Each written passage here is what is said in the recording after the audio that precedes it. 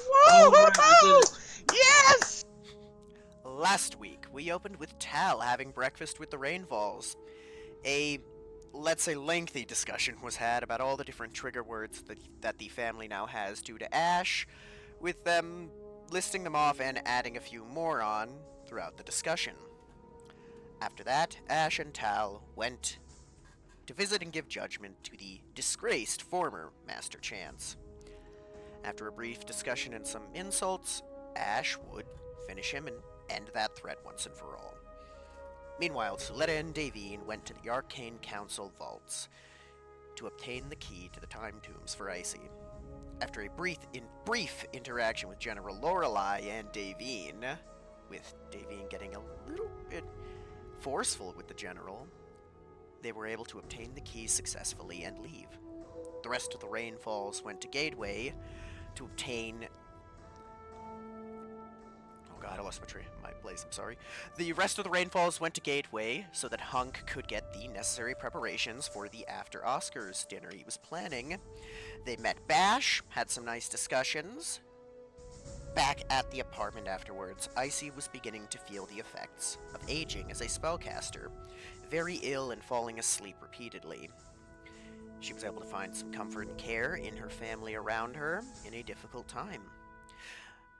Also, planning for Rainbow Lane continued with massive battlements and armaments meant to keep Ash from being on the docket. Ash was whisked away to the frontier, where they were taking a look at UIR seemingly firing at nothing on a remote snow planet. While that mystery was unfolding, the Rainfalls went to the Oscars. Julius, Scar, Ash, and Davine all won Oscars, even though Davine was adamant that she wasn't going to win. Everybody gave beautiful speeches, including Krellin, who was disguised as Ash. He decided to play nice.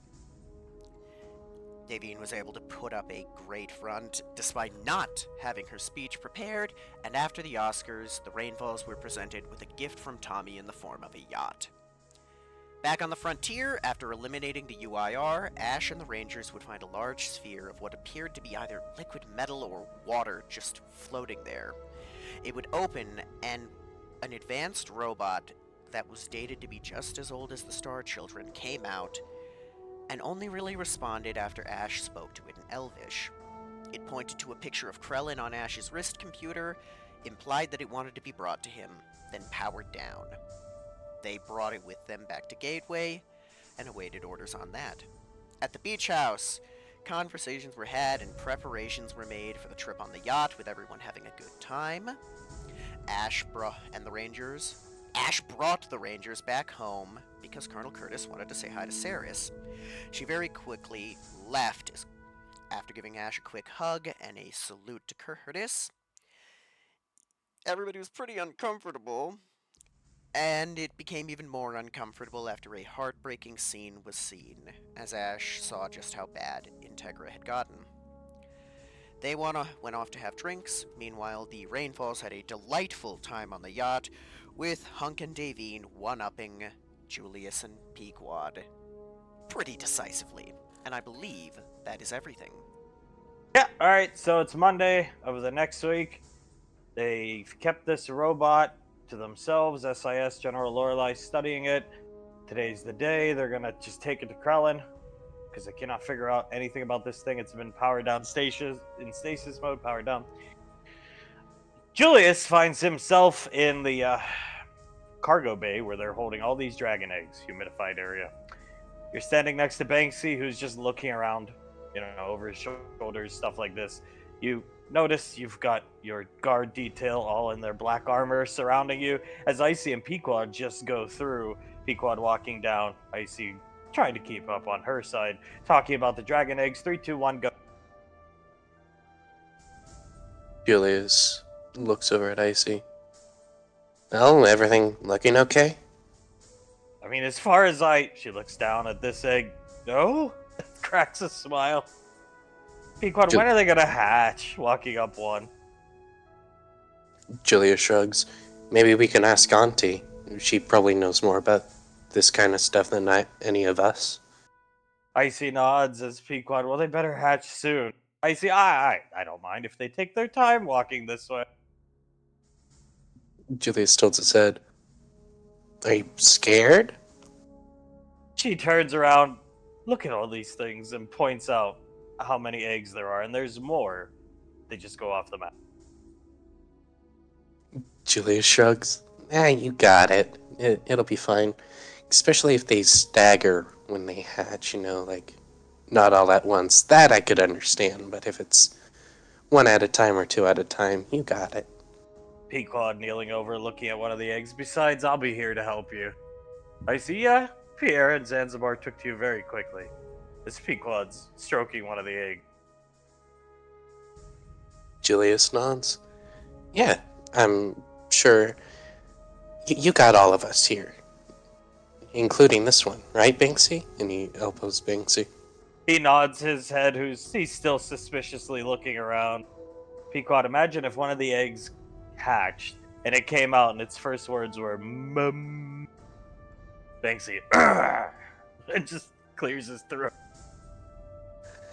Oh, God. I think it would be up to Nicole what would happen with that one. We give that one to Lorelei. She puts her finger up and walks down here. A gift I'm sure she would enjoy, Icy. Pequod, are they going to be able to talk on birth? Icy, I have no idea. People don't really know a whole lot about dragons, do we? At least hard concrete facts instead of from a book kind of facts, right? Pequod, yeah, pretty much. It's Banksy, the dragon you met with Malcolm could talk, right? Did it talk through telepathy or its mouth? So, from what I remember, I think it was its mouth? He nods his head. Maybe it can learn to talk as it grows. He shrugs. Yeah, probably. Well, anyway, this is going to be a learning experience for pretty much all of EarthGov. Nothing can stop a colonel.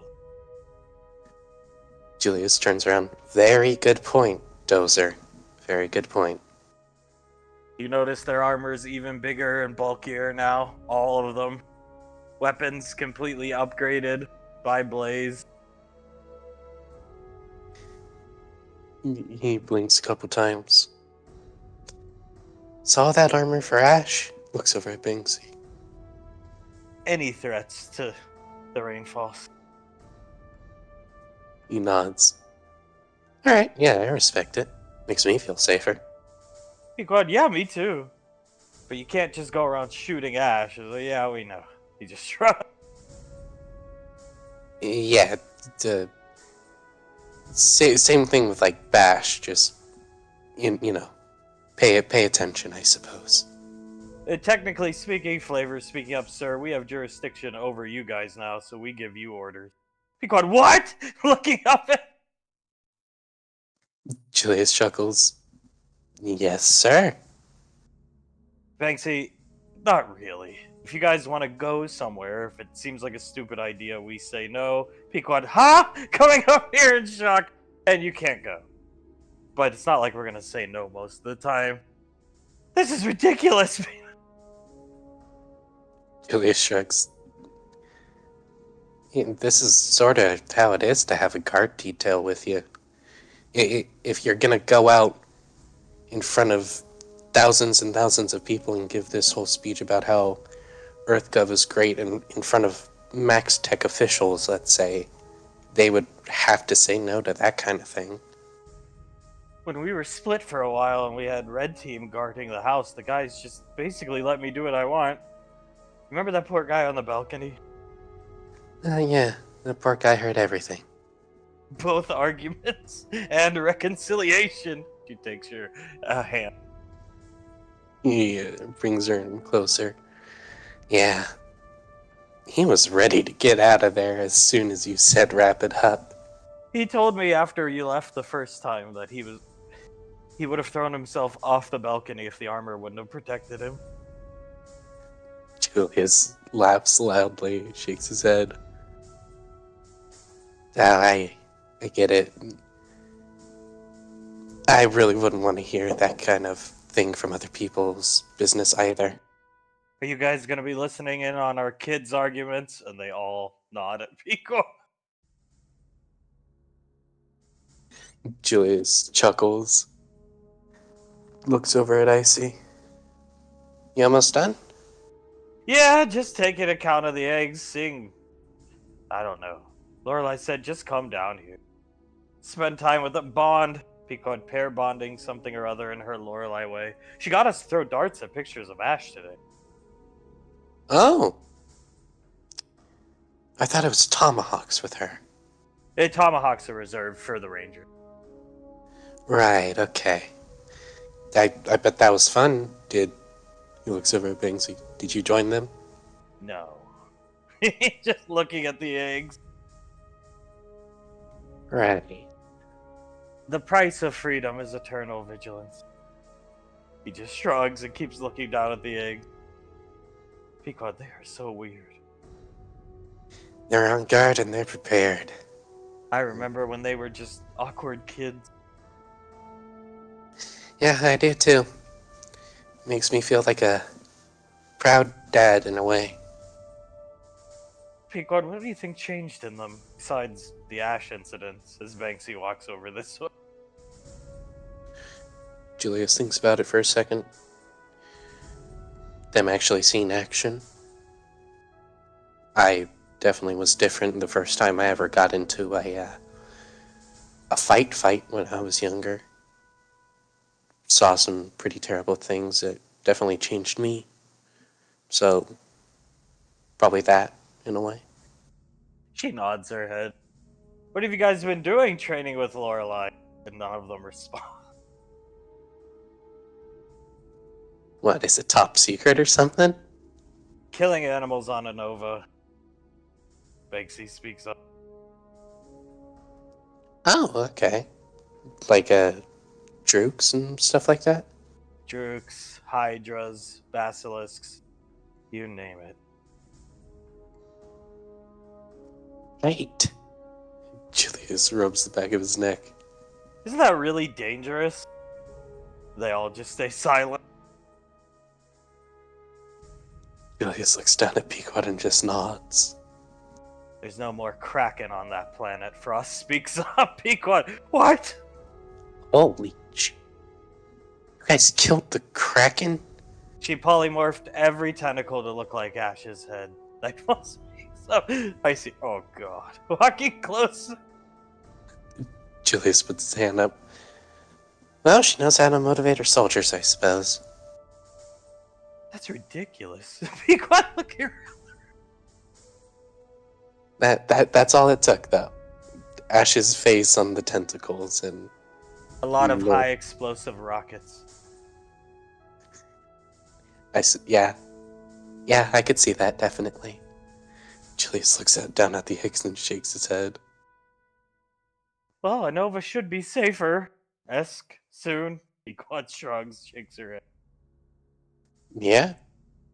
Hell, with these guys on the job, maybe we'll actually be able to put a colony on a Nova one of these years. Put the colony on a Nova and Ash is just waiting there for us. Pequod looking around the room, they all stare at her. I don't think that would be a good idea for Ash. Julius points over at Nightfall. She is loading that sniper rifle with great intent. I don't know if Ash would be able to make it 10 feet. I see coming up this way. Isn't Sasha the only one that personally trained with Lorelai? And they all nod. Wow. She just looks down at the egg. Julius looks down at the eggs too. Yep. The Reaper Squad and Sasha Browse, the future General of the Rangers. That's how she did all that high-flying hi-ya stuff I see, imitating Karate Chop. They all just nod at her. Oh, that makes sense. That makes a lot more sense now. I always wondered how she did that back in the day. Training killing animals on a Nova. Yeah, I suppose it'll do wonders for you. Pequod, what's it called, Juliet? Rules of engagement. She speaks up, what are the rules of engagement when it comes to Ash? The post-mission, Cluster speaking up. We have jurisdiction to kill him if he comes anywhere near you. Use of lethal force, Frost speaking up while looking at his katana, authorized. Julius blinks a couple times. I see, what if he just wants to come say sorry? Frost, oh well. Looking down at his DM. Oh, Dozer okay. cocking the shotgun. These are orders from Lorelei, and they stand through Sasha. So once she takes over, they can't be overridden. Okay, yeah. What if he needs to come to us to speak about something like a professional issue? Oh well. Nightfalls. Yeah. Julius pats his neck a couple times. Damn. He shouldn't need to have anything to say to you. He's gonna be a ranger or in jail, and he'll be on the frontier. Lorelei said he's not dragging anyone else down with him. Fair enough. Very fair. Julius looks down at Pequod. Mel's, oh my god. She's looking around the room. Oh, it's not like I wanted to reconcile with him. I feel very betrayed, but don't you think that's a little overkill? No. Cocking his shotgun again. Right. I would prefer arrest. Pequod puts her hands out and then, answer for crimes, goes to court. Oh well. Frost loading the DMR again. Oh well. She just says that and looks up at you. Oh well, indeed. That if it's from Lorelei through Sasha, not much we can do about it. And they signed the orders this morning. Julius gestures over to Flavor. Yep, can't do much about it. I see. Wow. Things have really changed. Kneeling down, looking at this egg, and they all simultaneously, oh well, at her. Julius has his shoulders up near his ears. That was a little freaky. That was perfect unison. Pequod leans in. Lorelei's turned them into killing machines. Ash killing machine. Julius starts to laugh. Yeah, maybe that's all the motivation they ever needed. To become Ash killing machines. Pequod, well, it's not like I wanted him around me ever again. I feel absurdly. She's trying to whisper, uncomfortable with him around. Your mother taught me a good lesson in self-restraint, but there's days I see him and I feel horrible inside. Just because everything we've been through together. And then there's days I see him and I want to walk up and knock his fucking face off.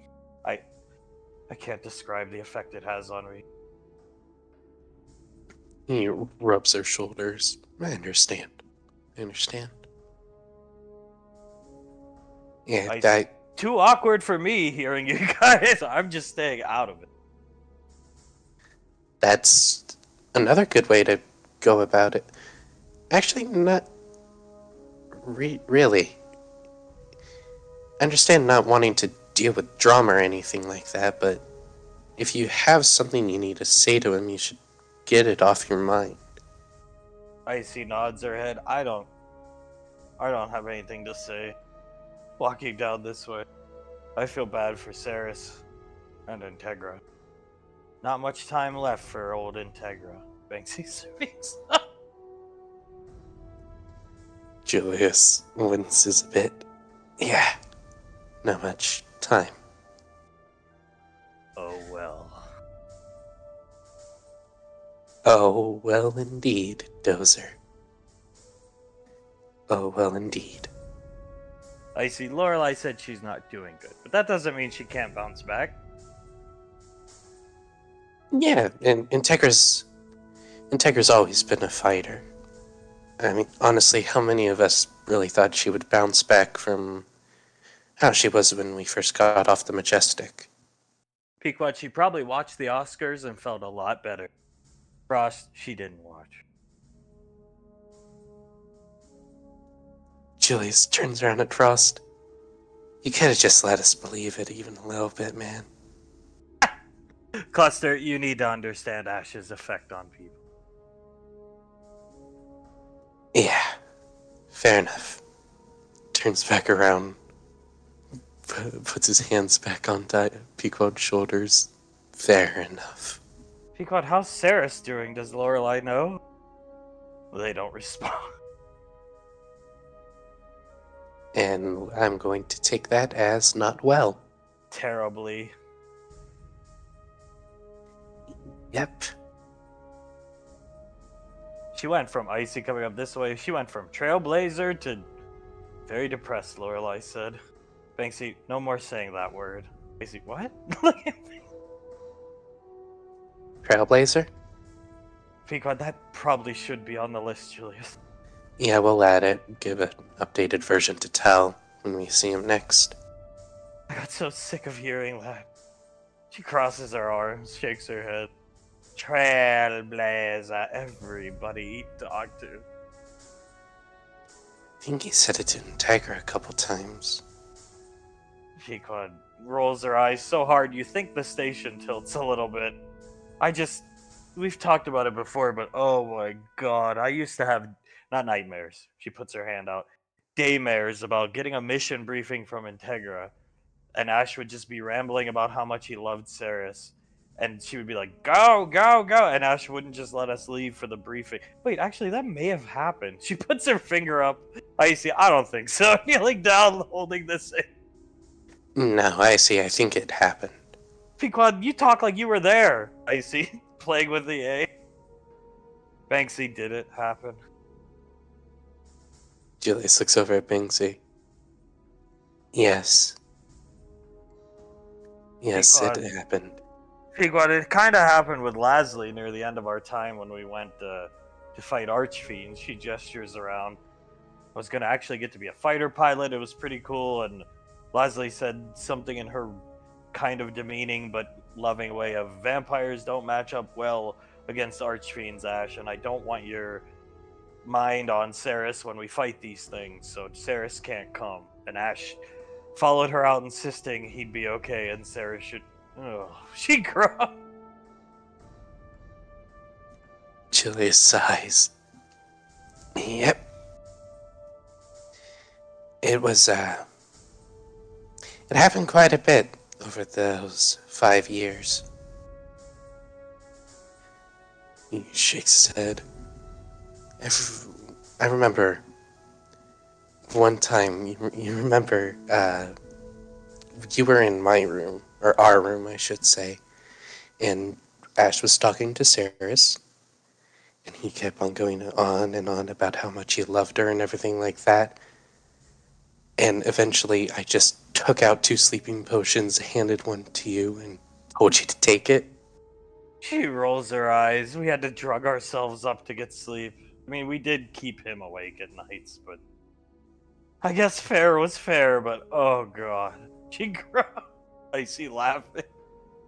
Yeah, honestly, yeah. Never really bring that one up, because it is fair. We did keep a lot of people up, too. At least we were having fun. Yeah, and not talking endlessly into his computer. Pequod. Yeah. Looks at the ground. Yeah. He shakes his head, looks at his wrist computer. Yeah. It's no big deal. One day we'll see Ceres again. I see right in her Malcolm voice at Pequod. Yeah, probably not. Yeah, it's sort of something we need to come to terms with, I guess. Yeah, it's a sad thing to come to terms with, don't get me wrong, but it is something that we need to realize. I see, I know where they live. I can get us there. Anytime. Pequod, I just don't want to show up and make her feel even worse. I heard she from that Colonel Curtis guy. I heard she like saluted the ground or something. Icy, what's that mean? Really confused. Julius turns to Icy, looks down at the ground, and salutes it. But is that a good or bad thing?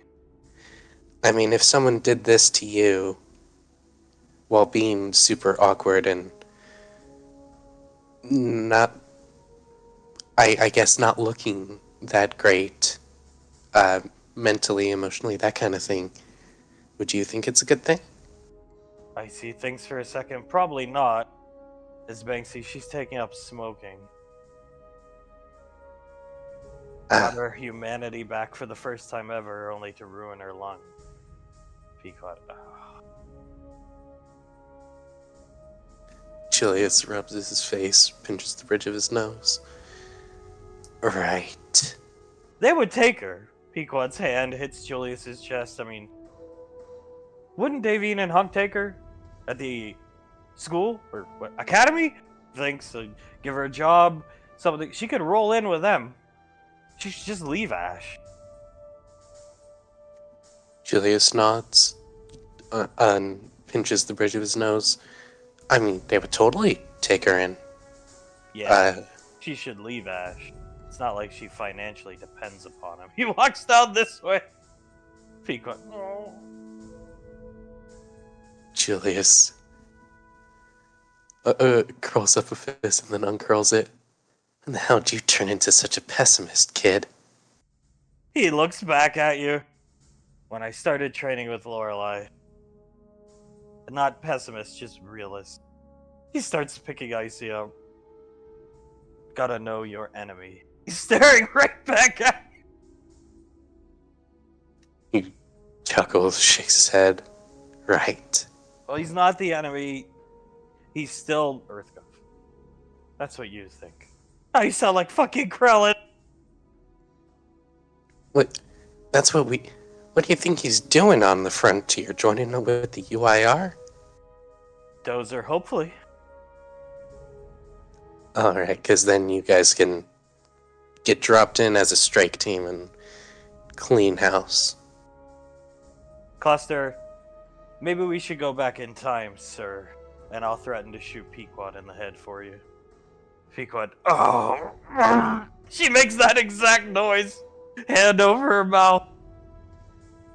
I see, I still miss that whole conversation. Julius sighs, shakes his head, leans down towards Pequod. These kids are way too smart for me now. They graduated the academy together, they were very close. Maybe we Yeah. should have looked into this kind of stuff. Well, Ash hung it. Never mind. Yeah.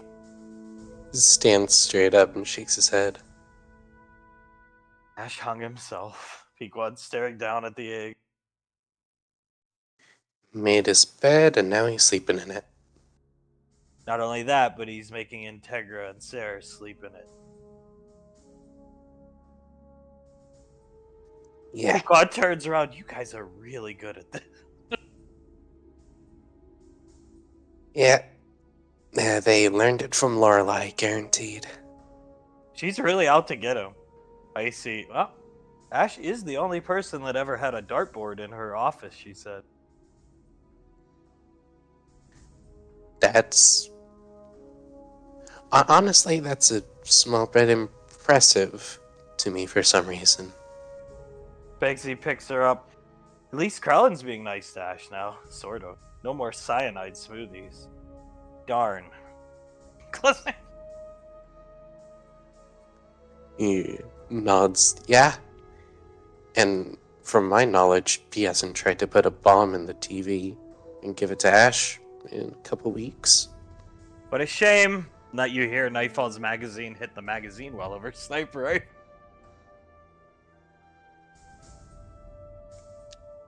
He looks down at Pequod. She turns around. You can't act like this forever. She's gesturing around the room. You have to, your girlfriends, you have to be normal.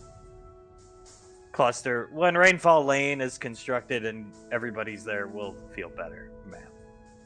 Pequod, right? Julius nods. You're All worse right. than him! She points at Julius. He'd been through true trauma, and he still was nothing like you guys. And they just all stare at her. It's, it's most of the time anger and despising someone can surpass that of trauma. Julius shrugs. I get it. Don't worry. I get it. Dozer, once we're up behind the walls and we have the command center and subterranean complex, we'll be right as rain, ma'am. Pequod shivers when he says it. Don't say that. Julius groans, shakes his head. But yeah, make sure once we have Rainfall Lane up and everything, loosen up at least a small bit. They nod. Understood. And, you know, it isn't an order or anything, just a suggestion, pretty much. Positive life advice. She takes Julius's wrist and kisses his hand. He smiles down at her, brings her, puts his arm around her shoulders and brings her in. Pequod, well, in 20, 25 years, you'll probably be sitting on a balcony somewhere. One of you. As our kids have arguments with their significant others. That'll be fun. They all gladly be fun at the same time in unison. That is creepy. Do you guys plan that out in private comms, or is it just all natural? Natural, sir. We've been working together a lot. It's Hitting impressive. the kill house hard. That's right. Over 8,000 runs in the kill house. You remember all those Malcolm targets? Yeah, they're all Ash targets now. And then I suppose when they get shot, they say things like, "Mum, right as rain," so on and so forth. They nod their heads, Dozer, and the hostage targets are a mixture of, he gestures down here, the captain, and Pequod and Davy. Julius covers his mouth and stifles a laugh. That's good. That's good. Whatever works for you guys is what is correct for you guys. I remember when they were just kids. A special forces group, but just kids. Now she's looking at the whole squad dossier, a tier 1 military asset. Julius nods, and they're attaché to our family. Not even our squad, our family. Had to happen sometime, I guess. Icy coming up here, and Pequod hears an egg start to crack and looks down this direction. Uh-oh. Julius looks down. Nicole? She looks around. Huh? She didn't hear it. He points towards the egg. Heard a crack. Oh, wow! She's gonna jump out of Banksy's arms and stand behind it. Go ahead, Pequod, talk to it. I am not talking to that comes behind you. Julius shakes his head. One of you, come on. One of you needs to bond with it when it first hatches. First person it sees kind of thing. It busts out of the egg and starts flapping around. Pequod, wow, it's kind of cute. Banksy, it'll go to the strongest mana as it flies over here, user, Lorelei said. And it comes over to Icy and rests on her shoulder. She pets it, it'll step out of the way. Pequod, not as scary as I thought. No, yeah, it's pretty small and cute. Why does she get all the pets? She's pointing at it as she takes it in her arms. Oh, it's not scary. No, it isn't. It looks... Its eyes are bigger than I thought they would be. Lorelei said the first one to hatch will be the strongest. What are we supposed to do with it? She's holding it. Pequod puts her arms out. She'll give it to Pequod. Do we get to name it? Banksy, we keep it. It's for Rainfall Lane. Pequod, oh my god. Looking down at... Julius chuckles. Did she know this thing was gonna hatch? Yes. All right. dragon for Rainfall Lane. Does it not get much better than that? That's ridiculous. She's looking a pure engine of magical destruction. All to protect us from Arnaki. Imagine if Ash showed up Arnaki mode and the dragon just ate him for breakfast.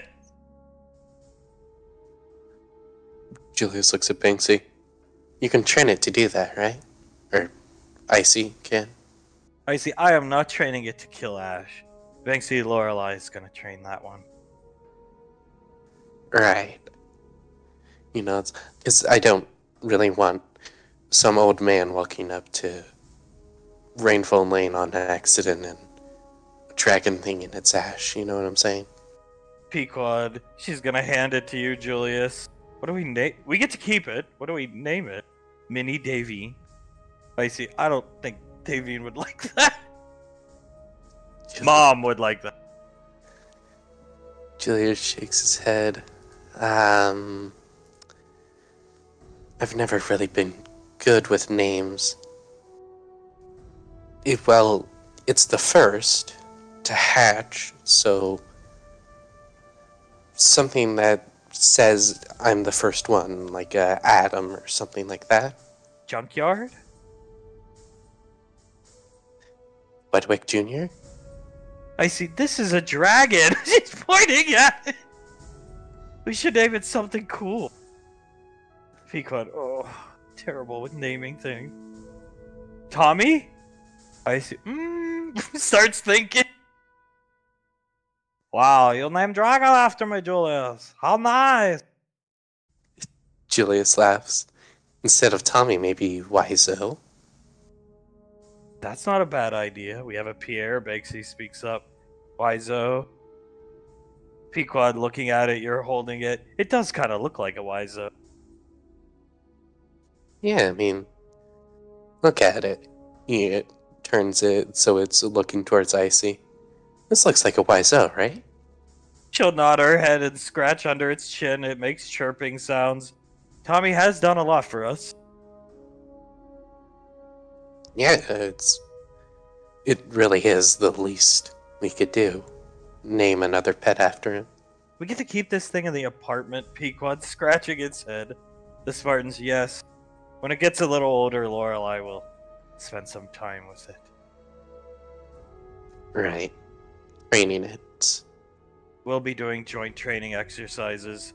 We have a mock-up of Rainfall Lane and the Academy and the wall completed. I see. Oh, God. Is that all down at the kill house? Ring 1 of Gateway. General Rico wanted us to make it. We run hostage rescue drills down there. Ah, okay. Pequod, what type of hostage? Like if the UIR takes me no. Dozer. Frost, if Ash came in and took somebody hostage, Ash assaulting Rainfall Lane, many things. And that's where the dragon will train. Julius starts to laugh, shakes his head, hands it back to Icy. It needs to be with the mana user. She'll wrap her arms around it. Yeah. This dragon. He's cute. Yeah, he is quite cute. Pequod, talk about a good birthday gift. He chuckles. Yeah, and a good birthday gift. He gestures to it. Now you're a mom, Icy. She looks down at it. I always did kind of want to have kids. I've got 3 pets now. He shrugs. For some people, pets can be kids. Pequod, that's true. And how many people's pets can, well, get training to kill Ash? Yeah. So basically, you're the most protected mother in the world, other than our mother. Well, Zanzibar likes Ash. Banksy, General Lorelei's going to take care of that. I see. Wow. I give up. I think at this point, anything we can think of, General Lorelei's either already taking care of it or will take care of it. I was talking to my dad the other day, Pequod looking at the dragon, kisses it on the nose. I was talking to my dad the other day. He said once Lorelai's out to get you, she's really out to get you. Julius nods. She's a tenacious woman, and that's understating it. It's her way of showing disappointment. I truly hope I never disappoint that woman. Pequod, I don't think we can at this point. Yeah, hopefully not. Hopefully not. Banksy, come on, we have to go back to the apartment. Oh, right. We have to wait for orders from Lorelai, right? Yeah. And Ash might be there. He'll take her and the dragon and start walking. They leave. The other Spartans just watch you too. After you, sir and ma'am. Yes, sir. Any contact with Ash, drop to the ground and we'll take care of the rest. Pequod, remember, after the squad walking this way is disbanded. Frost, yeah, Julius looks around. I don't know if we can convince them about that one, babe. And he picks her up and starts walking out. I swear to God, as you're walking out, you're about to leave. If there's a shootout in the goddamn apartment, she starts laughing. Yeah, if you do have to have a little shootout in the apartment, just make sure the kids aren't around, please. Oh. Of course, Nightfall holding the door for you. As at the Valorious household, things aren't going so great. Saris and Colonel Curtis are talking in one of these private rooms here, a little kitchen. Lake's just on his wrist computer studying the construct creature you guys found last week, what the tech heads have scanned and figured out about it. Tal's standing here rolling a cigarette, but every time he starts to roll a cigarette almost and he goes to lick it, he's interrupted by Saris's hand pounding on the table, screaming. And Tal just... Ugh. I knew she was upset. I just don't think I realized how upset. Tal, honestly, mate, I'm trying not to listen. Trying to drown out the words is not my business. I'm only down here, and the Colonel's only here to try and bridge a gap to get Pequod and Julius to come, but it's not going. As there's another slam and crying beginning down here. Yeah. I appreciate that. Both the trying to bridge the gap and the not butting in. I do. Yeah, well, unlike you, mate, I ain't gonna spill your personal business out to the world or your former friends and allies. That's why I'm not paying any fucking attention. Appreciate it again. Better man than I was. I just hope the Colonel can bridge the gap for... He gestures here, but he's gesturing to the door. So do I. I am sick! He turns around. I can't not fucking hear that. I mean, he throws his hand up, starts shaking his... I'm being called a fucking trailblazer! Colonel Curtis. Relax, Saris. Could hear it. I suppose that's something else I won't be saying anymore. He was supposed to be the adult of the two of them. Colonel Curtis, Saris. You can see into the room. He's gonna take her hands. You gotta relax. There's something still here. Saris is trying to compose herself. There's something still here. You've been together for 8 years. That means there's something there. Everybody goes through hard times. Yeah. Saris starts crying. Well, I'm not even looking. He's just looking this way.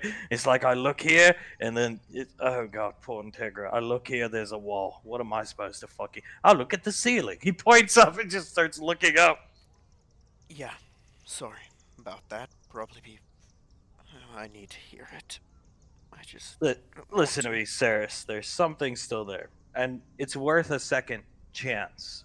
If it was third strike, I'd say he's out, but give him another chance. I gave him a second chance already, Colonel. Tal, Jesus Christ. Rolling his eyes, they've got their gear on.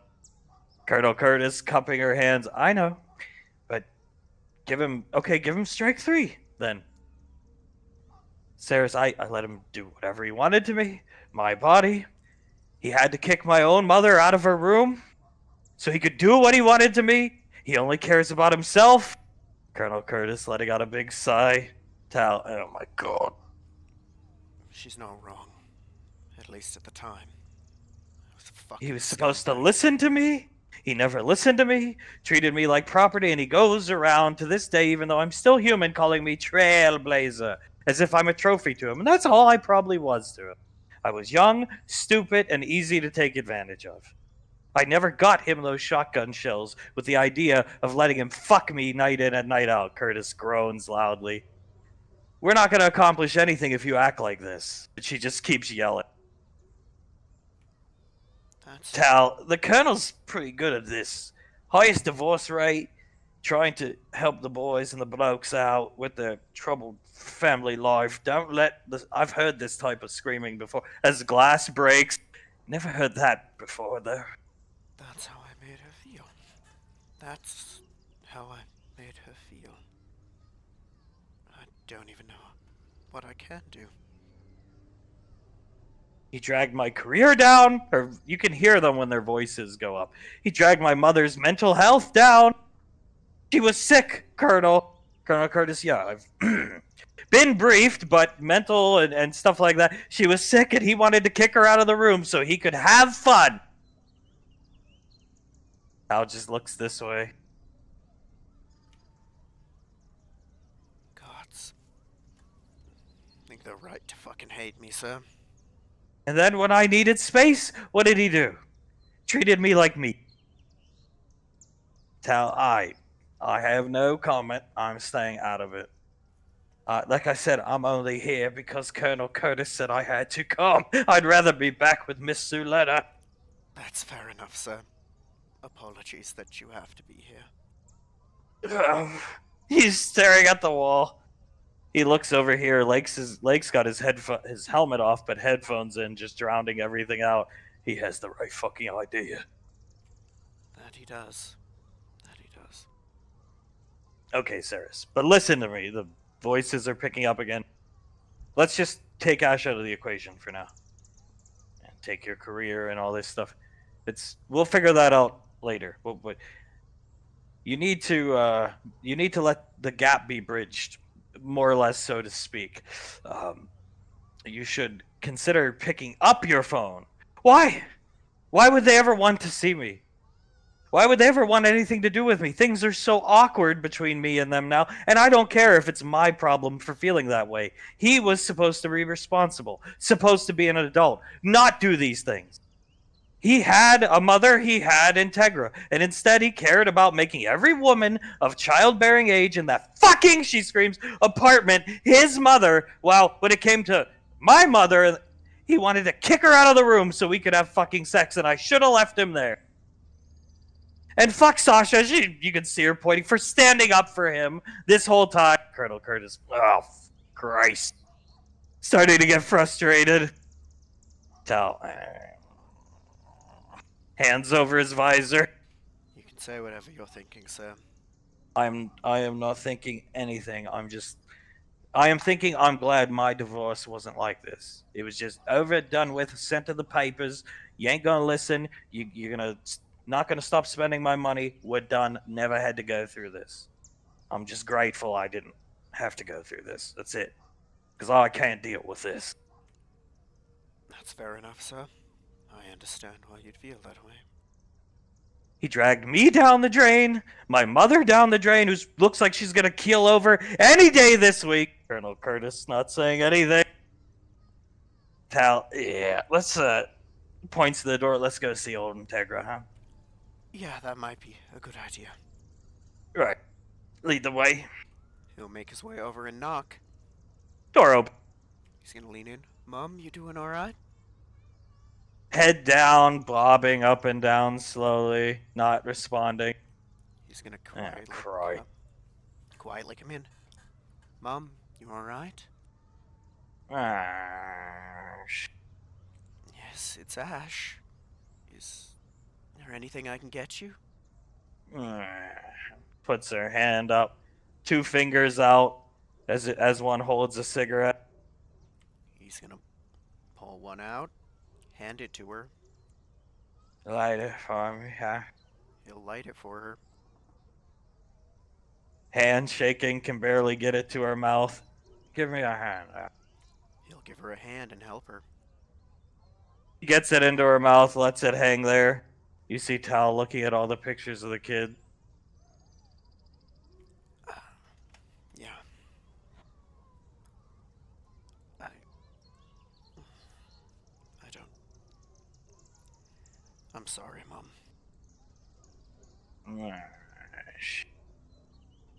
Tal's pulled down the picture of Memory Ann looking at it. That's Memory Ann. You know. Oh yeah, trust me, mate, I know. He hangs it back up. When we came to see her last time, I didn't notice all these pictures. I was seeing from the doorway, mate, that's all. That's fair. Didn't hang around long enough to see these over here on the wall. As Integra, is that Julius? Gesturing over to him. No, Mom. That's Tal. He's part of the Ranger squad I'm on. Or working with. Yes, Ash. Mom. Head just bobbing. Tries to reach for a glass of tea or water. Spills it all over the floor here. I'll get that cleaned up. One moment. Tal throws you a handkerchief from his satchel. Thank you, sir. He's gonna bend down and start cleaning it up. It's no problem, Mum. Everyone spills from time to time. Tal clears his throat, hands on his hips, looks around the room. Would you like to see Julius and Pequod, ma'am? She perks her head up just a little bit. How are they doing? Oh, they're doing excellent, ma'am. He's gonna come sit down next to her on the little couch. You are in their thoughts and prayers, I assure you. She smiled. Yeah, they're doing well. They've got their plans for after everything's all done. In my understanding, some kind of big academy.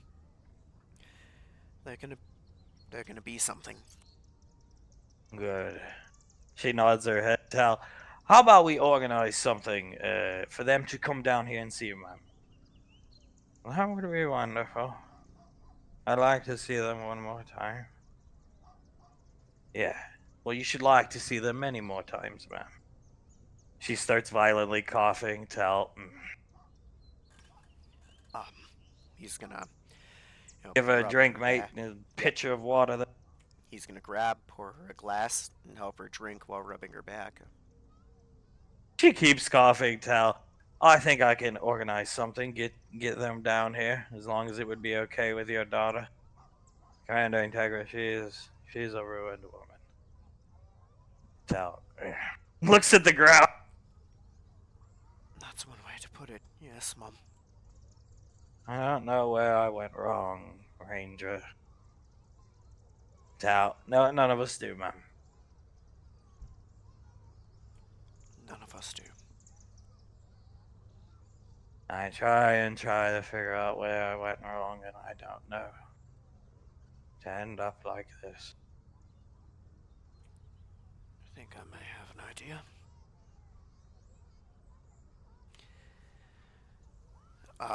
Yeah, I've been through so much. His head bobbing up and down. To end up this way. Tal stares right at that. Gestures with his hands because he doesn't know what to say. everything will be fine, Mom. We'll get it organized. We'll have them come down. I'll make sure to be far away when they get here, so you guys can have a good time, and that'll be that. The last few weeks at the apartment were terrible.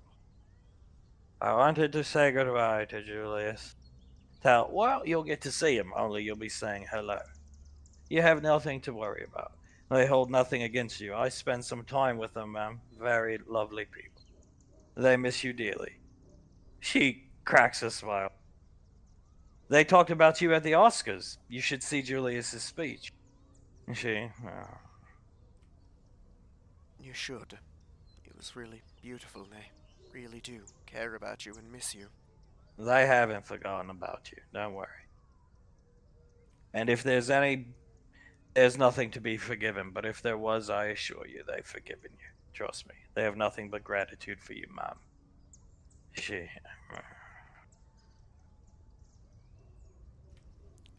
Nothing but gratitude, nothing but love. What little I am around them, they do talk about you quite regularly, Mum. What about Ricardo? Tal, he's doing wonderful. Miss Davine takes excellent care of him, Mom. Raises his child with the unmentionable woman, the ex-major very well, like her own son. She smiles and good. He's the happiest. Again, what little I see him, he's the happiest I've ever seen him, Mum. I miss him. Yeah, and I know for a fact he misses you. And that little firecracker of a daughter of his, Nicole. Tal, well, she's doing wonderful, Mum. She would like to see you. She really would. She's doing so well. I think they'd be very glad to see you, Mum. I didn't get to know her very well until the apartment days, the good days before it was all ruined. Her head bobs back down, cigarette falls out of her mouth. I'll pick it up. He's gonna pick it up. Uh, well, rest assured she dearly cares about you, Mum. I spent time with her, we got close. I was forced into her room. Well, Mom, I'll work something out. Yeah.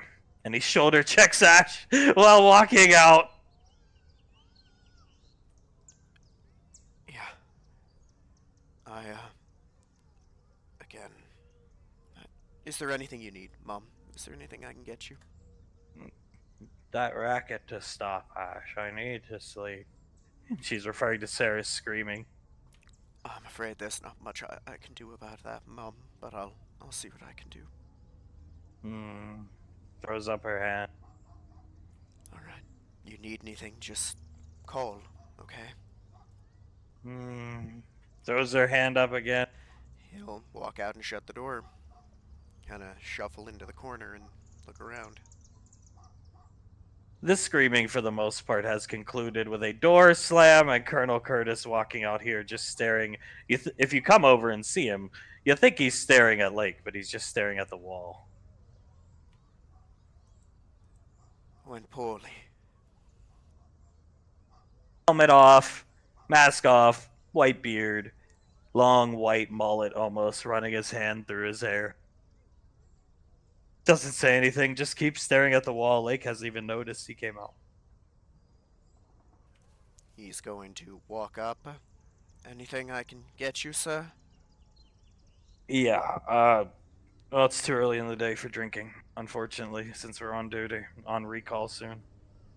Listen, Ash, don't ever say the word Trailblazer again or I will kill you. I gathered as much, sir, and thank you for doubly reminding me. Lake taking his headphones out. How'd it go?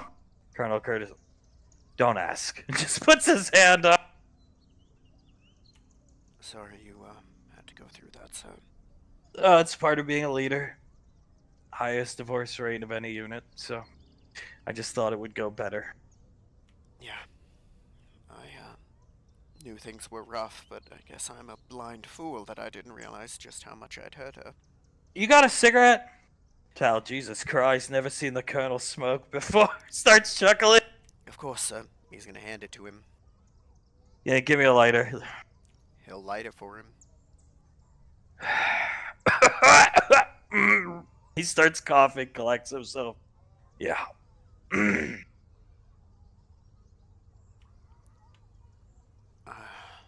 I.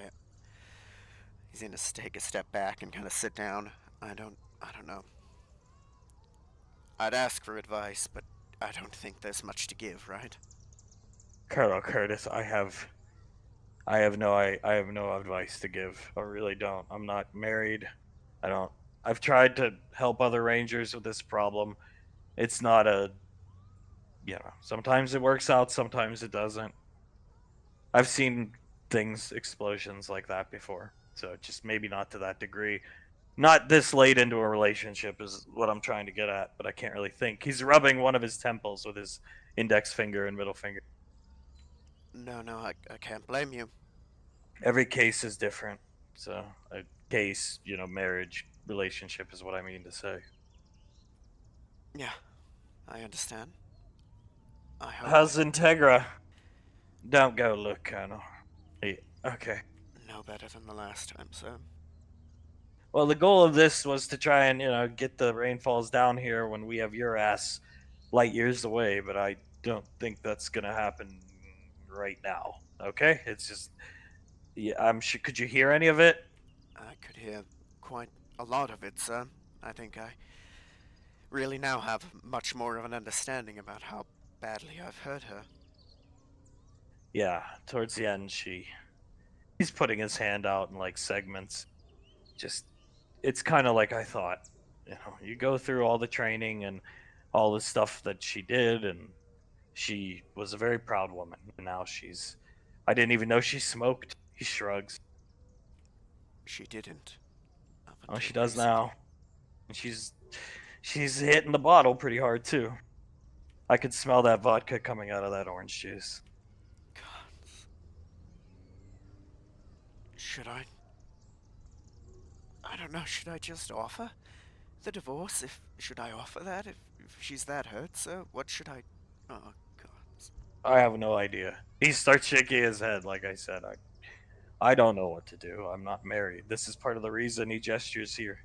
I am not. I never wanted to be married. One relationship broke my heart. Not going through it again. Okay, so I'm a strong man in some ways, weak in others. We all are.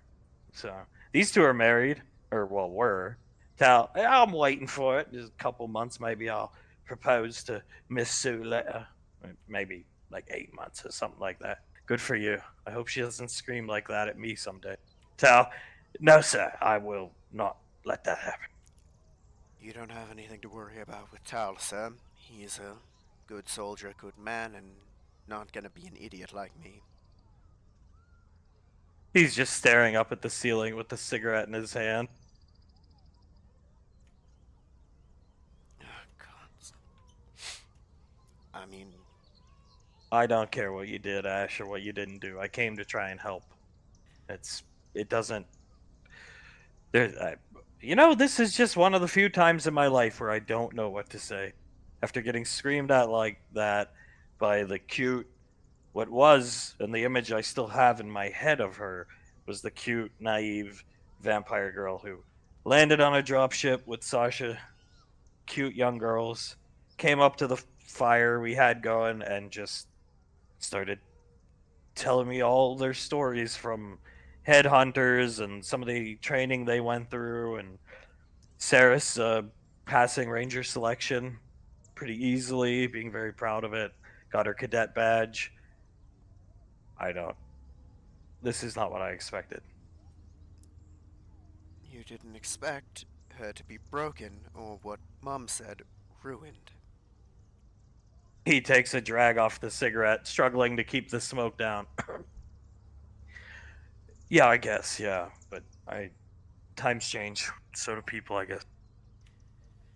Yeah, yeah, they do. Hopefully, times can change for the better. She's not eating. God knows what else she's doing. Like, when people get depressed, they get like this, you cover with something else, drinking, smoking, hopefully not pills or anything like that. Not, we have no jurisdiction over her, so he shrugged. Yeah, and it's not like I'm gonna try to force her to do anything at this point. Colonel Curtis, no, I think she'd probably take your head off, even though she's physically weaker than you at this point, I'd say. Yeah, I don't know who I can ask for help with that. I don't know. Not the Ranger General. No, I understand. I'm not ever gonna ask her for anything again, sir. I know she'll kill me. The worst part is, we don't even have to report this back to her. She probably already knows. Taps his temple. I'd assume she does, sir. She knows everything. Puts his hands out. She was close to these people at the apartment. It was a long time. She was towards the end. He rolls his hand, mentioning how much you said family, family, family, and then you took it all away. At least in her eyes. I'm not judging. Well, to be fair to, I did. I didn't mean to, but I did. I. He just looks back up at the ceiling.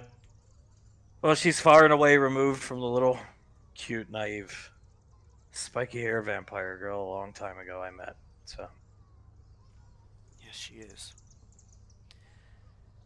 And I wish she wasn't. I wish I hadn't done that to her, sir, but can't dwell in the past, just have to try to fix it, right? yeah, if it's fixable, absolutely. And if it isn't, I'll give her whatever she asks. Still just staring at the ceiling. Like, well, in good news, we're gonna take Krell into that thing today, and maybe something will happen. That's cool, actually. Colonel Curtis, shut up. Just looking at the ceiling. We are. Yeah, that'll be good. Maybe whatever it is can give us insight into what to do next. I don't know if this, uh, he air quotes, operation was a good idea at all, actually. Tal, you gotta try something. Integra's dying in there, he says under his breath. Curtis, yeah, but I just don't know much about the rainfalls, and I really don't want to know. I'm not looking to be part of their family, but God, if they see this. And he looks back at Ash. Then they'll do what they see fit. You will not, I mean, I'm sure, I don't know. I'm not saying they'd kill you. But what I'm saying is there's no way you'll be able to function as a squad, or at least I wouldn't. I want to punch you. And why I thought this would work is because it was like I was far and away removed from the subject. And I just said it. I'm gonna reserve judgment. I'm not gonna judge, and I still want to punch you. They'll. And I have no vested stake. These people, Jesus, and you've got the fate of the universe or something on the line. I mean, Yeah. Well, maybe it'll. Her being able to vent to somebody like that, maybe it'll help in the future. she did say I could come back later. She didn't give a day or a time frame, but yeah. And then she slammed the door and ran off, walked off, stormed off. Yeah. Yeah, that's good. That's progress. And even if they do find out, they'll be able to function, so we'll be able to get the job done. Most of the time, he's looking up at the ceiling still, running his free hand through his hair. It's like these wives of guys like us. You know, it's the time, it's the separation, it's how long we're away. Even when we're home, we're training all the time. Most of the time, that's the differentiating factor that like wedges between people, right? We are warriors of the highest echelon of warriors that there is. You know, that's what we train to do. We have to. That's why we're the best of the best. Uh, this ain't a wedge. This is like an octagon or something. I can't even describe it, A honestly. canyon. Yeah. Well, I'll just keep doing what I've been doing, I suppose. All I can do. Give her time, give her space, and if she asks for anything, give it to her. He's gonna open the door and look in at Integra. God. He closes the door. Yeah, that's why I'm hoping that they will be able to come sooner rather than later. I don't want to look. Like speaks up. EarthGov legend. Tell. Yeah. Yeah. Yeah. She Legend. was close with Hunk. He's looking over at you. I don't ask questions. I don't make a fool of myself, but she said him by his first name. Even the kids either call him Dad or Hunk. She was close with him. Colonel Curtis coming over here. Yes, extremely. She. They mainly got their start. He got his start with her. I mean, yeah. Maybe I could talk to him about it and Davine, and from there spill it down to the children is probably the best course of action, I think. I think so. If you think it's a good idea, then it is, sir. I don't know if it's a good idea. I just know she looks like she's gonna keel over any second. So, and I think it would be nice if they got to see her. He put that woman in his Oscar speech. Like it was a good speech. It was, and I agree. They should see each other again. And I don't want to stand in the way of that, so if they want to, I'll spend a year on the frontier if that's what it takes. She I just want. kept saying she didn't know where she went wrong. Colonel Curtis. I would literally. He has the shotgun on his back. I would turn the barrel of this into my mouth if I had to live here. I really would. I've seen men die. I've seen my friends get cut down, ripped apart by lichens. You name it. I've seen the gambit. Souls taken from the Dread Forest. Uh, and I've come out okay, relatively speaking. I would kill myself if I had to live here. I can't. He's putting his mask back on, puts the cigarette out in an ashtray, one of those like stand up ones. Yeah, I can't blame you, sir. I really made them a hell to live in, didn't I? Yeah, mate, I guess. At least it's a nice place. He's looking around, but like a prison for them. Curtis, that's what Saris was saying. You made them prisoners. I did. And I don't know how I could set them free. Don't know if I I even can. I have no idea. Now I don't know either. I don't know. Scratching his helmet. Well, if you knew, then it would be easy to fix, wouldn't it? She was a free spirit, free stallion, mate, and clipped her wings just like I told you a few months back. Though I didn't think it'd be that bad, you know. Yeah. At that point, it's less clipping them and more cutting them off entirely. Let's just avoid calling her a trailblazer to anyone. He puts his hands up, Curtis. Yes, sir. Will do, sir. Let's get out of here. I'm done here. We're going back to Gateway. We're gonna go to the apartment, and we have orders to go there and wait to be called by Lorelei. So, please try not to cause any trouble. Do not. It's your private business. If you want to tell people what's going on, by all means. But I don't. I'm not. I'm not standing in front of you if they want to do something to you. I'm not gonna stand up for you. You've made your own bed, kid. No, sir, I wouldn't want you to at this point. I deserve whatever happens. I think I'm just gonna try to keep to myself for the most part until we get our orders, so. Yeah, that's probably for the best. Let's go. Let's move. Tal gladly starts walking out. Yes, sir. He's gonna start moving his way out. Up at the apartment, Hunk has bought Icy a new ping pong table. Sasha's holding the dragon. Julius, you guys are all in the gym. Banksy's sitting here watching TV. Julius working out, hitting the punching bag. Frederick and Icy are playing ping pong.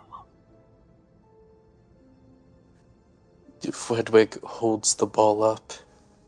Despair is my key to victory. And he throws up the ball, swings the paddle at it, and completely misses. Icy, try again. You're doing good. Yes, of course. He kneels down, picks the ball up, tries it again, actually hits it. It bounces over to her, but it bounces short, so it bounces like 3 times on her side. She picks it up, gently hits it back to him. You gotta get in a rhythm. You know, I never beat Hunk. We had a ping pong table on the Nova when he was in charge. I never beat him at ping pong. Fredwick. So the king of Earthgov is truly a master at the pong of pings. And he hits the ball back at her. Icy nods her head, hits it gently back to him. Yeah, Dad said Integra taught him. Pequod groans out loud, holding the tortoise. When she says that, Julius hits the punching bag a little harder. Banksy jumps when you hit it holding Soul. Huh? Looking up at you? Zanzibar, holding the bag for you. Sorry, my foot slipped. He keeps on hitting the bag. That's the spirit, kid. Banksy speaks up. Pequod, he's older than you! Banksy just looks at her, nod. Julius shakes his head. You can call me whatever he wants. It's fine. Now he's cooking with fire, as General Lorelei would say. Icy gently hits the ball back to Frederick. You have to find your rhythm. I would like to see somebody beat Dad someday. We'll train you to be the one to beat Dad. I will become the knight to take over the king of ping pong. As he hits the ball back at her. Ping pong is a game of strategy and reaction, gently hitting it back to Frederick. I am a mastermind of reactions and strategy. Just ask Quellen. He hits the ball back to her. She gently nudges it back to him, Pequod, looking at the ping pong table up at Frederick. You and Krell get along good, then? Quellen is my best friend. He and I are photonic soulmates, I believe, is the word you all use for it. That's good.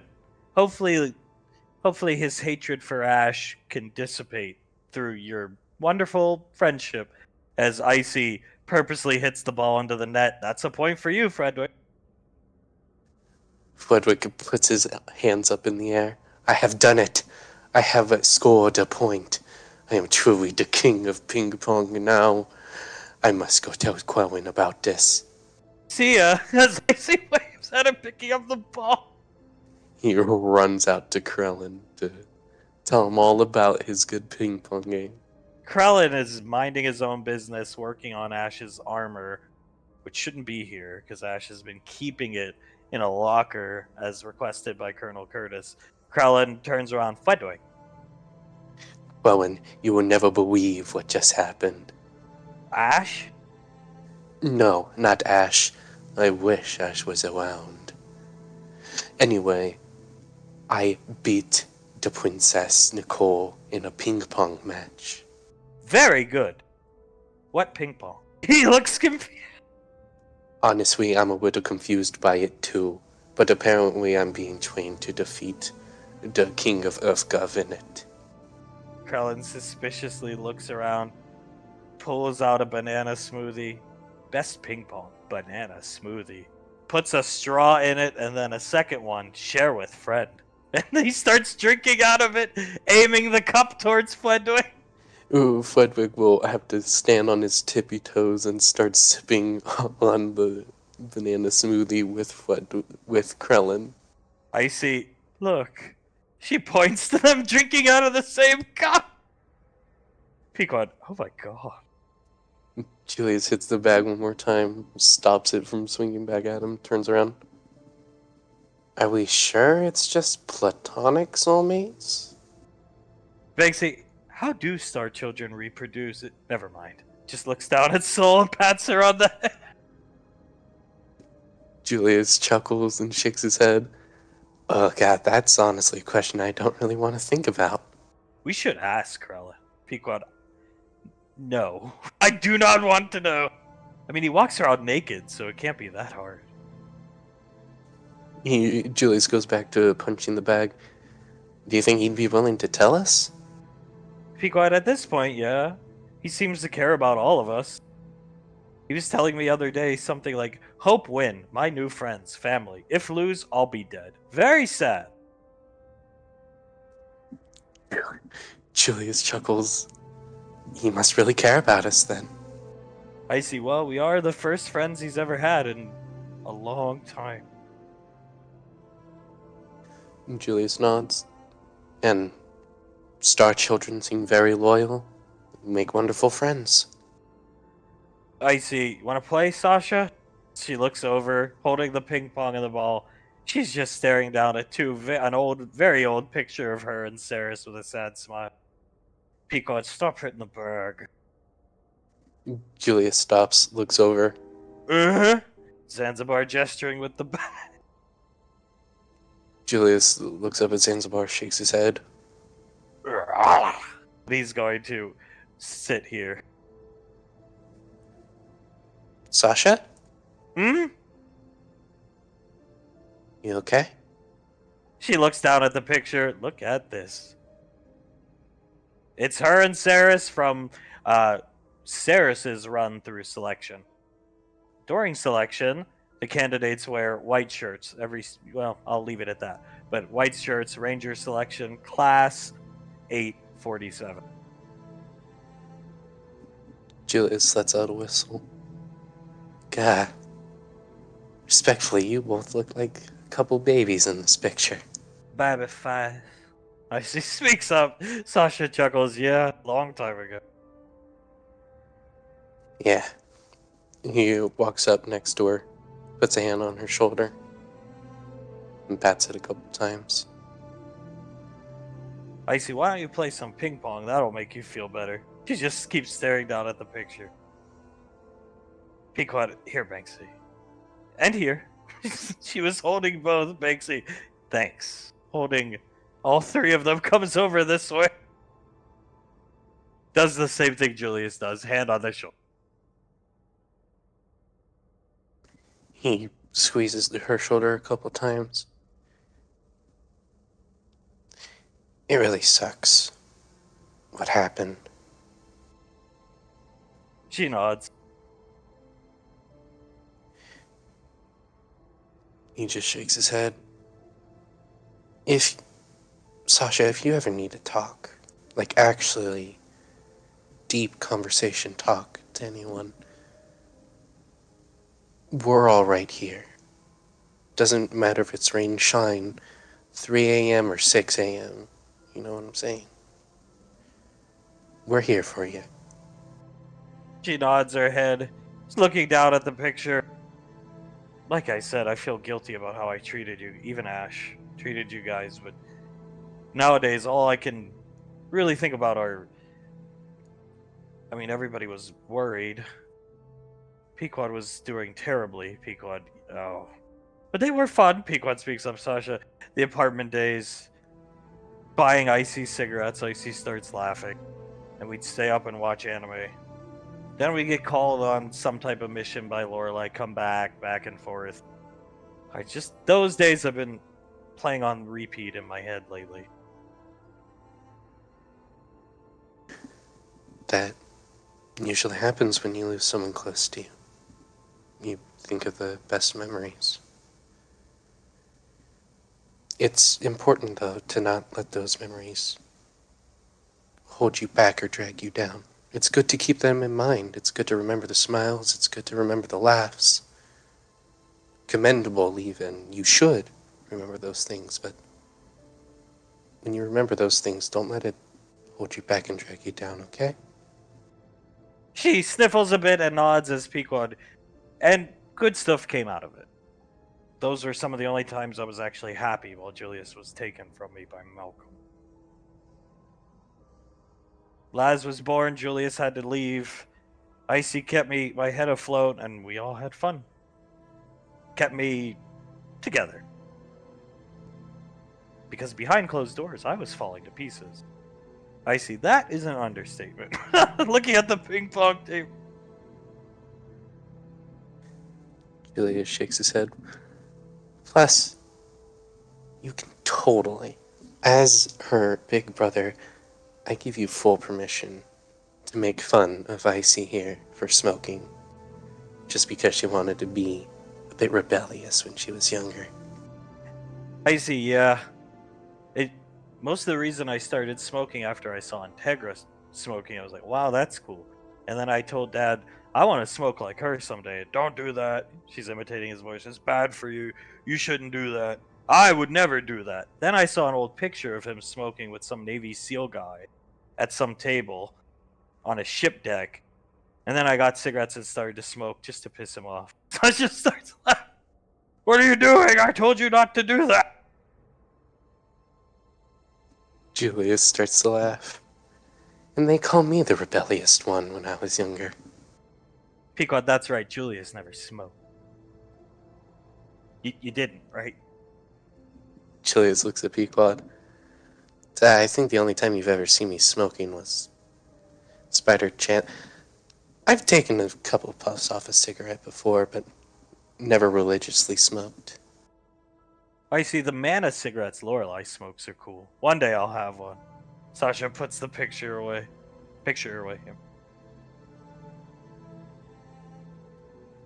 Julius pats her on the shoulder a couple more times.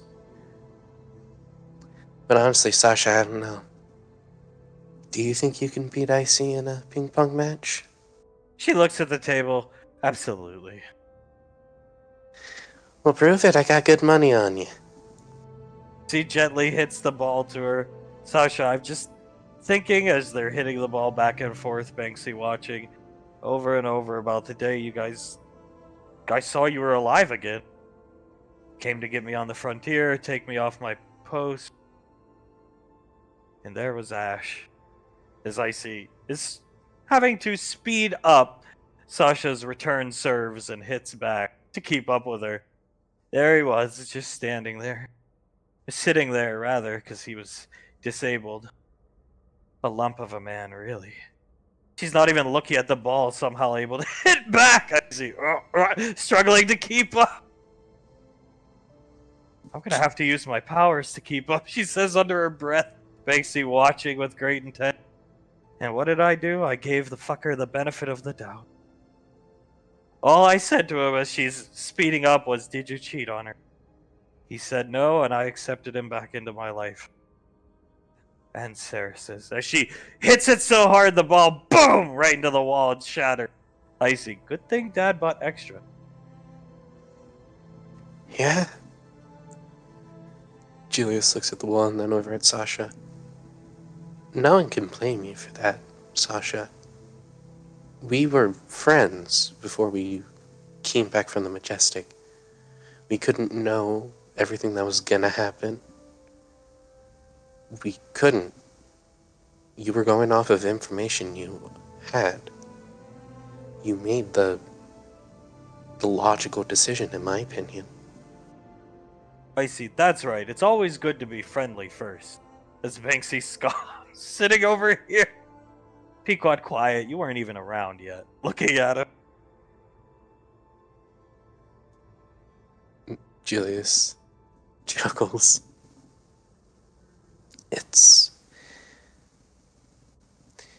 It's hard when hindsight is 20/20 and everything. We think about how we should have said things earlier, gestures to himself. Should have not accepted people back in, so on and so forth. But that's sort of life. You have to roll with the punches. Realize you can't really change the past as much as we want to. And then we gotta sort of live with it and have a support structure around us that'll help us through living with it. Which he puts his hand out to Sasha. You do, with all of us. And a dragon. Icy holding it, coming over to her. Sasha, yeah. Move forward. Not even looking down at the dragon. You know, there was a time Sarah's basically had given up on Ash, and we willed her through it. Kept that pathetic excuse for a relationship strung together. Icy, dragon. She doesn't even look down. Pequod, oh. That's true. She whispered. Sarah's would cry a lot back then during the apartment era. Julius bites his bottom lip. I tell you this, she looks down at the dragon. I'm gonna make Ash's life a living hell when She closes her fist, every knuckle in her hand cracks. Take over. And I, even though it doesn't really matter in the long run, I'll wholeheartedly support you. Even as just the head of the headhunters. It's a prestigious position. She looks over and shakes her head a bit and smiles. You'll be good at it. Thank you. You'll be amazing as the Ranger General. I just want this done and over with. She looks down at the dragon. Take it. It'll make you feel better. His name's Wiseau. She goes to take him. Oh, God. Crowd starts laughing. Well, you don't like my amazing naming skills? I guess it's better than Tommy. Because that was one of the choices, but we wrote that off pretty quick. Yeah, we all decided Wiseau had just had a better ring to it. She's holding the dragon, stroking its head. This is the only one that hatched? Icy. Yeah, from what everyone was saying, it's supposed to be the strongest. That's why it hatched first, and it'll be the one at Rainfall Lane. She's looking down at it. How can you tell if it's male or female? Icy. I actually don't know. He shakes his head. Maybe Suletta or Lorelei might know that? Sasha nods, stroking the dragon's head with her finger. You know, Lorelei can read minds. Pequod newsflash. Shrugs. Saris is drinking now. He starts to get the same wide-eyed look looking at the wall where the ball hit. Taking pills. Ambien sleep pills. Mixed with pain pills. Smoking. Not eating. Her eye starts to twitch. Icy. Oh. Banksy, I didn't know that was going on. I knew the smoking. Julius thinks for a couple seconds. Why would she do that? Pequod speaks up. Banksy depression, probably. Yeah. Julius pushes off the wall, walks up next to Sasha. Do you want to hit the punching bag with me? I'll hold it for you. Sure. She'll give Icy back the dragon, take her shirt off, and walk over. Stands over, watching everything that's going on. Meanwhile, up here, the lovers are coming down the stairs. They were coming down. They've stopped to start necking one another. Scar, they are passionate hunks all over Davine's neck. Scar is walking out this way to see the guests out here, and he looks up. Jesus Christ! Why don't you get a room, for God's sake? Sorry. Ah! We did have a room, and then someone couldn't control themselves. Good God. You guys are worse than Julius and Pequod. In a good way. Exactly, Scar. We're better than Julius and Pequod. Scar chuckles. I do agree on that. Your ping pong table birthday gift idea is a great hit. We've all given Nicole her gifts. What are you guys doing for her birthday? Me and, Suletta has something planned for me and Nicole to do together. And then we're going to go to the planet that we found the dragon and the dragon eggs on. Because Julius said that you could see the mana planes and mana waves and everything like that. Scar looking up at Davine and Hunk guiding Davine down here, still kissing her neck slightly. Scar, that sounds like an excellent... What the hell? He looks down here and sees these two drinking out of the same cup. Davines looks over, reels her head back, pats Hunk on the head, and moves his face to look at it. What? He's looking right down at the... Are they like a thing nowadays? I don't know. Do you think Star Children feel that way about people? He did With have our a wife. Oh, I don't know. Davine taps her foot. Maybe we can ask it. Perhaps they're just good friends, but maybe we can ask one of them. Scar, ain't gonna be me. They even got one up on you. I've never seen you two share a drink. Like that, at least double straws. Hunk, single straws better. Stronger bond, swap and spit. Scar, yeah, true, I agree. Hunk, double straws, Julius Pequod level shit. Davine nods. Single straws or less. looks over at them. It is sort of sweet, though. Is he standing on his tippy toes? That Frederick guy is a weird guy. He is going to be very difficult for students at the academy to adjust to, I think. Well, maybe that'll be a good thing, if we really think about it. I don't know how, but it might be. Scar, yeah, it's kind of strange. Lorelei sent this list. He pulls out up a list on his wrist computer. She's actually decided who's going to do what at Rainfall Lane. Apparently, I'm on security with whoever Reaper Squad is.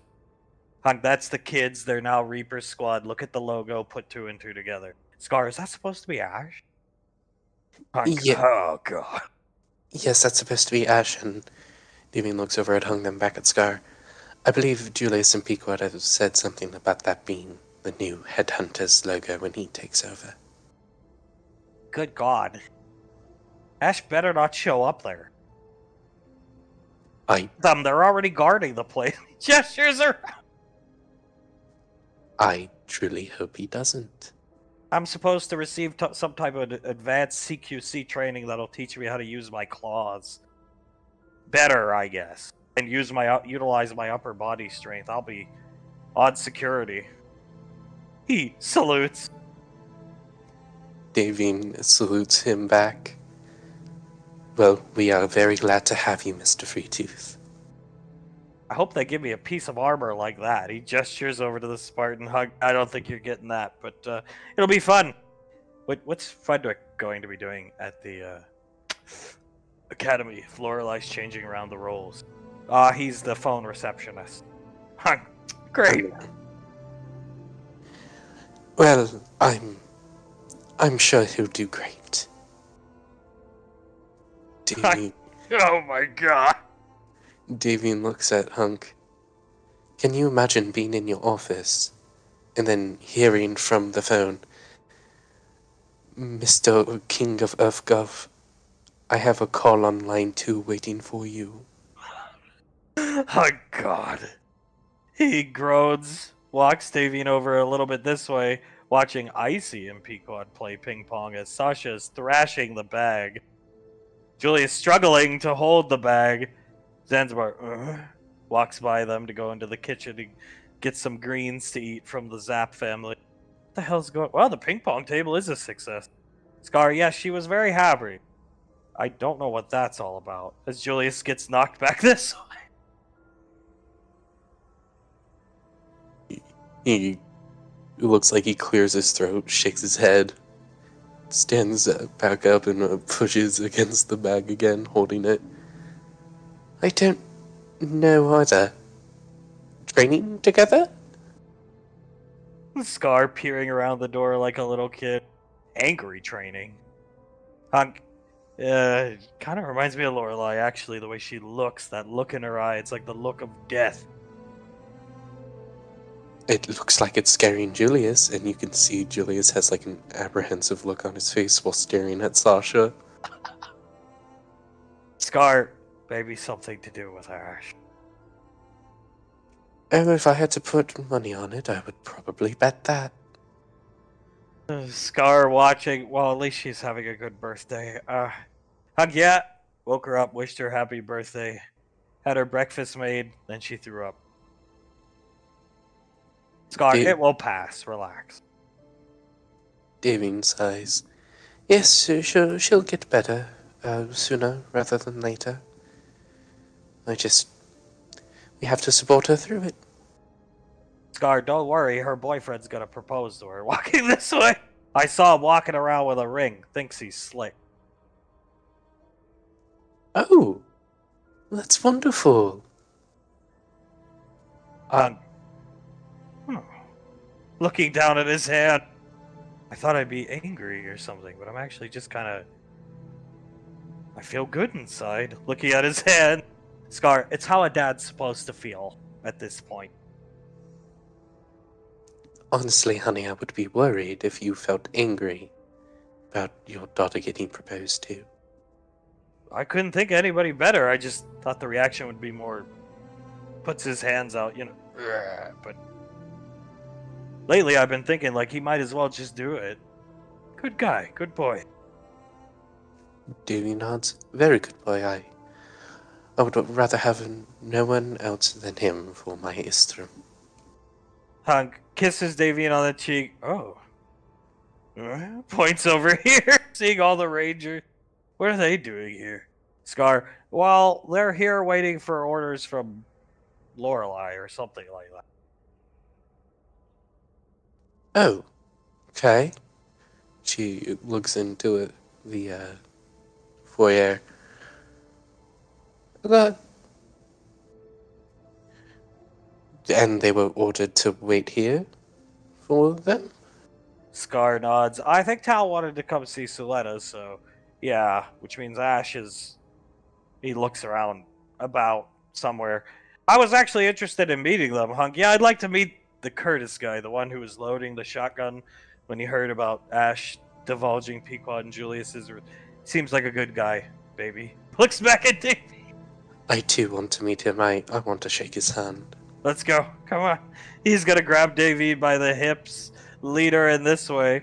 As back in the gym, Sasha roundhouse kicks the bag, knocking it off the ceiling, and Julius Banksy moves the tortoise, flies back into the wall. Banksy, hand down with all these things in his arm, helping Julius up. Julius stands up, pats him on the shoulder. You got one hell of a kick, kid. Banksy sure looks that way. You can feel his hand shaking, looking at her as Pequod playing ping pong with Icy while holding the dragon. Just watching, Icy hits the ball and it bounces past Pequod. Feel better? Sasha puts her coat on. Feel great. Thank you, Julius. We'll do this again in a few hours if you're still around. Yeah, of course. Can't wait. Okay. She pats Pequod on the head and walks out. Going out this way. Icy, Lorelei Jr. Julius puts a hand on his lower back. Holy fuck. Maybe I should just fucking limit break next time.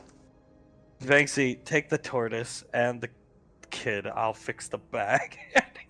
Picking up the bag. He shrugs and shakes his head. That was the only thing I could think to do. It's what I do when I get angry, so yeah. Pequod handing the dragon to Julius. Yeah, that eye, look in her eye, kind of did look like Lorelai's. She looks at you when, yeah. Yeah, it terrified. The last time I saw that look in her eye was when she showed me a couple visions of things that I never want to see again. So that was pretty terrifying. Pequod picks up the ball, bounces it off the table. I've been thinking, why are we waiting? Icy, waiting for what? As she is helping Banksy lift the bag. Yeah, waiting for what? Why are we waiting to get married? He thinks for a second. There really isn't any reason to wait. Icy, you're not gonna wait for the double wedding? Because that's not gonna happen. Yeah, the double wedding that's totally can happen that I've always wanted to do. How naive are you? Pequod looking at Icy. Icy shrugs, lifts the bag up with some telekinesis as Banksy's hooking it. Julius looks over at Pequod. Do you want to get married now? She bounces the new fresh ball off the table a couple times with the paddle. I never was a fan of the double wedding. Wedding is supposed to be about that couple that day. You don't share that with somebody. I never wanted to say anything because I thought it would be me being a brat coming between. She puts her hands out like you and Ash. But even in passing talk with Saris, this was a long time ago, but Saris never really wanted it either. It defeats the whole point, she shrugged. Julius nods. Yeah, it really does. I never saw the appeal in it either. Icy comes back as Banksy will start playing ping pong with Pequod. Icy sitting down, taking soul from Julius. Now you got both the animals just licking Julius's cheeks. Pequod, if I'm going to have a wedding, I want it to be about me and you. 'Cause that's what it's supposed to be about. And why are we waiting? At this point, we don't know if we'll ever even see Ceres again. I mean, not that I want it that way, but it is what it is. Julius nods. So let's not wait. Let's start planning right now. Icy, where would we have the reception? Pequod, oh my god, I don't even know. When you guys would talk about airship wedding and Laz would like talk about it too, using her money to get one, I would just like stop thinking about. I never really thought about it because the image of being on an airship in the middle of the day with a vampire, with the sun makes it was really fucking stupid idea. She starts hitting the bottom, Banksy, you chuckle. We were dumb kids. Yeah, dumb kids with big aspirations. Let's go with something smaller then. Not a big airship wedding. Maybe somewhere we had our first date or something. I don't know. I sort of consider Watertown to be our first. Pequod, yeah, that would be not if it's is it still there? And Banksy, yeah, Tommy owns the place now. Yeah, that is where we first met him. Do you think he owned it all the way back when? Pequod, I don't know. There was a mayor. He was like this really short, goofy-looking dude. I remember. Wasn't Tommy just like lurking in the alleyway somewhere? Yeah, he was lurking in an alleyway playing with a football by himself. Pequod, and we could extend an invite to Ceres and Integra, and maybe they'll show up. Yeah. You know, my parents got married. I think on Lorelei's property. That's all they've ever said. Well, if it's that town, that's a beautiful place to get married. They did the ceremony there and then had the reception somewhere else, but Lorelei hasn't.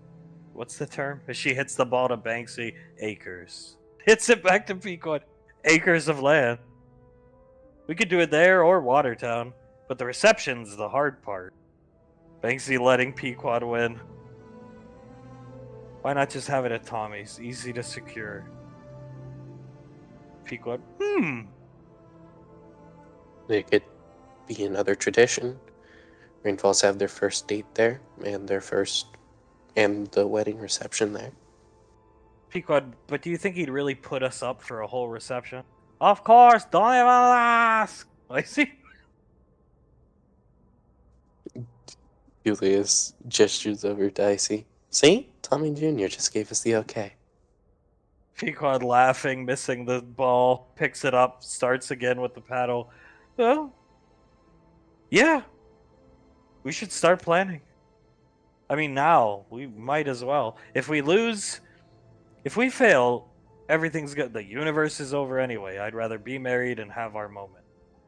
I've already got my maid of honor picked. She gestures over here. I'll have Sasha. I've been thinking about these things. Like I said, the airship, she gags a little bit. Yeah. Yeah. He shakes his Whose head. fucking idea was that anyway? It wasn't mine. I know I made fun of you guys for talking about airships. It might have been Laz's or Ash's. It might have been mine, just to, make a funny joke. Hey, this isn't what an airship looks like. But it was one of us three, either Gally or Laz. As you said, Ash, Banksy caught the ping pong ball with his hand and crushed it. I see. There's only 5 left. Go easy. Looking at it. I'll buy more. We got pay raises. Julius chuckles. and crush all of the ping pong balls you want, man. How much do you get a pay raise? Into 100,000 a month. What? That's You that's a make pretty. more than me! If I didn't have my businesses, if I was just a salaried pilot, you would make. That is fucking ridiculous. She starts screaming. Oh well. Julius leans over to Icy. And like, it makes sense. They're charged with protecting General Rico's daughter. They gotta make bank. 24/7. He speaks up. Like Lorelei said, the price of freedom from Ash is eternal vigilance. As Pequod, that is ridiculous. Surfing up another ball towards. Are all of you being paid? Yes. Killed a kraken. Come on. Pequod. He's got you there. Banksy, Lorelei's planning an expose. She wants you to see your guard protection detail in action. She's gonna bring you guys down to watch us kill a Hydra. In the coming weeks. Oh, okay. Well, we'll look forward to it. Pequod, I just can't believe it. Everybody makes more than me. It's a good thing I'm quite the businesswoman. She fixes her hair. Banksy, yeah, you make more than me, for sure. Yeah, I do. Anyway, wedding. I'll start looking for dresses. We have to tell your mom, well, mom and dad, my mom and dad. It'll be a good time. I've wanted to say something, I just, with all the Ash awkwardness, like, oh, let's get married when all this crap's going on. Understandable. But yeah, I'll help out any way I can. I said I'll look for tuxes and that kind of thing. Pequod nods and smiles, hitting the ball. Back to Banksy is down here. Ash, you're just staring down at the healing gun from the headhunter days. Blaze, work scrubbing some of the pistols out, the barrels. Hasn't said anything to you because he hasn't even noticed you. Because you've come in, sat down, just staring down at that because you remember that from the headhunter days. And Blaze is just focused in on his work. How are you doing today, Blaze? Huh? You see him jump in his seat a little bit. Oh, looking over his shoulder. I'm sorry. Oh my, you are sneaky. Sorry, didn't mean to, scare you. When did you get here? He gestures towards the elevator the Rangers came up. Not too long ago. Just been How are you doing? Not great. But that's just life at this point. He's gonna walk over, put his hand on these, straight from General Lorelei. Blank checkbook. Davine's Bangalores. He shrugs. I don't know if there's an official name yet, but next time you throw down with those black armored individuals, boom. He smiles as his eyes glow red when he says boom. Good. That means we're one step closer to fixing all of this and finishing it out. He nods. Shouldn't be too long, at least having more of these made. That's good, and that'll be good for everyone. Not just, because we're fending off a universe-ending threat, of course. Are you, is there something wrong with it? He gestures down to the pistol. No, quite the opposite, in fact. Just making me think. He's gonna pull up a chair, sit here, move the Thunder Spear this way, because he's still looking at it. What's going on? Mission on the frontier? Something? It's Monday, isn't it?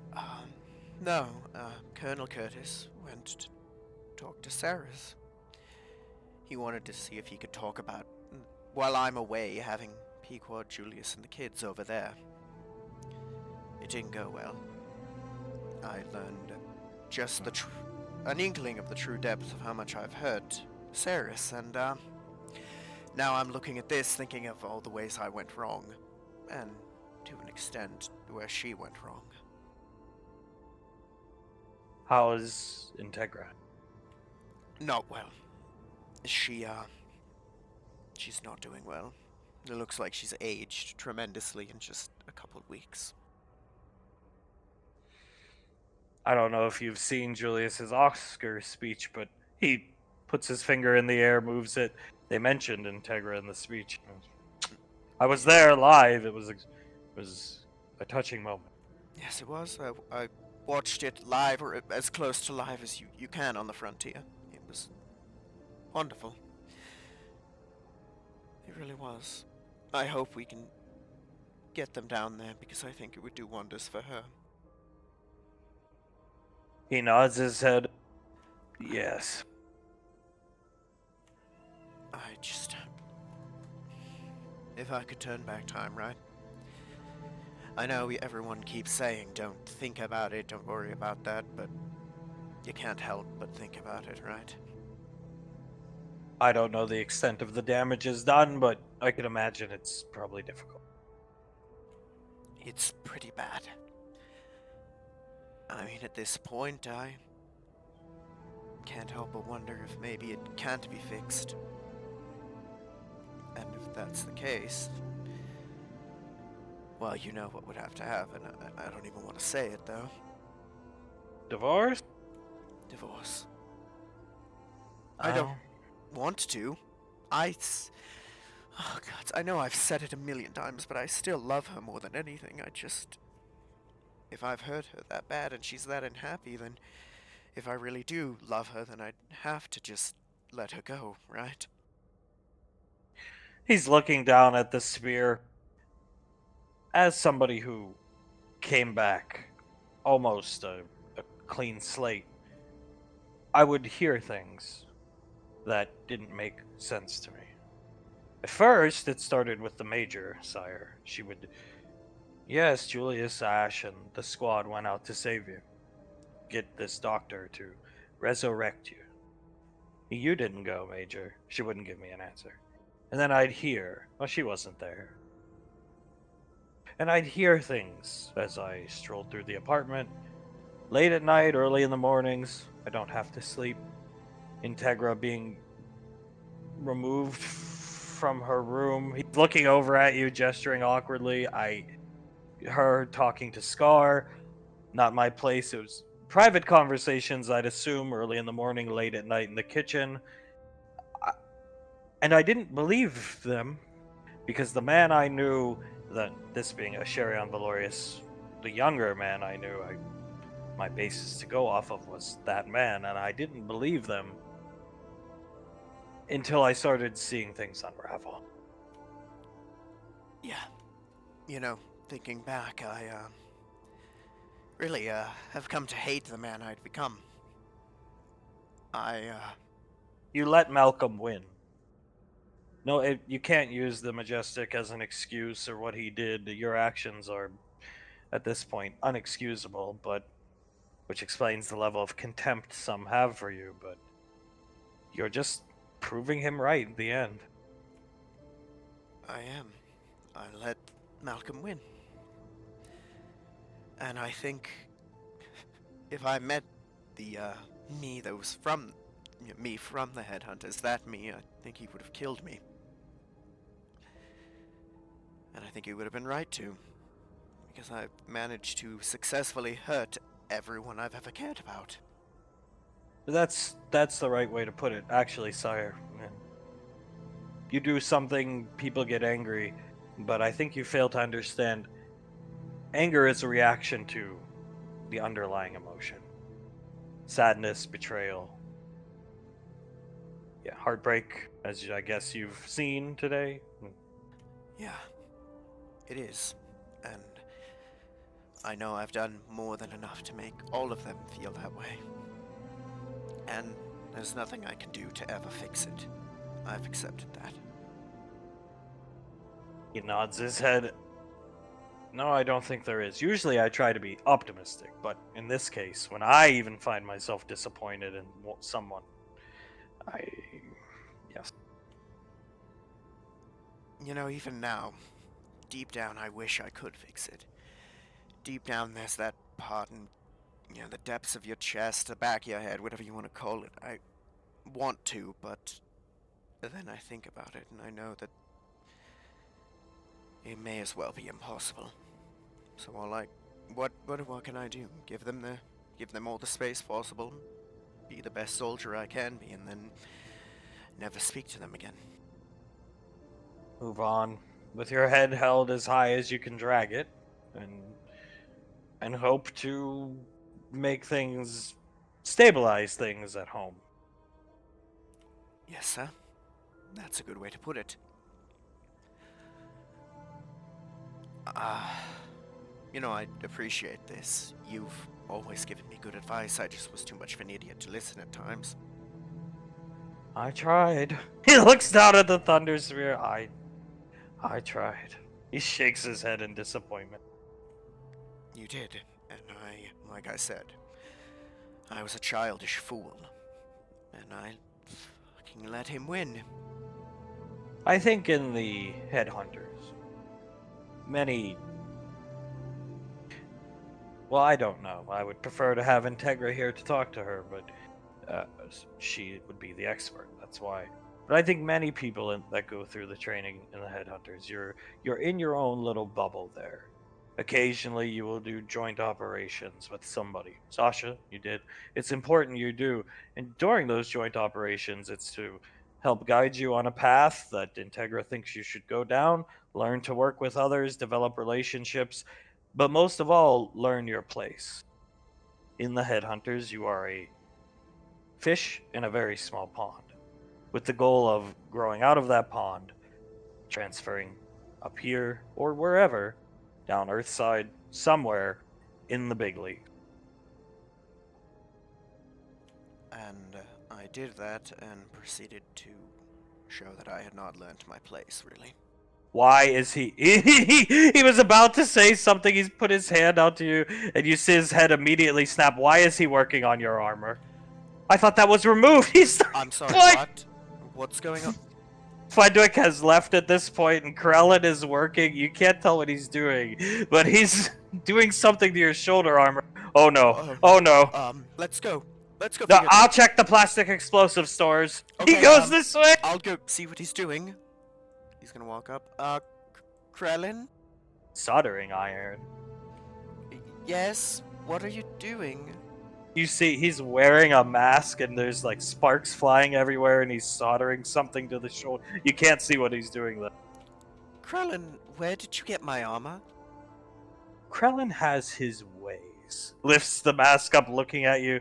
This lady, red hair, ancient, beautiful elf, general, hates you. Points at you. Ask, give armor. She say, hate Ash, take armor. Put bomb in it. I say, not this time. She gets sad. Well that explains that. Then what are you doing? He stands out of the way. Do this. Types on his wrist computer, and then comes back over, types on the wrist computer on the armor, and it's big. Big ass fucking cannon that kind of looks like the pistol you saw him brandish comes out of the shoulder. Boom. What is that? Blaze, even though he's a robot, he's chugging up. Huh? He's going to fire. Get down! He puts you behind him. What this? That's what I'm asking. What is this? Don't worry, bomb in TV. Huh? He looks over at the TV. Quickly shuffles to the side. Good to know. We'll take care of bomb. Soon. After this. Come close, Blaze. You first. Stands away from you. Okay. He's gonna walk up. What is that? Blaze opening the TV slowly. You see him taking out some Semtex. Jesus Christ. That left over from a few weeks ago. Don't worry about it. Won't do that anymore. Blaze, right. Right, Takes it. I appreciate that. I'd prefer somebody not get hurt with you trying to kill me. This hard light cannon. Hard light cannon? You mean like the array that the suit Denaria had could shoot? Or the He bullets? nods his head. Won't do much damage to anything not void. If void, boom. Okay. That's incredible. Why? Token good faith, like Frankenstein. Her points to Frankenstein. A token of good faith. Okay. That's... Many friends here. Gestures around. Big family. Krellin, lonely creature. Meet these people, friends. You help, points at you. Save, we be friends. We'll forgive, not forget. Looks at you. Okay, then on that, we have an accord, Krellin. Because, yeah. Help family live, and you get this. Now, when shoot, be careful. He types on the wrist computer. You see spikes come out of the boot. See, plant you in ground. This big boom. Very big boom. I'm guessing one shot? Before One you can- shot, power down. Recharge, 7 days. Okay, so one shot at most per few missions. Understood. Thank you. Thank you. And he's gonna put his hand out. I promise I'll keep them safe. He shakes your hand. If do that, forgive, not forget. Nor should you. Always remember when somebody makes a mistake. Play nice, get food. Go see Frederick. He walks out, plays. Thank God this is over. Holding a he shaped it into a tube almost of Semtex. Plastic explodes. Dear gods. Well, at the very least, you're right. Over. And well, maybe somebody is starting to hate me a little bit less. So there's that. He really was going to give you this television and blow you up. He's like. At this rate, I can't help but feel that might have been the right choice. He looks at the cannon. This should come in handy. Oh, I think so. Might not get to use it on old Tewaz, but any of his buddies who I get to use that on are not gonna have a fun day. In lighter news, your mobile suit is complete. It is. He nods his head. They completed it over the weekend. Miss Suletta did some test runs in the suit. Everything works fine. Green across the board. Weapon systems installed and ready to go. Wonderful. I'll have to, ask about taking him for a test run, because if I'm allowed to, I think it would be best if I could get acquainted with him before we actually go into combat together. Absolutely. You only have to clear it through the Ranger General. He nods his head and then realizes, I think in this case, me asking her would be justified, because it is the Rainfalls who are in danger if I can't control him. True. He puts his finger up. Ask her when next you see. Understood. Well, He's looking back at the armor. beautiful craftsmanship, isn't it? What's wrong? Nothing. I was just admiring the craftsmanship. Are you sick? He puts his hand on your head. Scatterbrained, I guess, after emotionally exhausted, I guess is a good way to put it. Understandable. I apologize, just a lot. But this is good. Although I suppose I'm gonna have to, give the sneaking suit back then. Blaze nods. Probably for the best, yeah. Yes. It was an honor to be able to wear it, though. But, move on, right? You can't say this armor isn't better. You dreamed about having this. I did, and it is. It's a change, but a welcome one. A good one. Although, he's gonna point to the solid eye on the wall. I'm gonna have to give that to someone else. Give it to someone else, give it to the Rangers, leave the Malcolm artifacts behind. You've let him win. It's time to start fresh. I agree.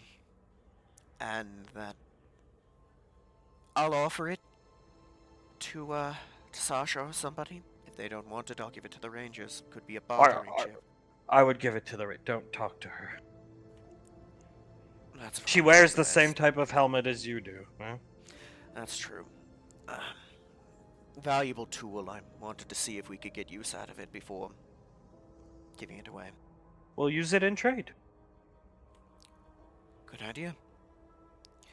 Might trade that for ammo for one of the more eclectic weapons.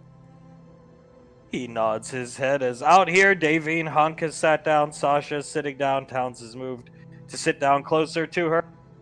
Sasha immediately taking Laz, and Suletta and Tal is holding Suletta's hand, and they're just small talking amongst themselves. Colonel Curtis, yeah, the dog does look like he got you know what, because there's children in the room. He doesn't want to say the word. Suletta, you Rangers are wonderful, just wonderful. Oh, hello. She looks back at Davey. Here, hands JJ to mommy.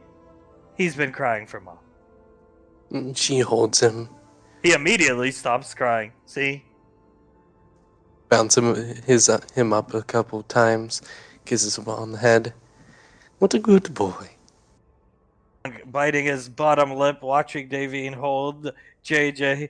Suletta, allow me to introduce you.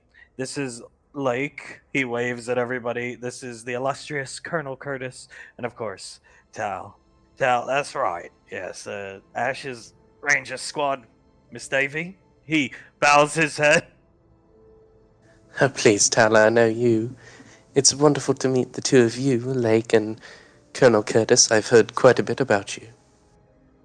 Pleasure. He's gonna stand up. They're both gonna stand up, come start shaking hands, shaking Hunk's hand, Davine's free hand, Scar shaking their hand.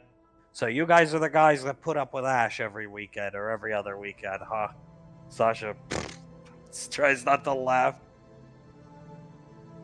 Really, when we heard the story about you cocking the shotgun towards Ash, we just had to meet you. He starts chuckling, shaking Hunk's hand again. Hunk really appreciate it. Yeah, I figured. Clears his throat. He looks around. They both sit down in chairs closer. It's tough getting through some of the weekends with him. Scar, I can imagine. Davine chuckles, nods, gives JJ another kiss on the head. I too can imagine. What does he do necessarily, if you don't mind my asking? Just talking a lot? For me, first impressions, ma'am, it's like judging a book by their cover. You really don't want to do it, but when you make it to our level of military training and our position and our expertise, you have to judge your teammates' book by their cover, because that's the man you're going to be. That's supposed to be your brother in combat.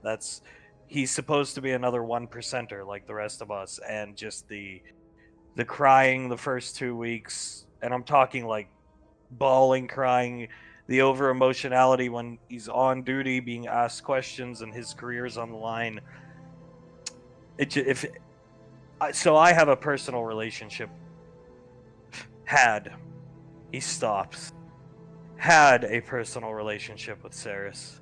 Sasha looks down at the ground.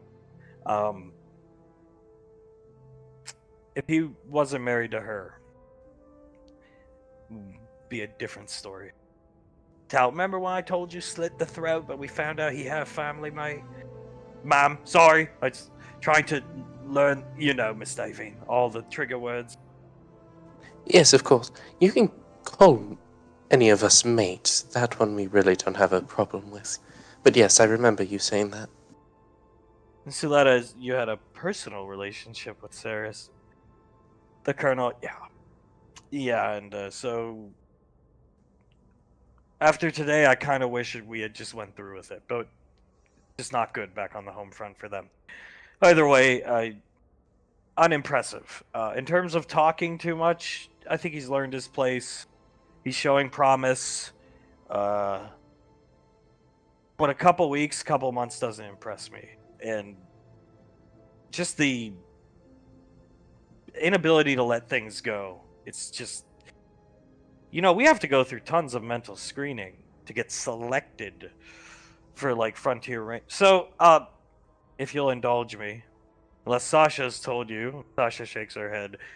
No, Colonel Curtis. So there's like shock trooper rangers, and then there's frontier rangers, and above that there's the tier 1 groups, like my group and a few others, development groups they're called. 1% of the 1%. So imagine you got to go through all the training to be a cadet. Then from cadet, you become a ranger. Then you got to pick your schooling. You go to your troop, shock trooper, frontier ranger. Then if you want to go to development group, you have to be screened. You go through tens of, honestly, hundreds of mental screening boards, processes, questions. He would not pass one of those screenings. I'm sorry to say. He shrugs at Davy. He would never be selected for a team. It's the circumstances that put him with us, and in a way that kind of jades me towards him.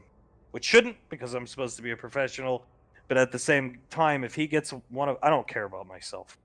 If he gets one of my men hurt or somebody else, he's not coming home.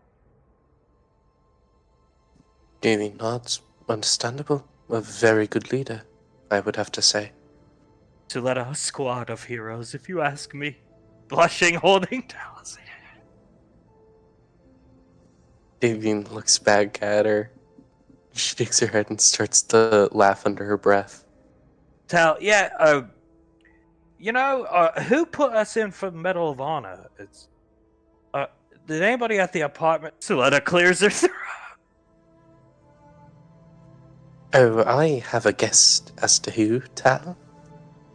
I mean, we've done some great deeds on the frontier, but Medal of Honor recipients do, like, incredible things. Most of them receive that award posthumously. Suletta, we can't have that. Kisses his head. Davy shakes her head. You heard the lady, Tal. We just can't have that happening. Sasha, well, Lorelei did approve the Medal of Honor. Colonel Kurz coughs. She looks around. Congratulations, you three. Thanks. We're getting this for dealing with Ash? Suletta, yes.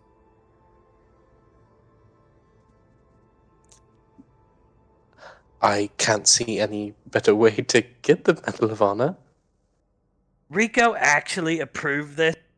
Sasha, after the budget meeting we had last week and my report on Ash.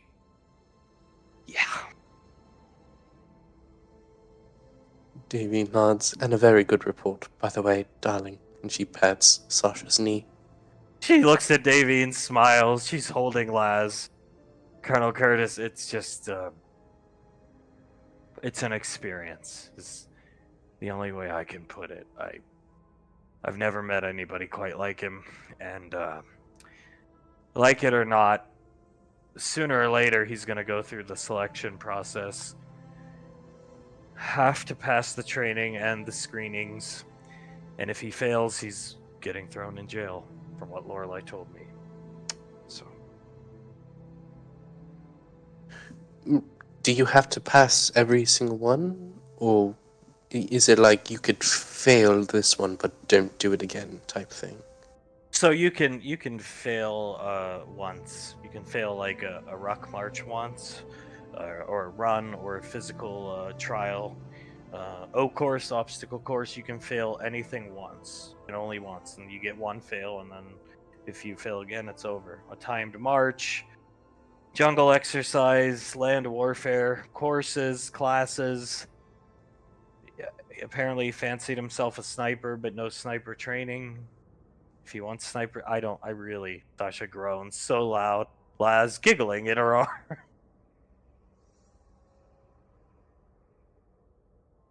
Oh, well. Hopefully, for Integra and Ceres's sake, he does not fail. Tal, yeah. Things down at the Valorious household are going, without divulging details, to shit. The shit has hit the fan down there. And I wanted to let the parents know that I'm not a doctor, but Commander Integra doesn't look like she's long for the world. Hunk immediately gets... His face goes white. What?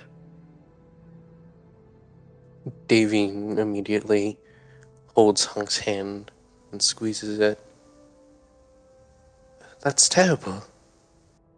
Right. So this is kind of why I didn't want to say anything, but I know your children want to see her again, and she brought you up by name. Hunk.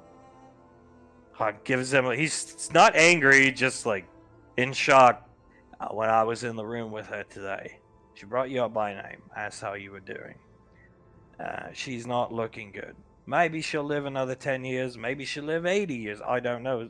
I'm not a doctor. But what I can say is, it just. Look, I'm not a spy. I didn't take this to be a scumbag, but here. He types on his wrist computer and sends a picture of Integra to Hunk. She's not.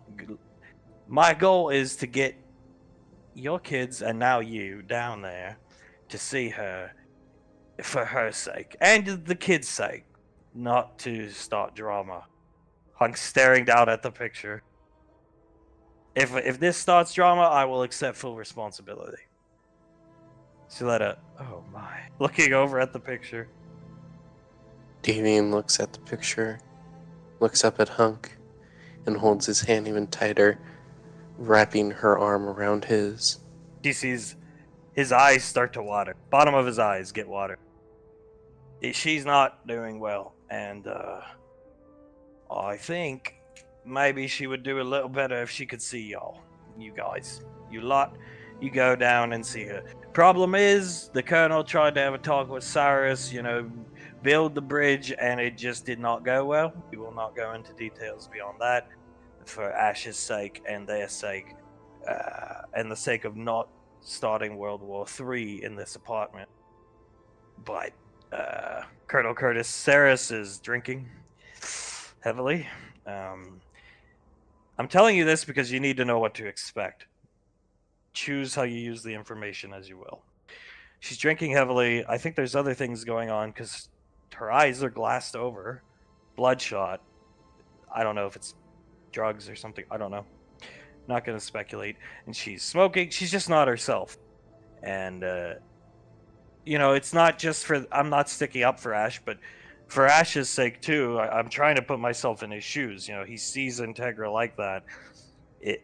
Maybe Saris is hopeless.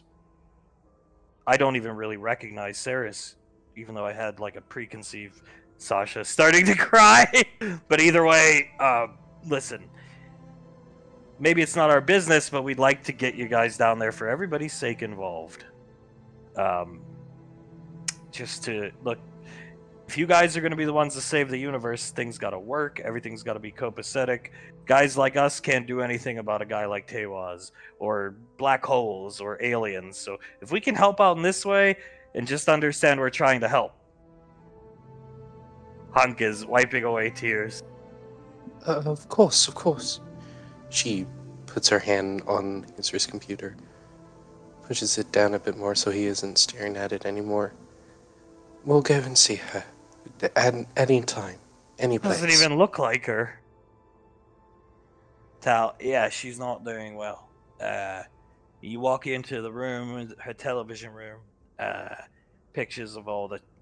He gestures children adorn across the walls, and yeah, she can't even light her own cigarettes. It's not good.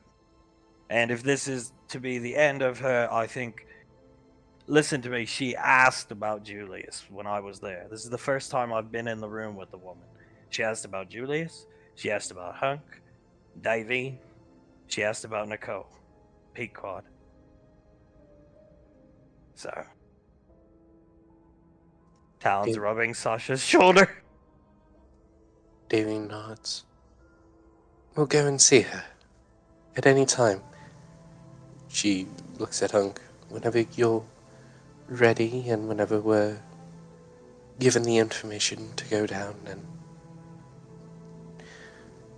meet with them. Oh, Curtis, yeah, I'm not trying to... I can't fix something that's broke. I'm not trying to fix Ash's marriage for his sake. Just trying to get the bridge built to get the people in that need to see both of them. And that includes you. And he's looking at Sasha, who nods her head and says, thank you. While sniffling. Yes, thank you, Curtis, truly. means so much to us. Hunk, she went downhill this. He's still looking down at the picture quickly. Sasha will and click the picture off his wrist computer because she does not want to see. Tal, I don't know. God, time blends together for me. But, Ash had told us that she was not doing well. I don't think Ash even understood the extent of the damage he caused to Saris, so, because Ash was giving space to them. So how is he really supposed to? I mean, he should know. He's a fucking muppet. Oh, excuse me. Looks down at the kids, memory and laughing at him. But, yeah, it's a real rock and a hard place type of situation, and I honestly wish I never had to meet Ash. Not because of anything he's done and blah blah blah. Just I saw her today, talked to her. Ash would talk to her. She wouldn't even respond for the most part. But I'd be like, "Well, ma'am, I think Davina then would like to see you." In her head, that's the most stimulation she's probably had since she left. So. Davine nods, almost starting to tear up herself. She wipes one of her eyes. Of course, of course. That's I don't know how you want to break it to the kids.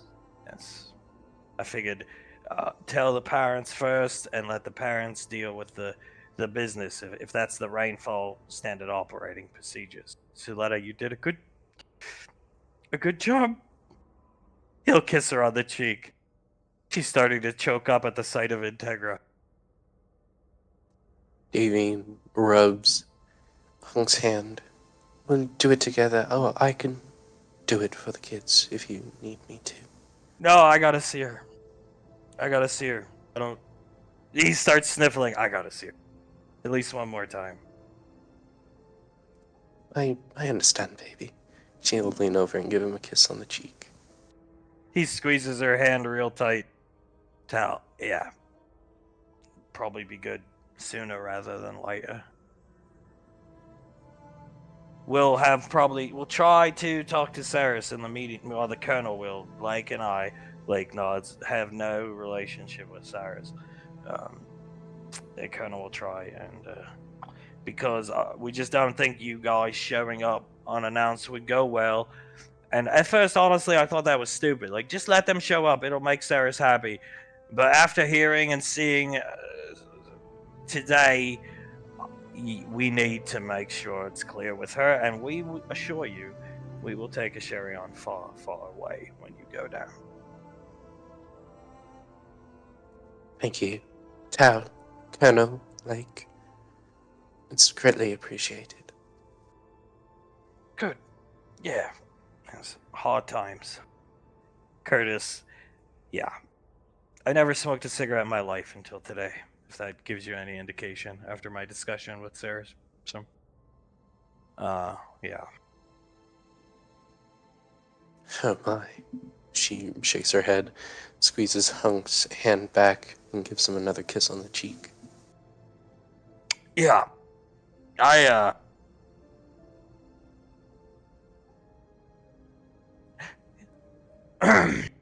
He tries to say something but won't. You know what? Let's go talk to the kids now. Of course. Lead the way, darling. He storms to the gym. She'll follow quickly after him. Gilletta, I'm going to go too. Gets up, follows.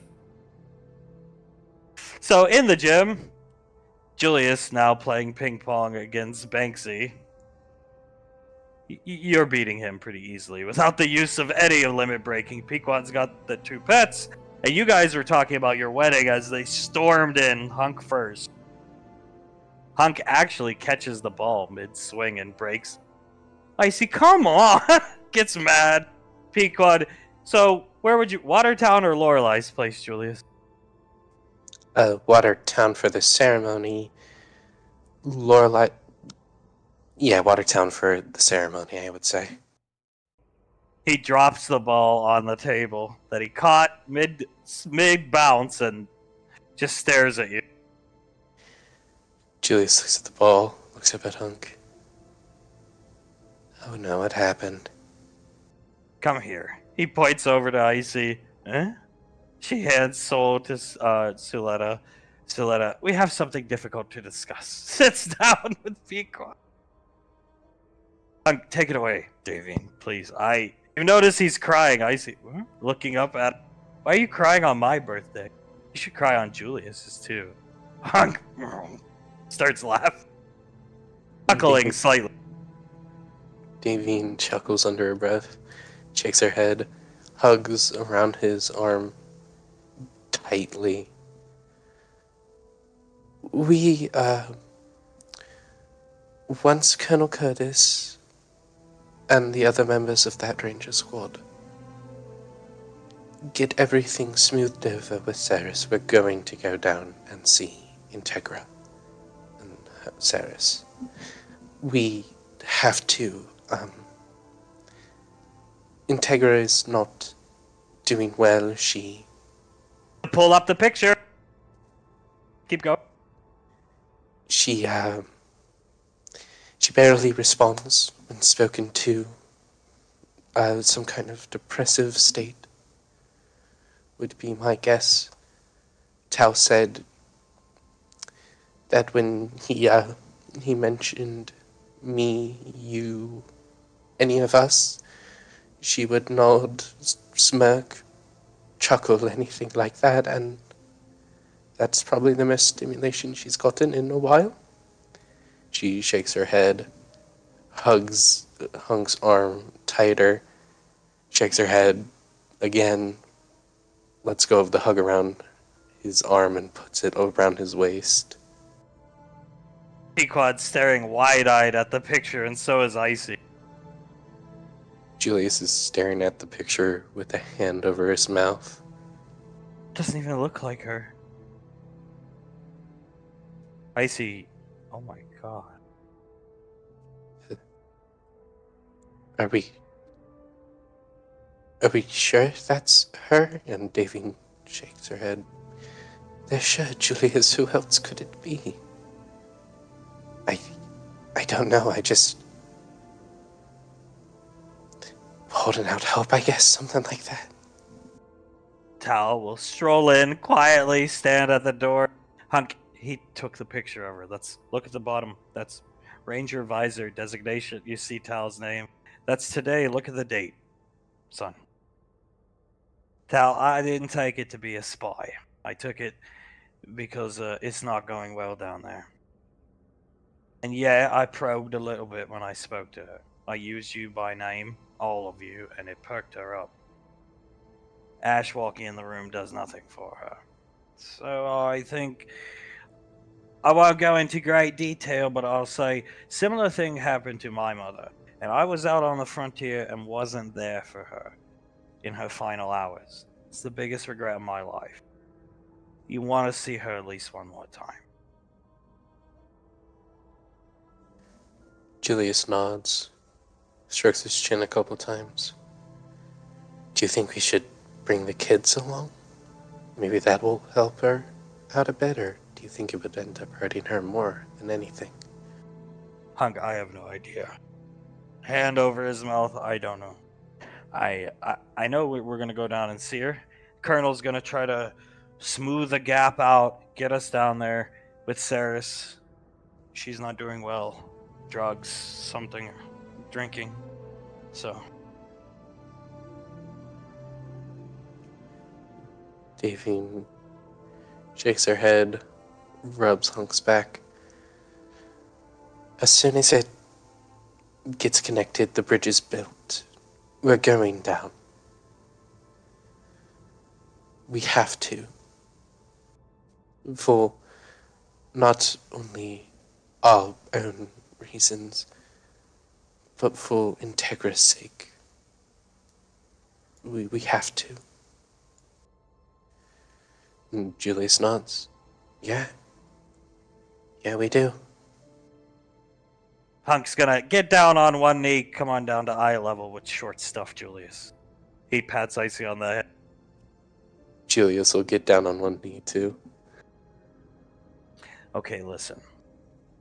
Now, we're a family now. I am Dad.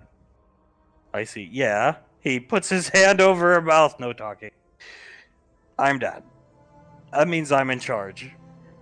If that's a problem, take my scarf back, dear. And he gestures to his scarf to Davy. She puts her hands behind her back. So I'm in charge. Not Lorelai. Not Rico, me. Next mission.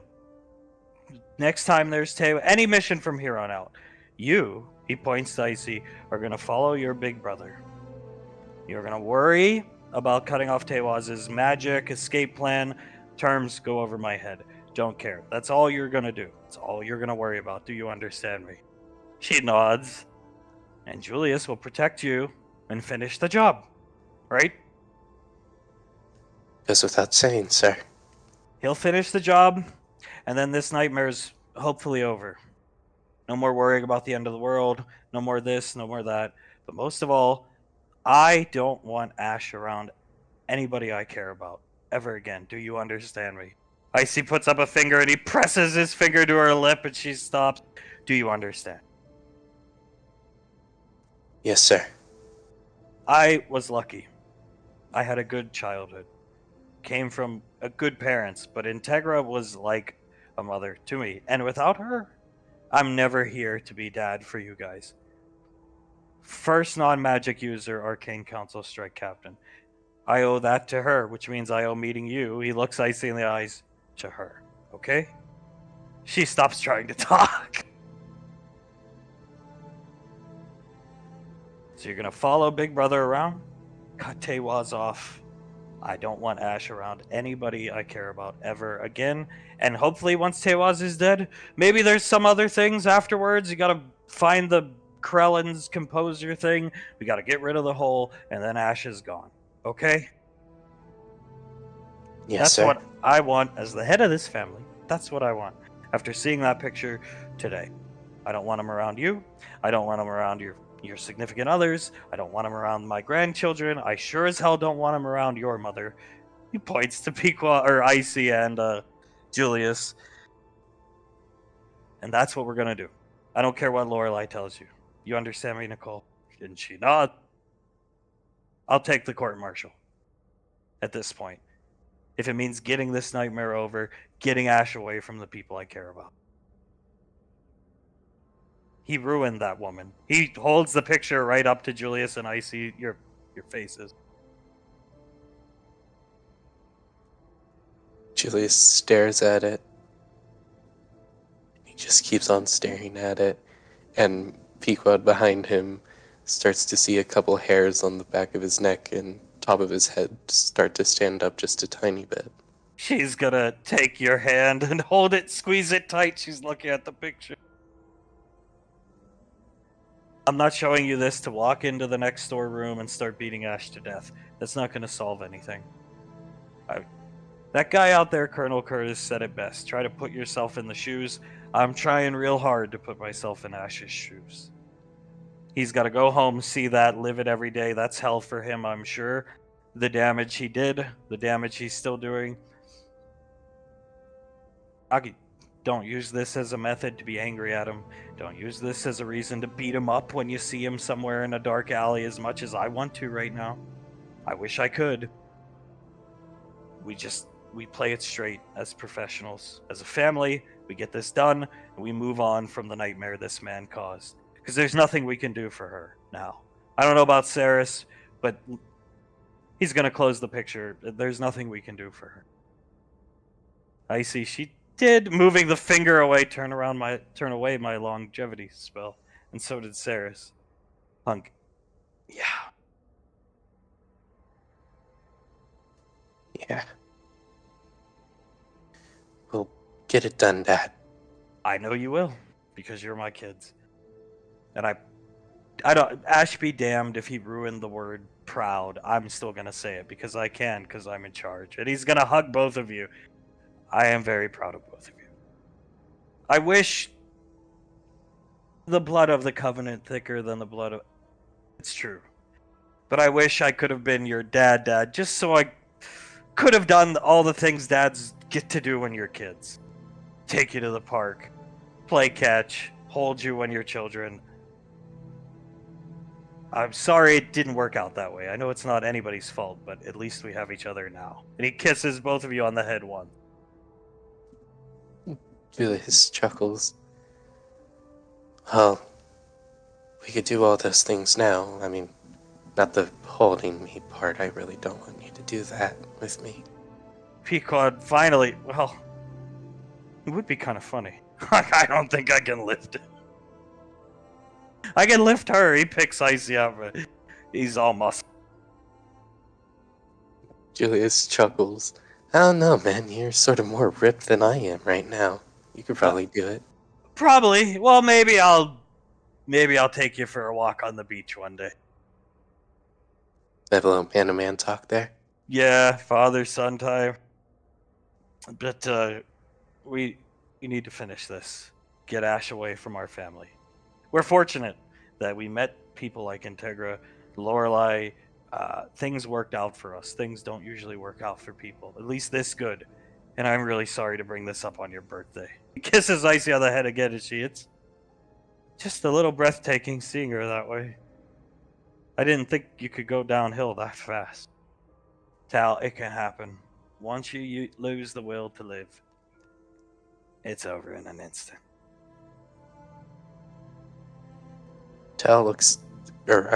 Julius looks down at his feet and then up at Tal. In your opinion, because I do value it, do you think we should bring the kids? Well, when you go into the room, the walls are adorned with pictures of your children. That's it. Pictures of your children, the two Walrun children from the Tarax, and then there's a TV, and that's it. So, I would say no. Because she just kept asking what happened, where she went wrong. And I do think seeing the children would hurt her more. Pequod, hand over her mouth, shaking her head. So, I think you just go in, and as I assured your parents, the squad and I will make sure Muppet is very far away when you go down. Thank you, Tal, for your input. Covered the walls in pictures? Pequod? Tal, yeah. That's it. Pictures of the kids and TV that she can't even lift her head to watch. So, Stiletto walking over next to him, holding Soul. Banksy, and why you feel sympathy looking at Pequod is beyond me. Pequod just eyes still wide. Julius For Ash. Banksy finishes his sentence. Julius shuts his eyes tightly and shakes his head. Yeah. I don't really get it either. Pequod, I think I'm learning not to. As Banksy's wrist computer starts to ring, Lorelei pops up. Report down to holding cell 12. Yes, ma'am. I'll see you there. She closes the wrist computer. Hunk. Before we go, he's putting his hand on Julius's shoulder. We play it straight. You're going to be in charge of the headhunters. You're going to carry her legacy on. You don't need to beat Ash up. It's not going to solve anything. He's already hung himself. He's done the damage. Let him hang himself. It's just a shame he's took her down and Ceres down with him. Maybe we can do something with Ceres in the... He starts to stutter. Future. Right? He looks at Davine. Maybe we could offer her a job at the academy. If she'd take it, I'd gladly give her a job. If it makes you feel any better, Muppet's going to go through Ranger selection. Hell on earth. Have to pass all the screenings, all the tests, and if he fails, he's going to jail. Pequod, that's not justice enough. Usually, even if our cause is just, usually justice doesn't stack up. But at the very least, his career is on the line. And Saris does depend on his income. So, the colonel tried to tell her that I'm not going into too many details beyond saying the things I think you have a right to know. The colonel tried to tell her, which is true, the Rangers would take her back in a second, take care of her. Irrational is. She screamed like I have never heard a woman scream, and we'll leave it at that. She's quite angry. Julius nods, looks over at Hunk. I'll play it straight. We've never played a hand together, but I have a pretty damn good poker face, believe it or not. We'll play someday. When the time comes, cut Tewaz's escape plan out. Julius will finish him off. Don't worry about Mom. He gestures to Davine. Don't worry about Suletta. Don't worry about the rest of the squad. Don't even worry about Pequod. I'll take care of them. I'll watch out for them. You two, finish him off. Because that's it. We get him. Hopefully, God willing, that's it. Nash is long gone. Tal, he will be, trust me. Good. Pequod, try to expedite the process with Saris, please, Tal. Give the colonel... I'll thank him myself, actually, but yeah. Tal, of course. Yes, we'll get you down there as soon as we can. Julius nods. Thank you, Tal. Thank you. I'm not bringing it up, but she got pictures of all the kids up on the wall. Looking at them, little trailblazers that... He stops talking. I see, oh no. Looking over at him, still hugging Hunk. Julius looks down his feet. Yeah, that's one that should have been on the list from the beginning. Yeah, I will not say it because, she was screaming about that word down there. I am sorry, please don't expel me. So that we're not going to do that, just... it's an oversight on our part. Yes, we can't blame you for that one. The mistake is ours, to you. We'll go round up Ash, we'll keep him far away. Let's go down, come on. We don't want to keep Lorelei waiting, she already hates some of us in the apartment. Yes, sir. Oh, the squad will gather up, and they find themselves in a very awkward, precarious spot. Down here, Ash being kept as far away as possible from everybody else. Curtis, Lake in between them. The thing Ash found and the Rangers found here, surrounded by the Spartans. The girls find themselves behind their respective significant others. And Blaze has actually come down because he wanted to see it. He wanted to see it, and he's technically speaking part of the squad. Blaze just clears his throat as there's nothing but awkward silence. Suletta does not look mad. There's nothing for her to say. She's not even angry at Ash. She even held the door for Ash on his way in. It's just at this point. Sasha's not saying anything, staring at the ground. Towns just holding her hand. Julius looks around. So, have the scientists learned anything specific that we should know about beforehand? Blaze, quite the interesting creation. Come on, everybody. He claps his hands together. Walks up this way. Ooh, it's lying prone on a table. Ah. When it was functioning, it only responded to Elvish, sir. Really? He looks down at it. Fascinating. Did anybody carbon date this? Tal, I don't want to talk anymore. Hyper ancient, older than us on Gallia, sir. I believe it was 500 million years ago. Colonel Curtis, 8. 8. Thank you, sir. Apologies. Old as hell. Just looking at it. Blaze, wow, it's, look, sire. He gestures to Julius. Ooh. The hole in its chest appears to have been done via some void weapon, best I can tell. Interesting. The only other thing I know for sure is the symbols on it translate to some form of binary code, but the binary translates to something I can't speak, and none of us could, so may as well be gibberish. Soletta tapping her lip. 800 million years binary. And they've kept this thing down here in fear that when it meets Krellin, the universe will collapse.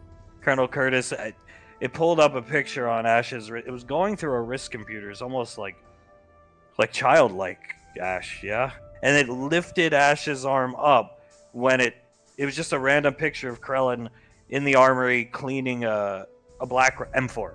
Man, Soletta. I can understand the desire not to have them meet. We don't know what its intentions are, after all. Yeah, it had that sniper rifle there on the table. It had that. I don't know. My first thought was it wanted to mark Krellin out. Colonel Curtis speaking up, kill him. Like that thing. It killed a bunch of UIR guys. Apparently, we did some more digging. They unearthed that thing in its sphere. It attacked a base, and then one of the Nemesis days sent a squadron of UIR troops after it to retrieve it. Excuse me. Yes, sir. And while it was there, whatever it was in was, well, the construct, ship, whatever you want to call it, it was in no-sold shots from, albeit outdated, but UIR artillery and everything else they had, so it's very powerful. Soletta. It was in like a ship made of coalesced water around it in a big sphere, ma'am. Never seen or heard of anything like it. And it put its hand out, the ship dissipated to droplets and went it back into it. Remarkable level of technology, Miss Soletta. Fascinating. Hunk refusing to speak. Davine awkwardly lets out a whistle. Yes, very interesting. Sasha, I just hope this thing knows something, anything that helps us get this the fuck over with. If it doesn't, just scrap it. Soletta, calm down. Rubbing her shoulder. I'm sure it does, Sasha. It wouldn't have pointed towards Krellin on a wrist computer if it didn't have some type of connection to it. Either enemy or ally. We'll figure something out about it either way. Tal, yeah, I doubt it knows Krellin personally. I think, well, maybe all the Star Children kind of look the same. Like, we all kind of vaguely look similar. Even dwarves, we all share some similarities. And maybe it just recognized him and it's been looking for one of them. Given its carbon dating, I think it was looking for a buddy of his or something like that. Maybe they shot hoops back in the day. What do you think about that? He hits Hunk in the shoulder with his hand, and normally Hunk is a big fan of that type of sense of humor. Hunk just doesn't say anything and stares blankly at it. Blaze, ooh, moving its head around, trying to stimulate the group. This is not going well. Julius looks at Blaze, looks at the idol bot on the table, sighs, walks up. It's very interesting, Blaze. Yes, sire. Clears his throat. Yes, it is. When is the Ranger General coming? I have no clue, Blaze. Julius looks over at the sniper rifle. Given your expertise, Blaze, what can you tell me about this, if anything? He comes over this way. Where's the ammo source? Did you see him shoot this? He looks back at Ash. No, sir, I did not personally see him shoot it, but I did see the aftermath, and it looked like any of the UIR that had been shot with it or whatever weaponry his ship had were disintegrated, sir. It's got a pump action handle like a shotgun, but that's clearly some type of scope. Probably links up with this. He holding his head, tapping the little light.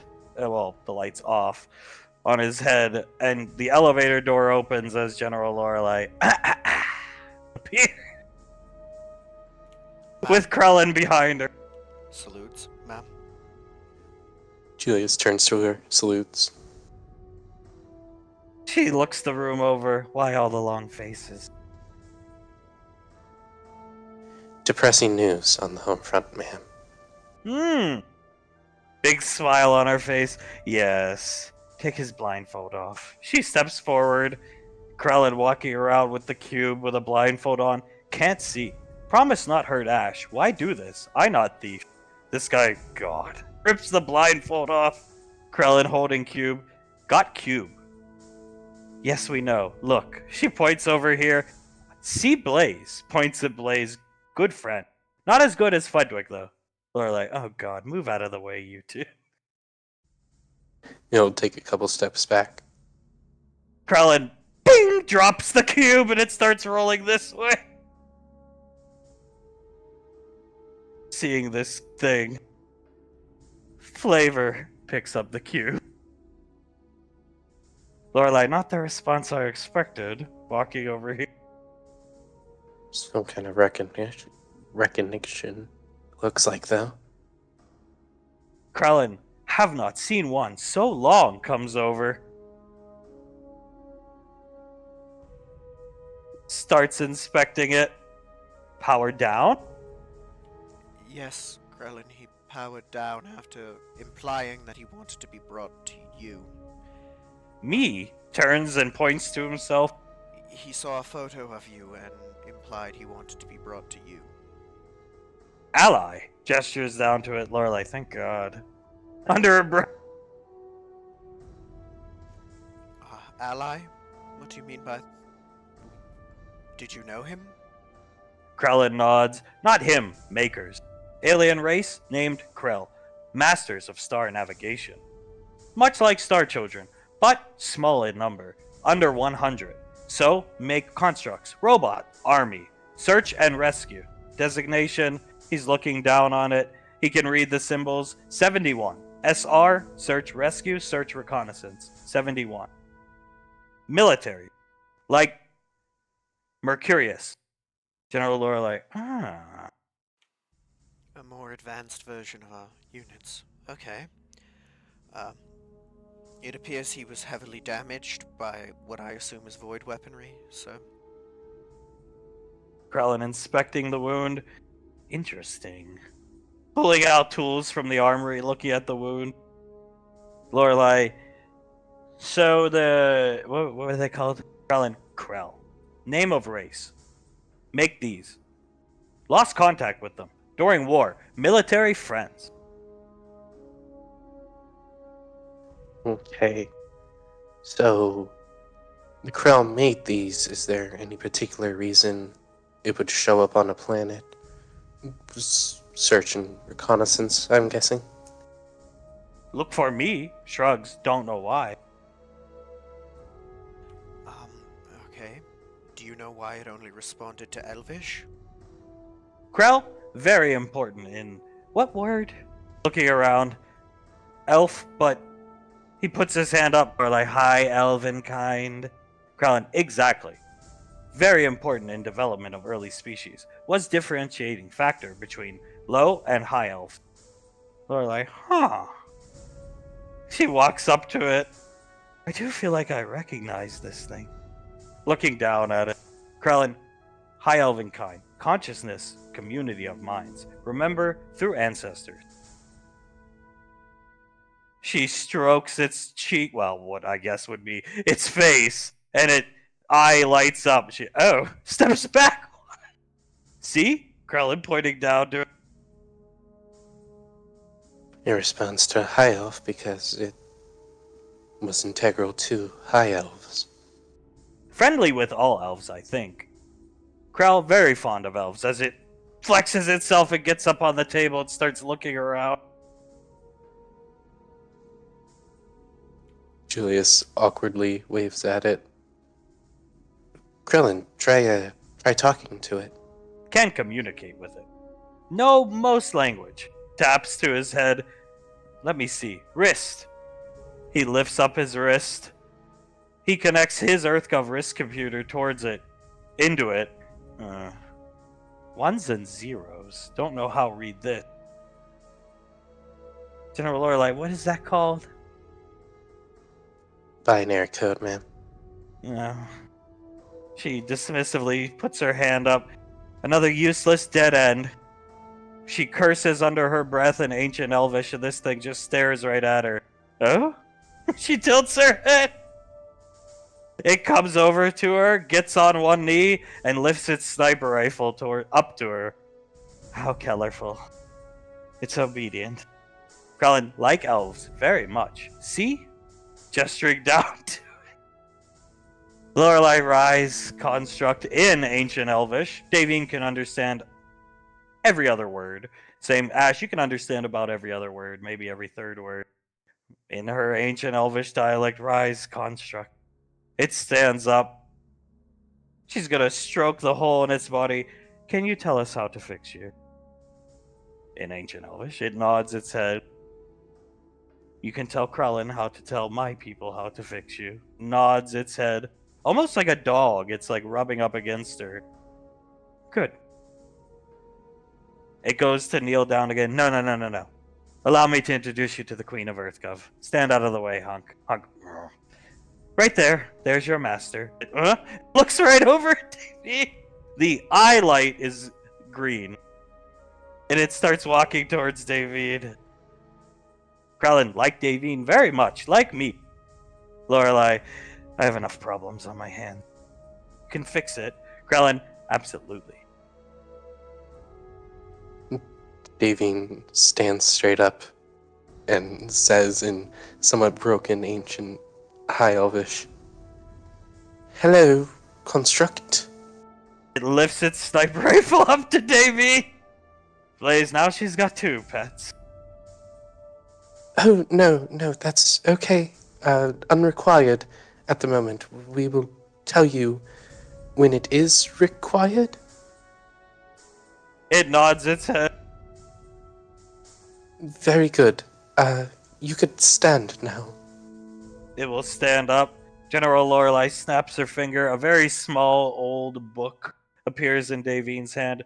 Better brush up on your ancient Elvish tongue. It's been a while. Thank you. She nods and smiles. Ask it how it got here. How it got the hole.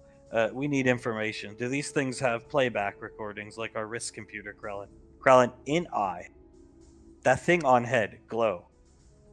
Lorelei, ask it.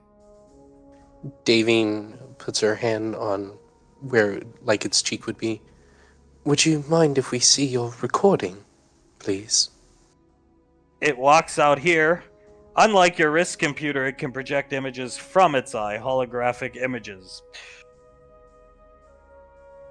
And, interestingly enough, looks clear as day.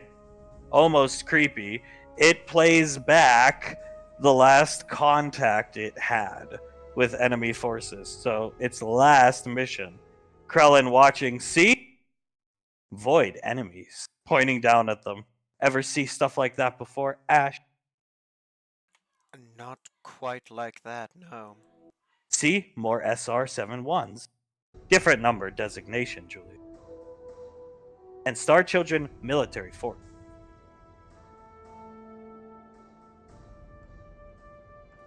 It's incredible.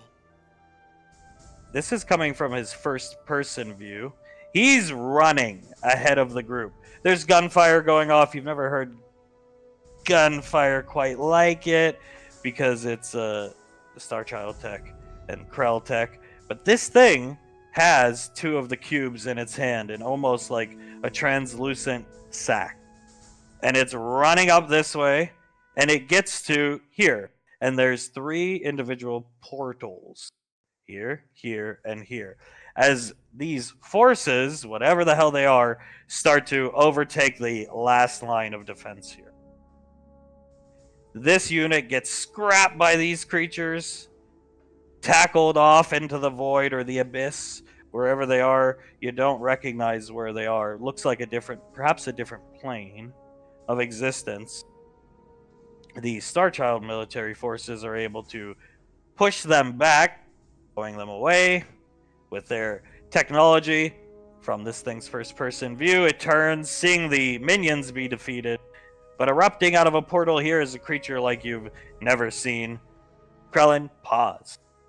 He pauses the playback. Machination of Void. Points down to this thing. That's a hell of a machination. Maelstrom, Beast. Eater of Soul. Good to know. You see it shoots out a tendril, consuming this Starchild creature. Military unit. These ones moving up to engage it.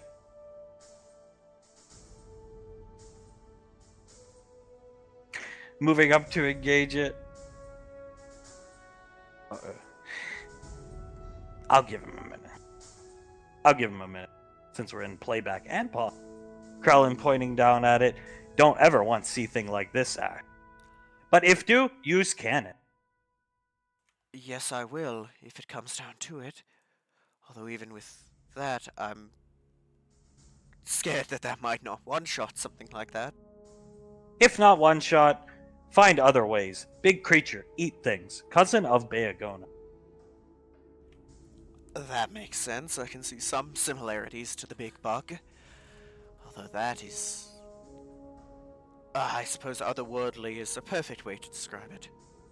This almost noxious cloud-like creature, kind of like the smog monster kaiju from Godzilla, grabs this guy, Starchild, throws him off into wherever abyss it is, moving in, crushing this thing with its hand. Ash, you see a unit get crushed, and you know how heavy that thing was? You guys couldn't even lift it. 3 grown men could barely even move it. This thing effortlessly crushing one of them. SR-71 watching. He's got both the cubes in a sack, and he's looking between the 3 portals. And you see him chuck the cubes into this middle portal with one hand, and in the other hand he's pulling out some type of device as this creature letting out shrieks and moans. You get the audio from his playbacks. Sounds like the souls of everybody he consumed screaming. He'll fire his... Now he has a free hand. Fire, because he threw the cubes. Fire his particle rifle into this thing, which staggers it back. Staggers back here, letting out more shrieks and moans, sucking this guy in with him. And good old SR-71 activates what looks like by your eye standards, a hand grenade. And it's gonna chuck it towards this creature from a hand grenade. If you compare it to hand grenades Ash and you guys have thrown during basic training, this is a devastating blast. It would take 1,000 hand grenades to even make a fourth of the type of explosion. He gets hit by a large piece of rock, knocking him this way, to which he crawls through this portal. Then the recording cuts off, leaving that creature's fate ambiguous. Oh gods. Poor thing. Krellin, see? Told you. Expeditionary Military Force. Had final 2 cubes. First time, make black hole. 4 cubes. Use, cubes destroyed. 4 more cubes, use, dematerialize black hole. Made with help of Krell. Krellin puts up fingers. As said, military unit. Had last 2 cubes. Did not know. was not in military. He shrugs. He, military. And what you see there, Star Children, military force. Then, would he know where those cubes went? Lorelei, ask him, Davy. Damien clears her throat. Are you aware where that portal led to? The one that you threw the cubes in? He looks up at Davine, puts his hand up, and it looks like he's typing in air. And Davine's wrist computer, he gets a text response back. The art. And where is the Ark located? Krellin, heard word before, where cubes were made. He types to Davine, he types perfect English to Davine. Doesn't know where it is, but he knows how to find out where it is. Damien nods. If you could do that, that would be of great help to us. He turns to Krellin and starts making almost beeping noises, and Krellin can understand him. Take us, Krell, home planet. Krellin nods. Or, I'm sorry, this thing nods.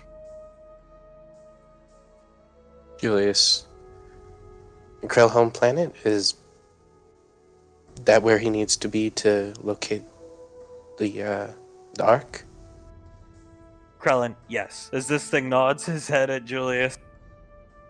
General Lorelei, then I suppose we're going on a... What are the coordinates to this... In High Elvish, she asks it what the coordinates to their home planet are. It will respond back to Davine's wrist computer. Lorelei, send them to me. Davine will send the coordinates to her. Lorelei's eyes go wide. Right next to Julius, you notice. Julius will lean over after seeing her eyes widen and read the coordinates. Towns. She with her finger, Towns comes over.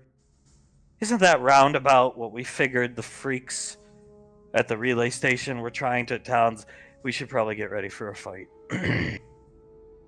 Yeah. Right.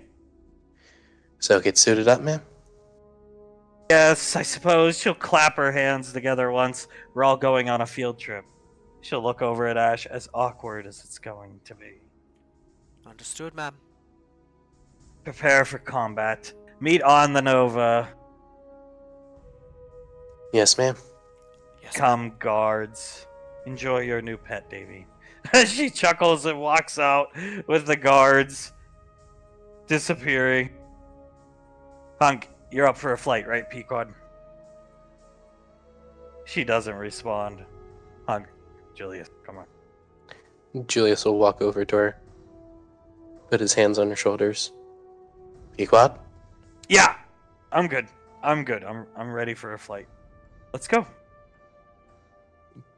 Julius moves her chin so she's looking right into his eyes. You sure? I am sure. I'm just not blessed with the self-control you and your mother are. I am sorry. She glares down at Ash and storms out. He stands up straight, sighs, looks back at Hunk. I knew there was a reason I loved that woman. Hunk nods. Yeah. Let's go. Come on. He'll clap his hands together. Alpha 9, let's move out! Fuck. Yes. As everybody gets ready and makes their way to the awkward ship ride. Krellin showing the cube to this thing, beeping at it, and it is one of the most awkward shit. Nobody said a word. Nightfall standing right behind Pequod. Julius finds himself sitting here on the couch with Davine, Hunk, and Lorelei, who is just filing one of her nails. Blows down onto it.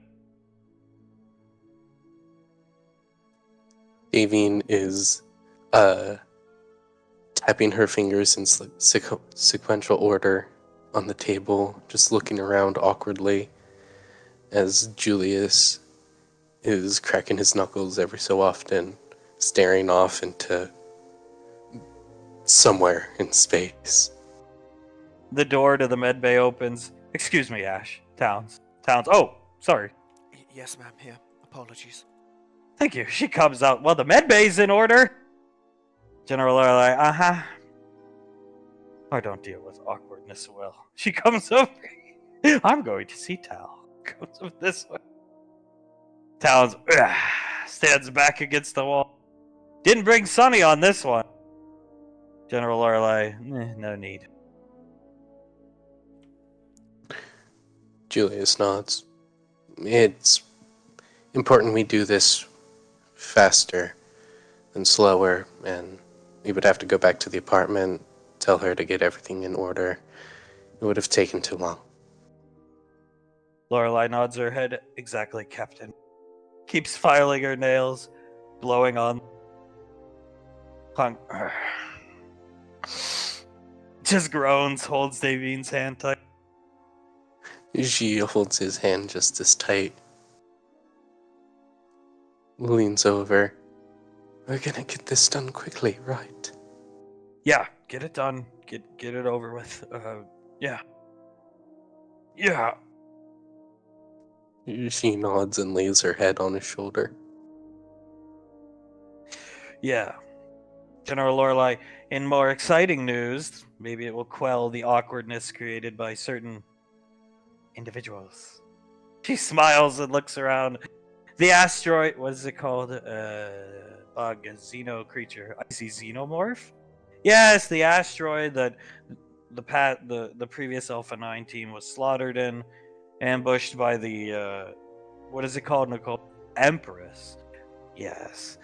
Has been found, coordinates found in space, floating through space. It was a laboratory Max Tech had made, built into this asteroid. It has been destroyed. Icy. Oh, wow. Takes off her helmet, Banksy carries her over, smiling at Lorelei. I figured, Lorelei shrugs. Better safe than sorry. Hmm? Davy nods. It's easier to drop a tactical nuke than send a strike team in there and not really learn anything and risk our lives. Lorelei nods. Better safe than sorry. Hopefully they are scrubbed from the universe, though I wouldn't bet money on it. But either way, bugs, pests, destroyed. Good. Very good. He stretches a bit, looks back at Sasha, stands up. Excuse me. And I'll walk over to her. She's talking with the Rangers. She turns. What's up? Mind if me and you talk in private for a second? Yeah, sure. Lead the way, Captain. He'll just go into here, away from everyone else. She follows. Listen, I know, professionalism, everything like that. You, probably the most professional out of any of us. As captain of the squad, I have to make sure. If we all get into a fight, and Ash is there, do you got his back? She nods. Absolutely. If he's gonna help get this over with and get him gone, then yeah, of course. He nods. No second thoughts about not pulling that trigger, anything like that? Not at all. No. Good. He looks around. He takes a step forward and gives her a hug. She hugs you. Well, at first she's shocked, then hugs you back. Feels good, actually. He chuckles. Yeah, I give pretty good hugs, I've heard. You do? It seemed like you needed one, and I didn't want to do it in front of a bunch of people. She tightens the hug. It is nice, though. I felt terrible for so long. But, she takes her helmet off, big smile on her face. He takes off his mask. Honestly, Sasha, forgive and forget. It's cool. She'll wink at you. I was always happy she finally found a good guy. Yeah, and, I'm happy for you too. You found Towns. And even when he was cursed and a little bit crazy, he was always the coolest dude on Gallia, in my opinion. She laughed. Well, I trained him well. It was a labor of love. He's great in bed, though. Julius laughs loudly. You know, it's for a bet, and this is a bit cheating, I know, but I just want to make sure I got this money. I wear the pants. Julius pumps his fist in the air. Yes! You can even ask him up front. He likes dominant women. Who made the bet?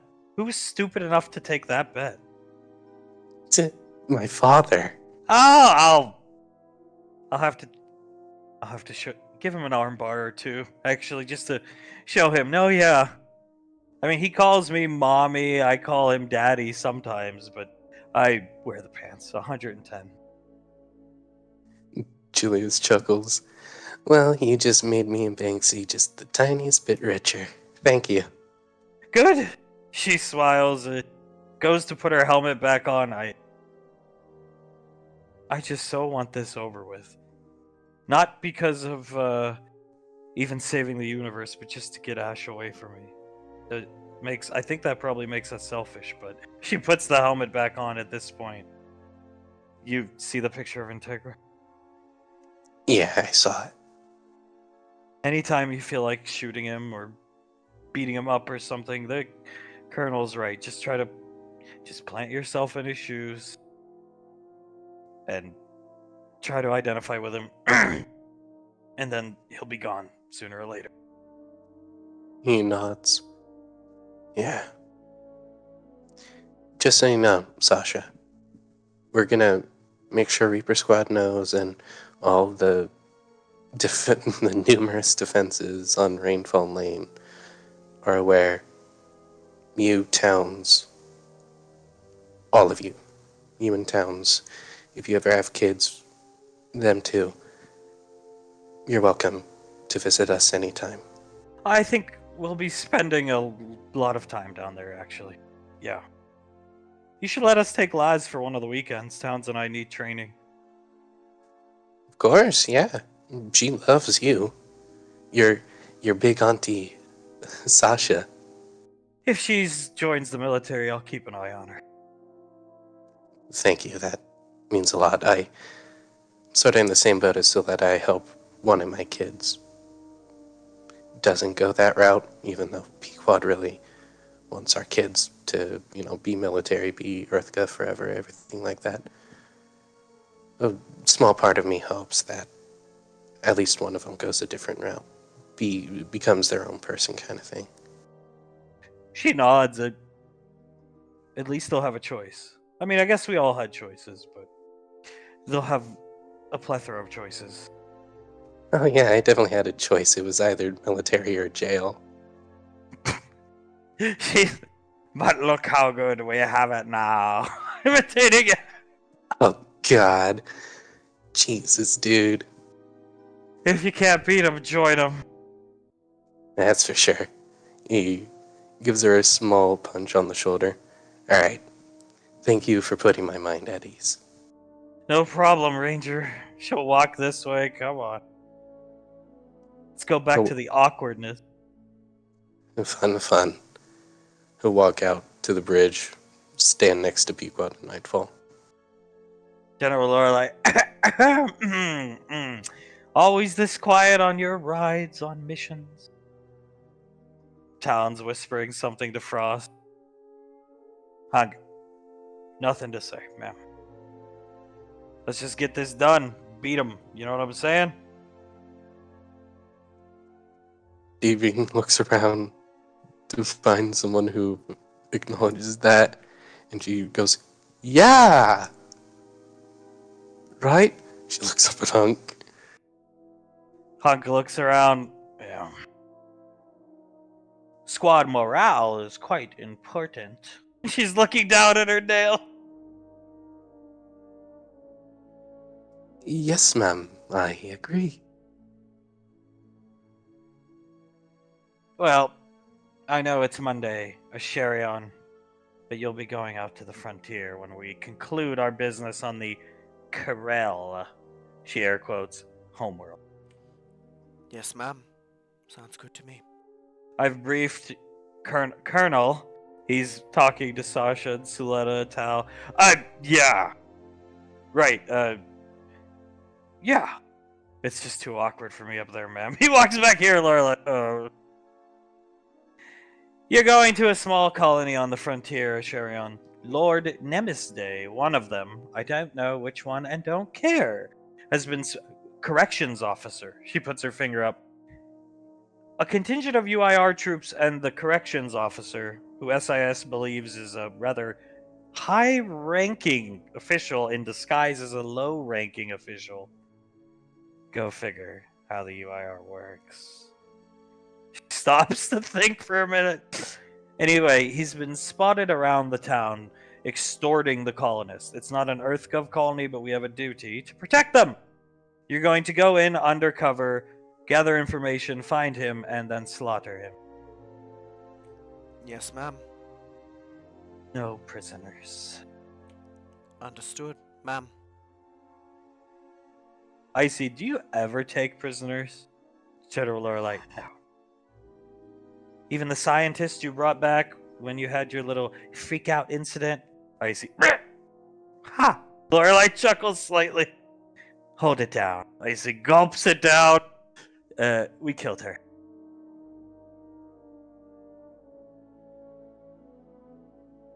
Very good, man.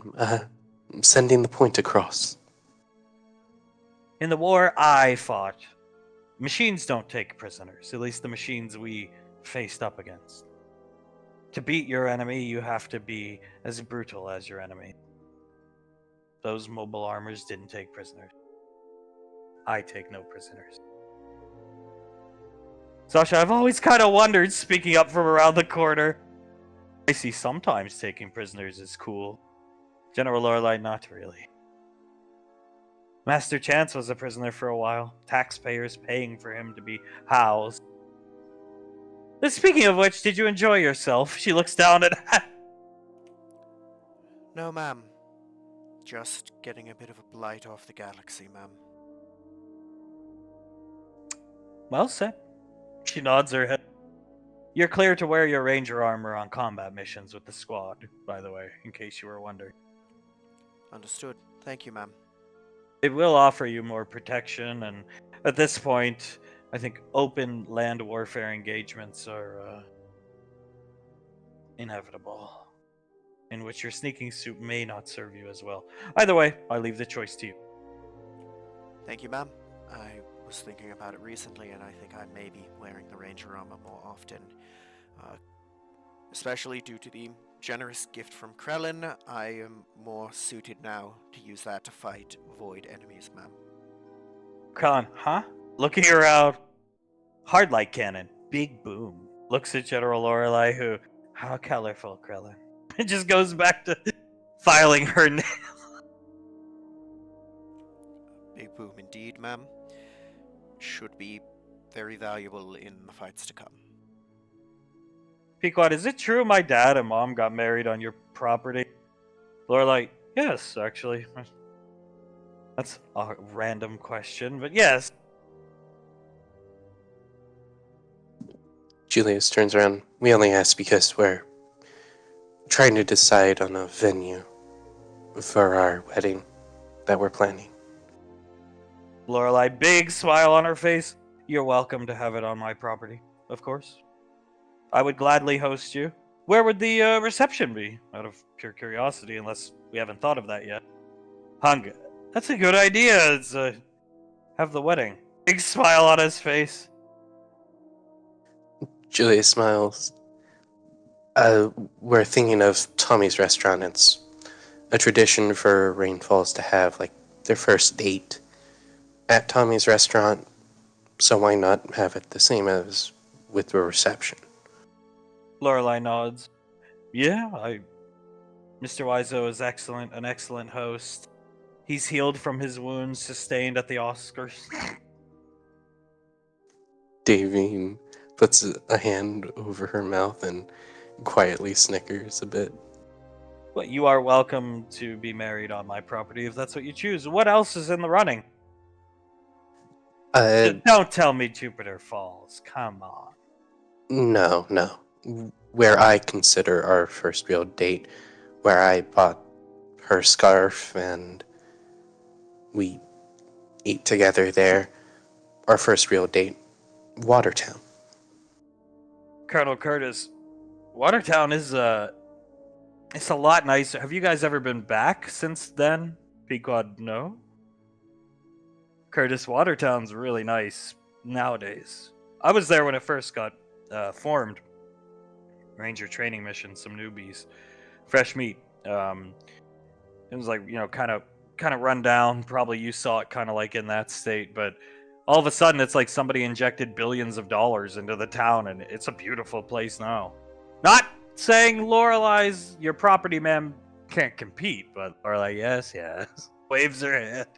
It's wonderful now. It would probably be pretty like scenic for a wedding. Pequod, you don't say, Colonel, with a big smile on her face.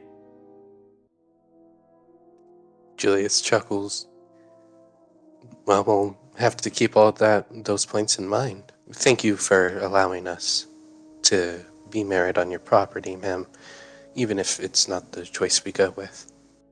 She nods. Watertown does sound excellent. It's where you solidified your very strong relationship. Julius nods, looks over at Pequod, and plays with her scarf a bit. She smiles up at you, and where we met Tommy. That's true, that is where we met Tommy. He's gotten a lot better at football since then. I said, don't even ask, Julius. Julius starts to laugh. You've gotten really better at that. Have you been taking points from Banksy? She nods her head. She let out. I've been around a long time, and I've never encountered a more awkward ship ride. Looking around, holding Tal's hand. Tal, yeah. Yep. Just looks at the ground. You don't say, Letty. And she taps her fingers in sequential order again a few times on the table. General Lorelei, so, Krellin, ask your new friend. He knows of the Ark. He knows how to find the Ark. How is he going to find out where the Ark is? Krellin turns to him, starts typing on his wrist computer. It starts beeping back to Krellin. Find Gatemaster.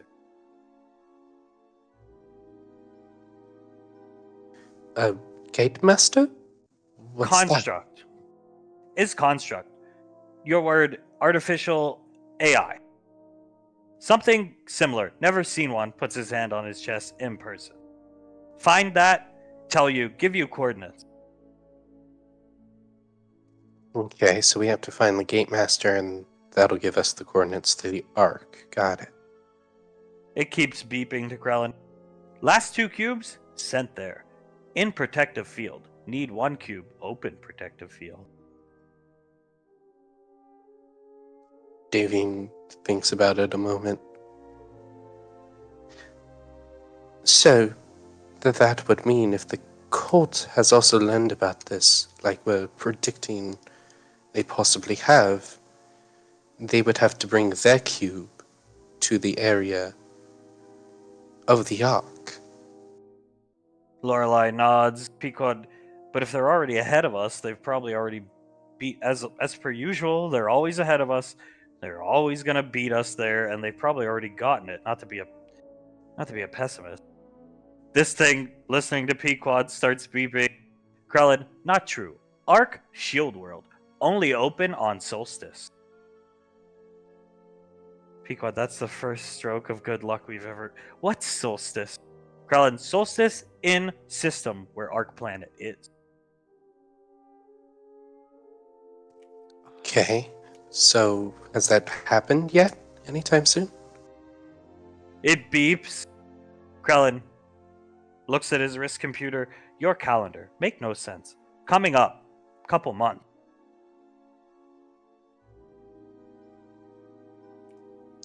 Okay. And so in a couple months, it will all happen. If they have that information, we would expect a fight, but if we get there first, we can set up an ambush ourselves. General Lorelei, it is the first stroke of good luck we've had. In a straight up fight, I'm sure we can take them. I'm sure the squad can take them. Is the Sherion's mobile suit done yet? I was informed today that it is ready, ma'am. I was going to ask if it'd be possible if I could have time to personally test it so I can get acquainted with it before taking it into battle, but other than that, it's ready to go. Absolutely. In the next few months, spend your free time. Don't even worry about the armory. It still looks good on your record. Don't worry about the armory. Let Blaze handle it. Spend your time getting acquainted with your suit, Basharion. Understood, ma'am. Thank you. Gonna need to make sure to give my compliments to the rest of the folks who helped build it as well. She nods her head. Blaze will take over the armory from henceforth.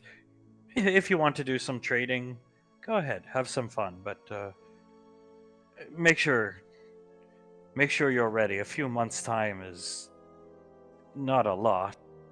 Suletta, it's a masterpiece. Ash, Zap did an excellent job. Jennifer, Mr. Freetooth, everything's ready to go for you. Understood. Thank you, ma'am. I appreciate the help you gave in finishing it. Should be good to use in combat, and we'll finish this. Right? That's what matters. Suletta, yes, we will. We'll meet them head on. And if they have to bring their cube, and we have to bring ours, and what should we call him? She points over to Suletta. Its designation is SR-71. If you want to give him a pet name, General Lorelei, if you want to give him a pet name, feel free. Davian thinks about it for a second. Samuel. His name will be Samuel. He looks over at Davey, nods his head.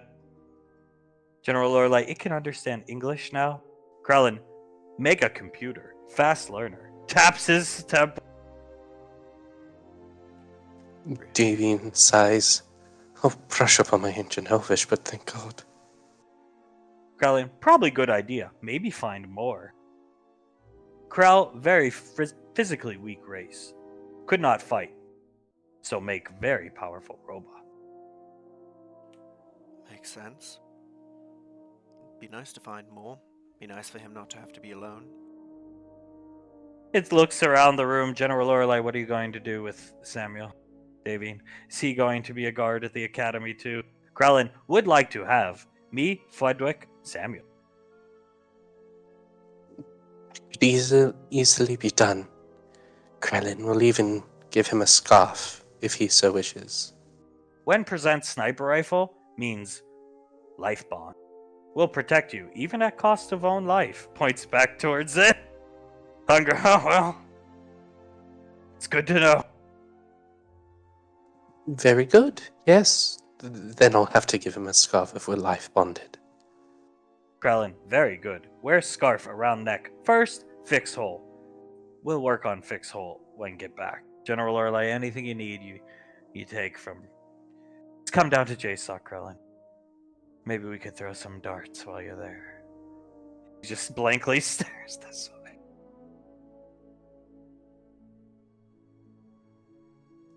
Julius leans back, smirks. You a big fan of darts, ma'am? Recently. And competitive axe throwing. Wonderful sports, aren't they?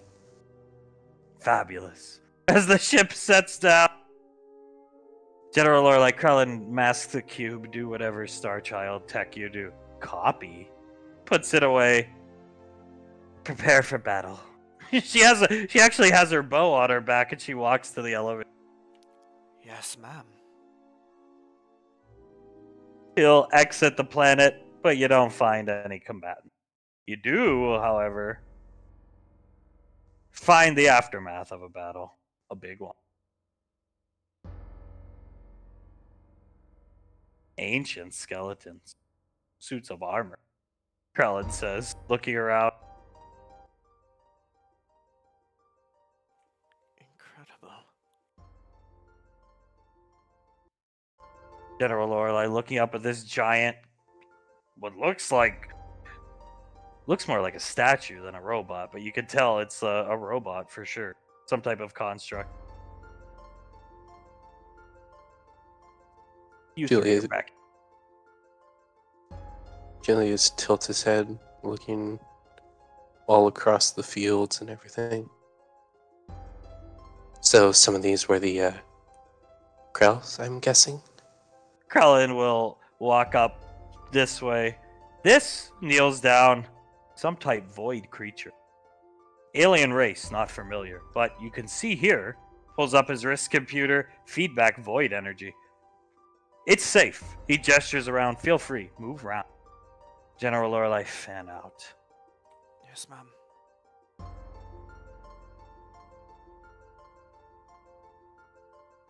The Colonel, the Rangers, Tal, I'm going to stay and guard the ship. Just the entrance of the ship. Pequod is on board. So let it good thinking. He walks this way.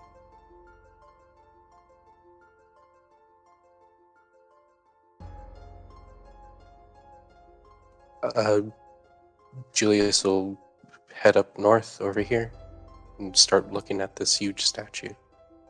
I see following Davine and Hunk. These four moving together. Krellin, told you, Krell, dead. Wiped out. These constructs, defenders. Like SR1. Big battle. Warped creatures. Come invade home planet. Another victim of the previous war with the Void, I'm guessing. Krellin nods his head, points up to this. Just like the picture, some type of strange, looks like almost a weird spacesuit, its head moving around, scanning the area. Interesting. Walks this way. Do you think it's functional, sir? Krellin looking up at it, and then you hear beeping coming from the robot. It comes over here, stands here, puts its, starts projecting a image from its, the eye, and you see a hologram of these two, and a gigantic dragon landing behind them. But it's from the side, and he's gesturing over here behind. He was hiding over here, recording it from here. Krellin listening to him beep. Who that? Pointing at these things. What the? Oh, recognize that thing. Pointing up at it as these two are walking here. This thing on Overwatch scanning around. And they disappear into something and leave. Isn't that the exoframe we were seeing with them? Hunk, I thought I killed that guy. I Play back? It'll play back and pause on Tewaz and Vidar standing there. And that's the dragon thing that took down the Majestic. Hunk's pointing up to the hologram. Yes, I thought you killed him too. Lorelei, huh? Just looking confused, walking around, looking at the hologram. Can they bring themselves back to life now? Hunk, didn't I stab its hand? He's walked up, stabbed him and sent him into the bottom of that. It was, what did you say? Krellin, was Starchild weaponry, non-lethal. Freeze time. Hunk, but he fell into the reactor-like thing. Krellin, yes? And just shrug. Could he have Void teleported out before he hit the bottom and before the nuke went off? Krellin, possibility. Looks voided, purple eye. Yes. And General Lorelei, what was his name, Asherion? Turns back to Ash. Did you ever figure out his name? I honestly cannot remember off the top of my head, ma'am. Hunk, Apologies. I don't think we ever got his name, though. We got into a fight. It was just a straight up fight. Ash fighting commandos, Julius fighting commandos, and I stupidly rushed in and killed a guy and then took this guy on, gesturing towards it. And Nicole was there. It was just a straight up fight. There was no talking. Lorelai, It all happened incredibly quickly, ma'am. Um, I do remember seeing him plummet into that reactor, though. I don't know. Suletta and Julius kicked Tewaz's neck and broke it 3 times or 2, resting her hands on your shoulders to try and relax you. It was 3 times, I believe. So, they have tricks up their sleeve. Towns, do you have audio pointing back at this thing? And it types on its wrist computer, and you can hear them talking amongst themselves, mention something about the slip gate, and then Tewaz, Vidar, let's go. And they go through and disappear again. And Hunk will play back and pause again and pull them right back. That answers one question and raises another, ma'am. There's his name, Vidar, but what's a slipgate? Towns, Vidar, I've heard that name before. He was head of research and development for, what did Agent O say? What's that company? General are like Max Tech Towns. Max Tech Towns puts his finger up. He was head of R&D for their robotics division, and he developed some type of like brain cancer. This was a long time ago. And then he like somehow uploaded his consciousness to the robot body. Agent O says he's like kind of high up there on most wanted lists. I can imagine. And I can imagine he's gonna take a few steps up now. Hunk, and then of course there's that. And he gestures up to the holograph of the. It's a shapeshifter dragon from the short debriefing I got. Yes, it could shift or have a woman come out from it. I don't even know how to describe that thing, sir. Krellin, druid corrupted, high elf, royal blood, corrupted by void, powerful. Need big robots kill that thing, I think. Pointing up at it, hard light cannon, do lot damage. Aim for mouth. Understood. Should we come across it again, that'll be my first shot. I see over the radio, Pequod battered that thing. Pequod comes over. I unloaded the Nova's full arsenal on it, and it flew off. I'm just staring up at it. Glad we have the mobile suits. Yes, sir. It knocked the Majestic out of the sky well cloaked like it was nothing. Lorelai looking around. Interesting. Davian looks around. They mentioned a slipgate, I believe. Do any of us know what that is? She turns around. Krellin? Krellin, masters of space navigation. Slipgate technology. From point A to point B. This thing most likely make it. Points up to this. How open? Turns, it says to this thing. It looks back at Krellin. Then looks at Davine. Krellin, how open? And it just keeps staring at Davine. Samuel, how do we open the slipgate? Oh, how cute. It's waiting for orders. Think about it. Open the slipgate, Samuel. It'll walk over and start typing on its wrist computer. Beeping to Krellin. Krellin comes over. Open slipgate only 2 at a time. Then power down. Take many minutes, get back through.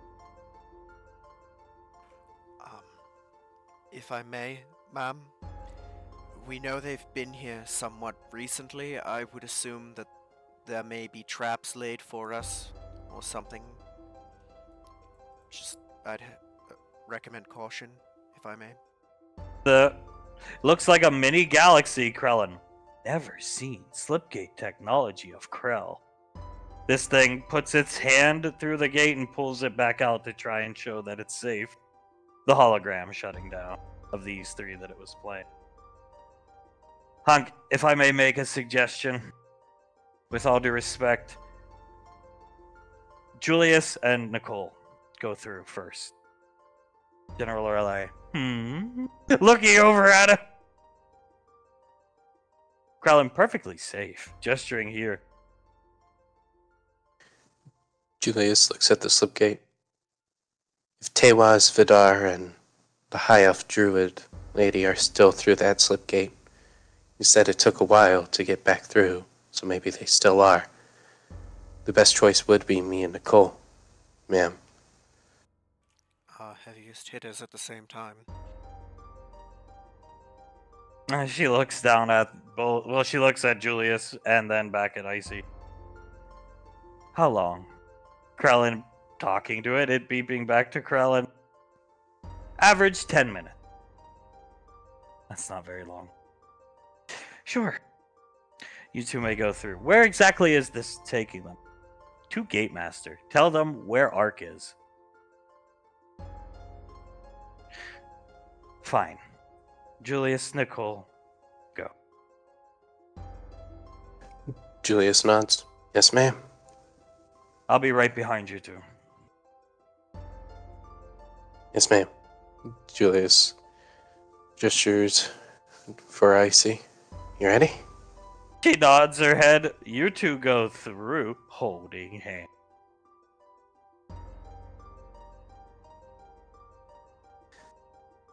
You find yourselves here.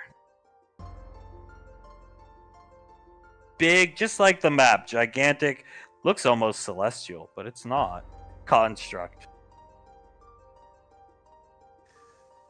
Julius lets out a long whistle. If this thing doesn't understand us, he's looking up.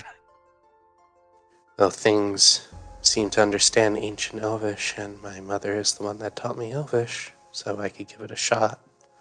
We could just talk to it like Krellin. She starts walking up me, Krellin. Walking this. Julius chuckles. Yeah, maybe that'll work too. This place is really cool. She walks up farther. It slides its big hands up this ways, receiving you. Julius reels back a bit, takes another step forward. She's gonna right behind. Gatemaster? It looks down at you. We're here to inquire information from you. The Ark of the Star Children and Krell's, the Ark. We need to know where that is. It's a matter of universal importance. You see your arm lift up, and it's gonna feed back text to you in ancient Elvish. You can kind of make sense. Purge first. It just says purge. Purge what? Intruder is the next word, misspelled, but yeah. Icy, what's that say? Looking over at you. Julius starts looking around everywhere. Intruder. Icy starts looking. I don't sense it. This stuff's mana. She points back at it. It's like sensory. She puts her hand in front of her mask overload. I don't sense anything here other than mana plane and weird tech that I don't understand. Julius nods. Keep your head on a swivel. He looks up at the Gatemaster. Where is this intruder? Oh, Julius, you feel a loss of control of your body, almost like you're still standing, but you feel like a puppet. Strings are in you. Icy sees your arms go limp in your legs. What's wrong?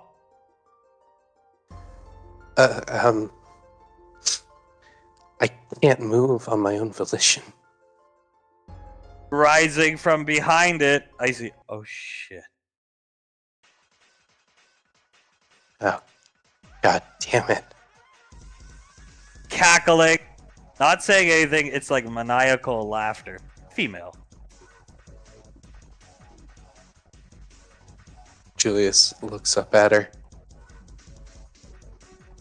So I'm guessing you're the intruder that we have to deal with? This, as she hovers down, looks super, super frail. is where you end. She'll lift your arm up. Simple, feeble mind. Cackling the whole time.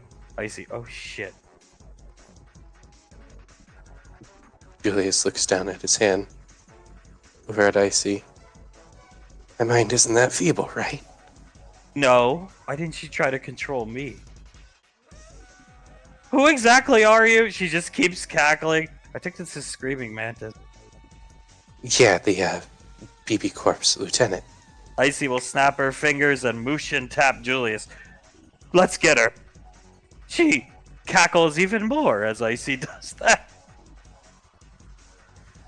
Julius will try to move towards Screaming Mantis, and I assume fail. Nicole? Huh? She looks back at you. I can't move. She looks up at you and then Mantis. She's going to raise her hand. Mantis will mind control you to roll your series of attacks. You don't need to roll on ice as she's raising her hand.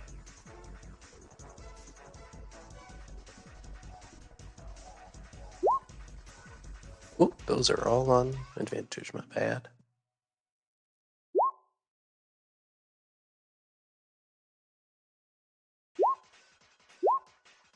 You just start peppering her. Ow, ow, ow, ow, this way. And you've lost complete control of your body, but you still have control of your mind. What the fuck, Julian?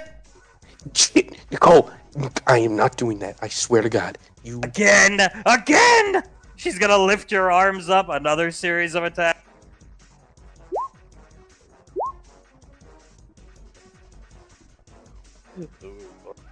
Boom, boom, boom, boom! Every time you're battering her back. Jesus Christ!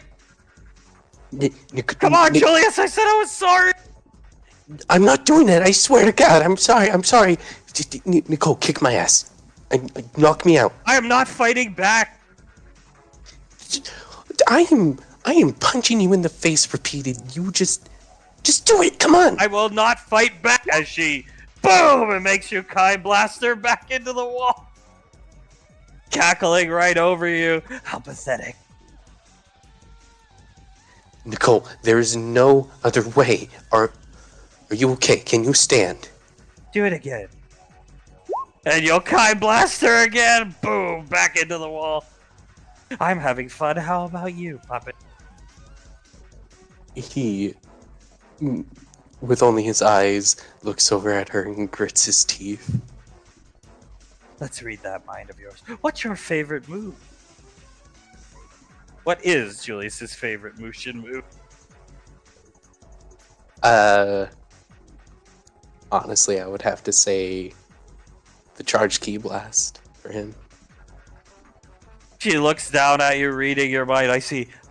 Puts her hands up. I'm not fighting back.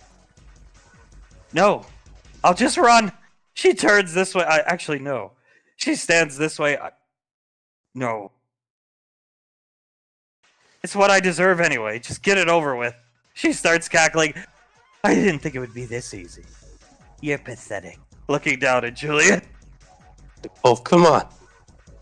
Come on, you're not gonna make me do this, right? Just read that mind. How did you defeat that lightning count? Who is this bald man that occupies your mind? She's just reading through your mind. Julius keeps on shaking his head, or at least attempting to. Nicole, please, just at least unmotion me, come on. This looks like it hurts. You start wobbling up to Icy. No, I hurt you, and this is what I, just as you start to go full motion, deserve. Nicole, you do not deserve this. You do not. Just either knock me out, unmotion me, or I don't know. Just do something. Come on, we'll run. I'm not sure why Tewaz warned me about the Rainfall siblings. You're pathetic. Go. As you boom and slam her back into the wall. Laughing at you, Juliet.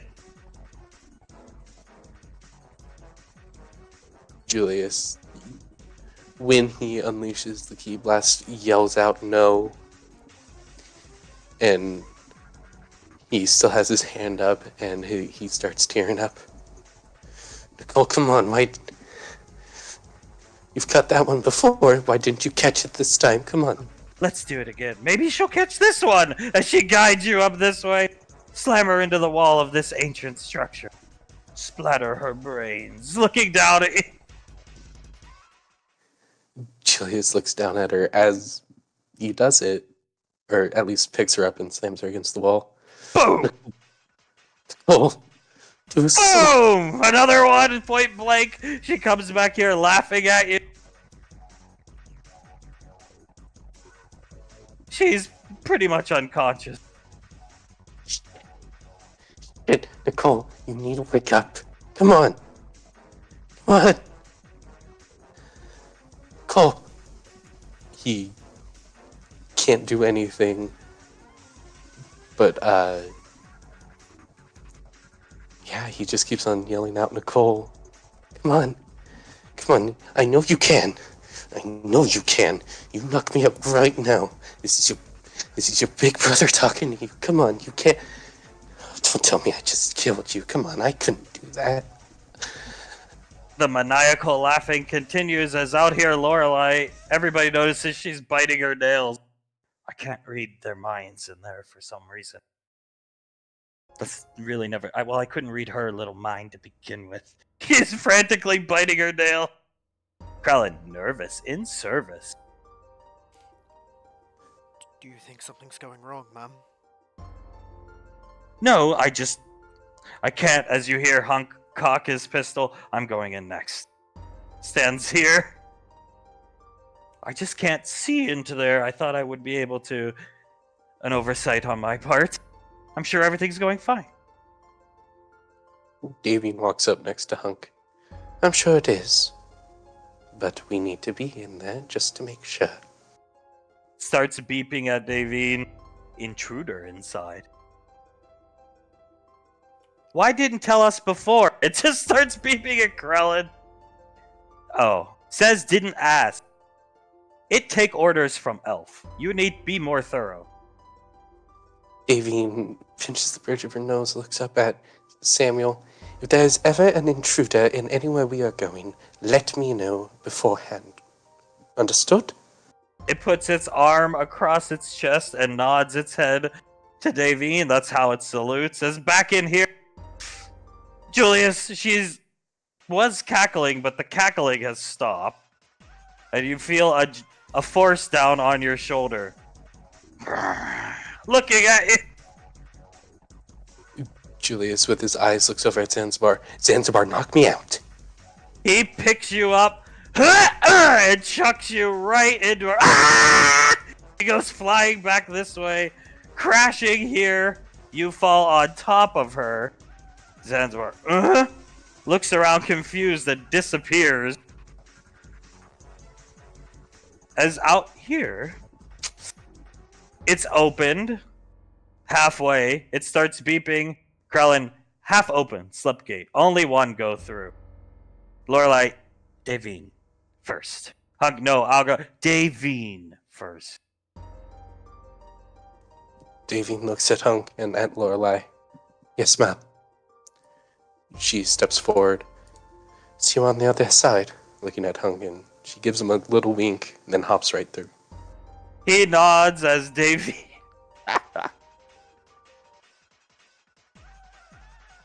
boop, appears right here.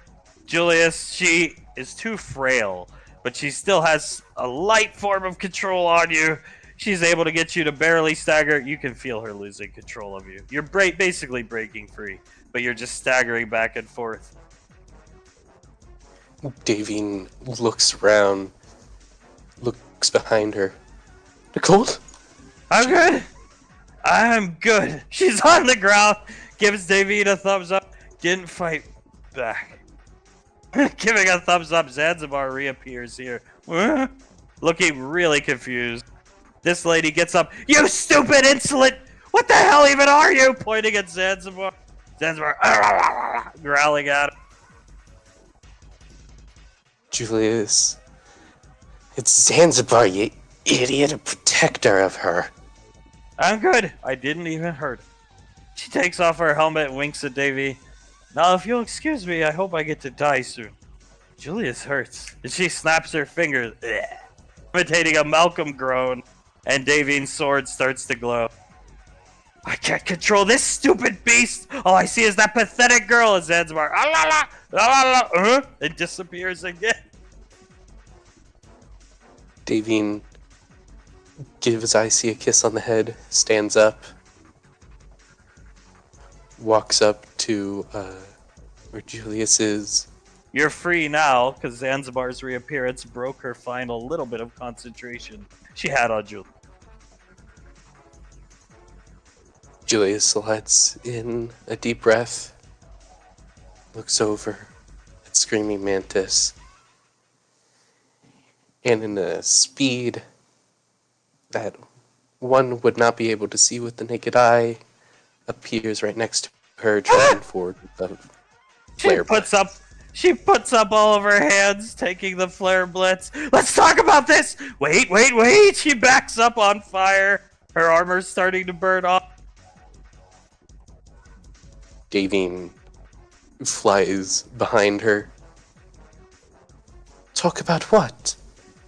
Yes, talk about what? I'm worth more alive! You're worth nothing to me alive. He's looking between the two rainfalls. I know intimate knowledge that only members of the cult would know. Knowledge that we can easily learn. He takes another step forward to her, and Davine takes another step forward. Think about this! She puts her hands up. I'm surrendering. You're the good guys. Julius puts a hand around her throat. Now, who said that is the case? Who, he lifts her up, said I am the good guy? I will make you bleed. Good. And he starts to light his hand on fire, as hot as it can go. She's gonna let out a shriek of pain. Would you like to disintegrate her? Yes, he would. She disintegrates, screaming and moaning into a pile of ash. He looks down at the pile of ash, looks over at Icy, and runs over to her. Davine clicks her tongue. I at least wanted to get a sword swing in. You get her? She wakes back up. I'm healing. She rolls her fingers like in a circular motion. It's coming back to me. God, you hurt. I know, I'm sorry. He hugs her tight, and then lets go of the hug. Sorry, that probably hurt. It's okay. We're square. He looks at her. Nicole, if that ever happens again, you need to do something to me. I understand you don't want to hurt me, but I don't want to hurt you either. She's gonna reach up to try and get her arms around your neck to hug. Next He'll time help. I'll stasis. You could have stasised me, Nicole? Yeah. I made an oath to myself to only use spells to benefit you. Well, when it comes to something like that, he pulls back, looks her in the eye. Benefit yourself, please. She nods. You cracked my helmet, jerk. Looking at her. I know, I'm the biggest jerk. He chuckles, hugs her again. I'll get stronger so no one can take control of me like that again. Was that Zanzibar? Looking around the room confused, waves to Davine. Who killed her? Davine nods over to Julius. He disintegrated her after a speech that I am quite proud of. Nice touch, bro. He shrugs. Felt right in the moment. This is a pretty cool birthday. Are all birthdays like this? No. No, I don't think so. And Davine shakes her head.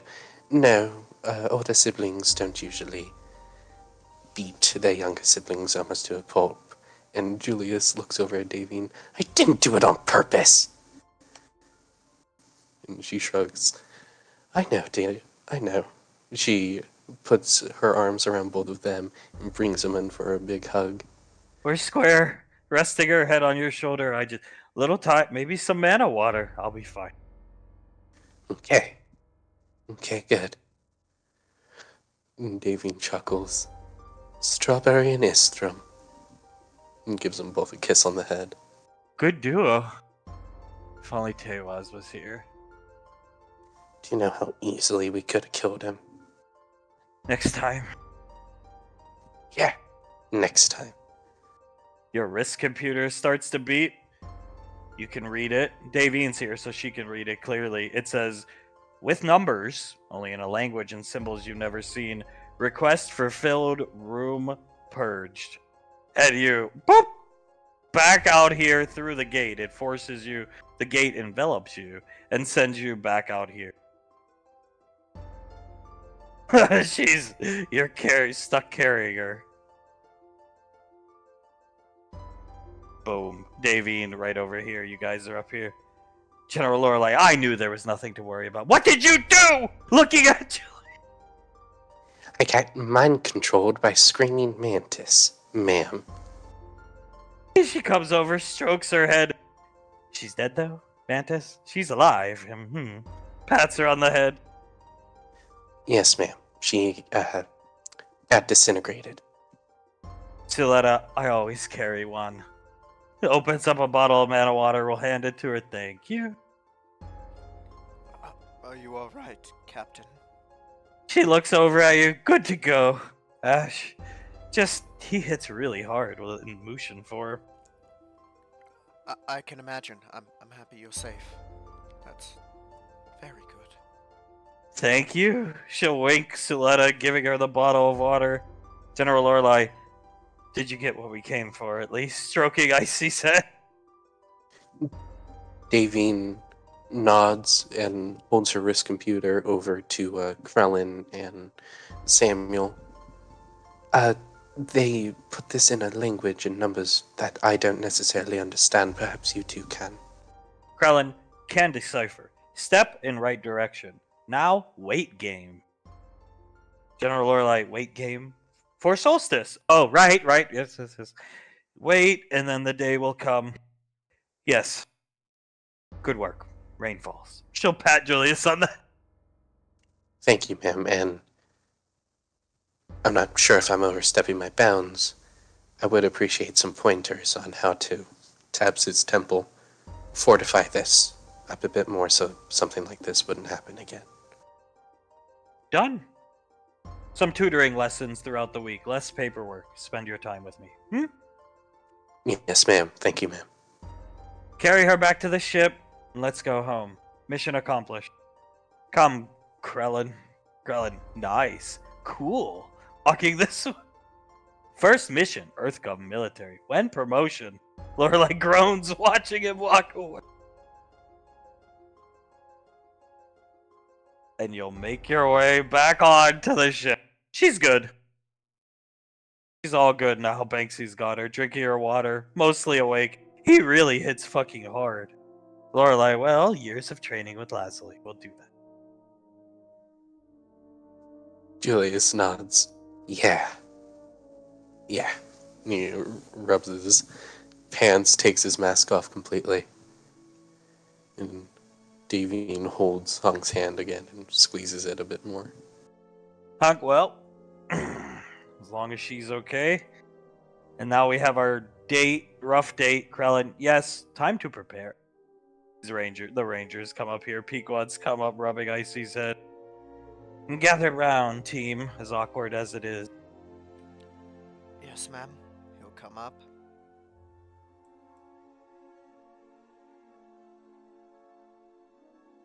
So we have a date. We have a time-esque thing. Is there an exact time? Krellin can figure out exact time very soon. Need get back. Big computers. Swotor. General Lorelai, yeah. How do you put up with him? Under her breath. Davine shakes her head. You honestly get used to it after a while. Right. She looks down. So we have our date, we have our time. We're guaranteed to meet them there head on in an engagement. Be prepared. We have a couple months to train. Time on your mobile suit? Train with that. As I said, do not worry about the armory. Your spears? What would you like to call your torpedoes, Davy? Davine leans forward. They do remind me of thunder spears, so I would like to call them that. Thunder spears. Get with Blaze at some point, have a plethora of them prepared and ready to go. We don't know what we'll be up against when we land there, but I would say this is the point of all in for both factions, both good and bad, light and dark. They have to bring their cube, we have to bring ours. We'll figure out the problems with the composer after we secure the 4 cubes. Understood, ma'am. I'd say at this point we have a better hand than they do, but maybe that's wishful thinking.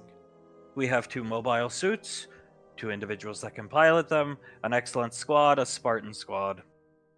Yes, I agree. Then there should be no issue with going all in. Once the cards are on the table, we'll decimate them. And the composer, we will find if Krellen is playing with the cube.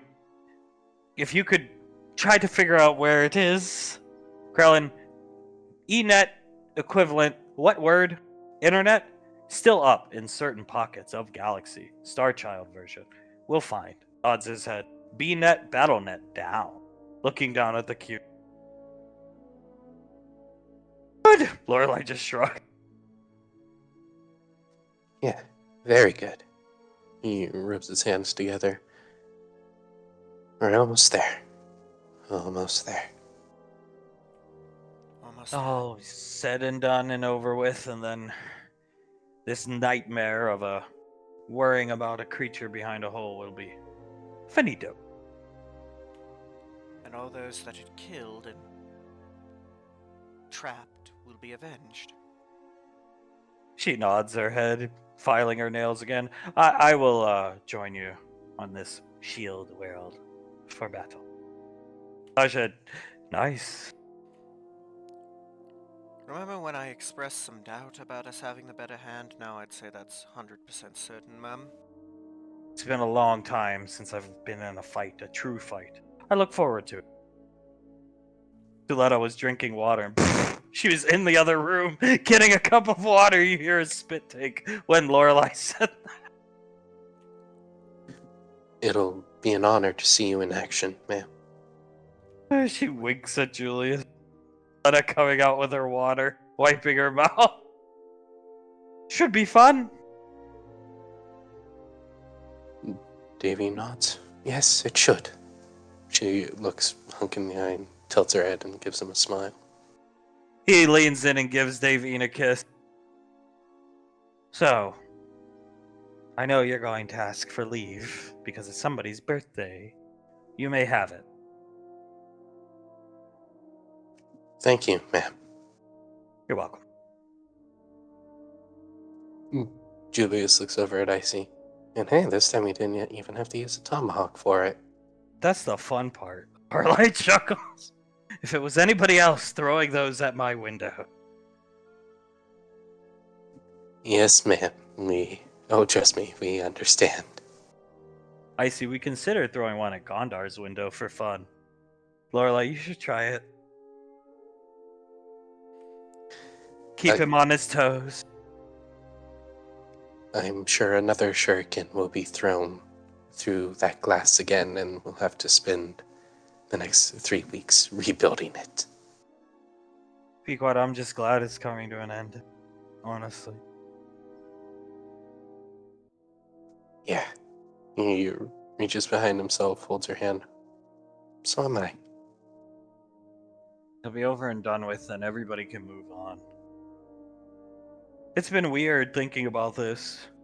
Worrying about it. Oh god, a threat we can't beat. Blah, blah, blah, blah, blah. weighs on the back of your mind. Yes, it does.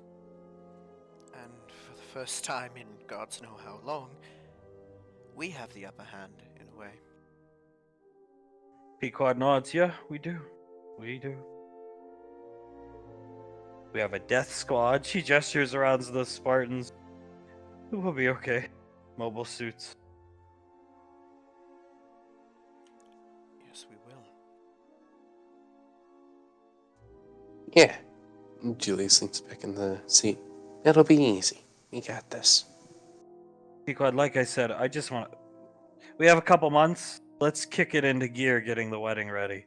If the universe is gonna end, then I want to die married. General Orr, like, Julius leans his head back so he's looking up at her. Couldn't agree more. I can't wait to be married to you. Legally, instead of just by name. she's gonna reach up, give Julius a kiss. Tal clears his throat. Ash, why don't you extend the invitation to... If it's okay, I will. I'll extend the invitation next I get home. He's gonna come over. Not only that, mate, but why don't you tell them it's okay for them to go down to your house? You know, we talked about it. Yes. Now's a good time because everybody's in good spirits, mate. Captain Rainfall. I see sleeping in Banksy's arms. Julius is... The other Captain Rainfall. Yeah, what's up? If you would like, I would like to extend the invitation for you to come down to the Valorius household. I will be away on the frontier at the time, but I think it would be good for you, for Saris and Mum, for you to be able to say hello and see them. If you want to, I can give you the address right now. And like I said, we'll make sure I'm away at the time. That sounds perfect, Lieutenant. Forward me the address. ASAP, please. So, yes, sir, and congratulations on the wedding, sir. I hope you have a grand time. Thank you. Colonel Curtis, yep, just give me a few days. We're gonna go out and get this jailer what's his name? General or like corrections officer. We're gonna get this corrections officer Namaste within the next 2 days. Plain clothes op, Ash, so bring your gear, but we're gonna send you in plain clothes, try to bait this guy out, teach you some reconnaissance, basically. It'll be your first reconnaissance op. We'll get this Namaste guy, we'll kill him, and I'll come back, and I'm gonna go have a talk with Saris, and as long as you guys want to come down, then I'll make sure it's done by the end of the week. Understood, Thank you, sir. Colonel. Apologies. Understood, sir. That hopefully can smooth some edges over. He looks down at the ground, Lorelei. Hopefully.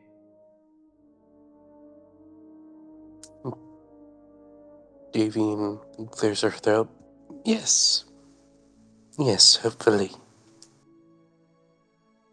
Lorelei, after all's said and done, and then this cult is wiped out of existence, and we find Krellin's device and get rid of that black hole, you are going through Ranger selection. You're going to re-earn that Ranger rank. Yes, ma'am. I look forward to it. Good. Yes. Tal's gonna walk over here. Towns will move out of the way for him. Come behind Sasha. General Lorelei, I suppose I'll be losing him to the academy. Gesturing up to Tal, who takes his mask off and kisses Suletta cheek, immediately blushing and sweating. Yes. We plan to try and attempt to poach him from the Rangers. He's just too good of an asset to not at least attempt it. A time on that. Why are you sweating? She's wiping sweat off her brow. A lot of time on the frontier, ma'am. I'm ready to stay home, join the civilian theater. Lorelei, you may stay in the military, get your pay, and all that good stuff. Fine. You may have him. Davin claps twice. Then, I suppose, Letty, if you think it right, I believe he needs something around his neck. Huh? She's just staring at his lips.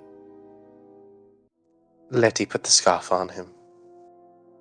What scar? Oh! He reaches into her pocket. Lorelai, ugh, just groans. She puts the scarf on him. Thank you, ma'am. I'll wear this everywhere. Frontier and at home. Davin chuckles. Sounds like a plan, Tal. Stiletta's gonna grab his cheeks, squeeze his face, and just start kissing him as Lorelai, good God. Julius chuckles, looks up at Pequod. Who knew she would be this? I'm not sure against is the right word for it, but apprehensive to this kind of romance. Pequod, well, she's whispering. Her husband died a couple months before Memorian was born. She's been bottling that kind of stuff up for quite a few years. Well, yeah, no, I understand Soletta, but Lorelei is the one I was talking about. Sorry. She's watching them kiss. Well, she looks at Lorelei. I mean, there was a time you weren't allowed to have PDAs in front of ranking officers. That's right. Lorelei speaks up. Julius clears his throat. Sorry, ma'am?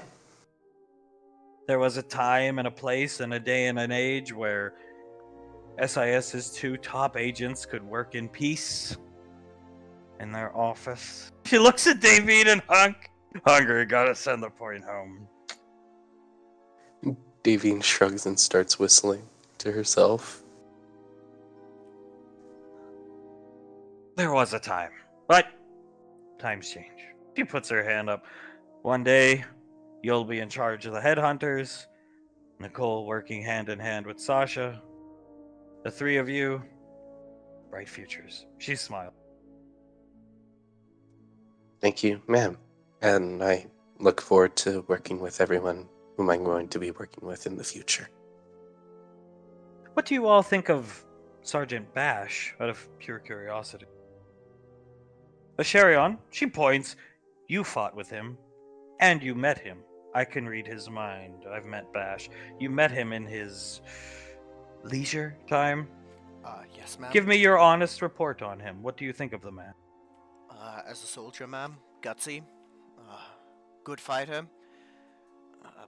During the siege, he ran in without any fear for his own life and fought through myriads of those soldiers.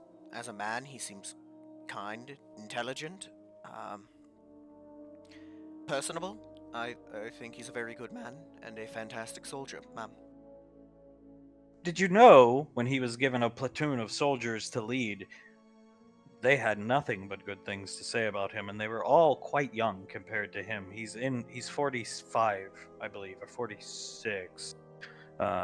Very good at connecting with the youth. She nods her head.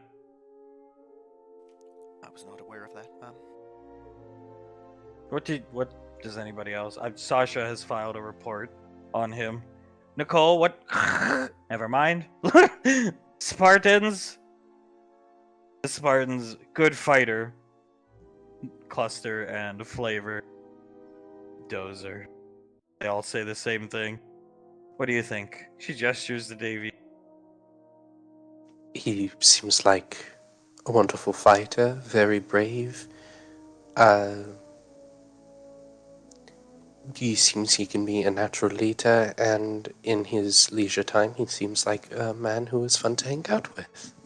Likes to drink, have his beers, and ride his, whatever they call those contraptions, Harley Davidsons. Might be a good drill instructor for the future Headhunters organization. If he's good at connecting with the youth, I would have to agree, ma'am. That's a very important part of the Headhunters. New blood means youth, unless it's a special circumstance. She nods her head. I'll keep an eye on him. I'll let you know how he's doing. He piqued my interest. Quite a brave individual. Thank you, ma'am. I appreciate it. I'll be honest, he piqued my interest as well the few times that I've met him.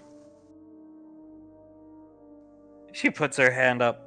Honestly, when I first saw him, I thought Asherion was going through a biker phase. I was going to say, now Asherion, you don't look good on a Harley. She starts chuckling. Then he walked up to me and I got a better look at him and could tell, but he does look somewhat like you. He does, ma'am. I myself wondered if I had a long-lost brother when I first saw him. She starts snickering. Oh well. Everybody has a doppelganger.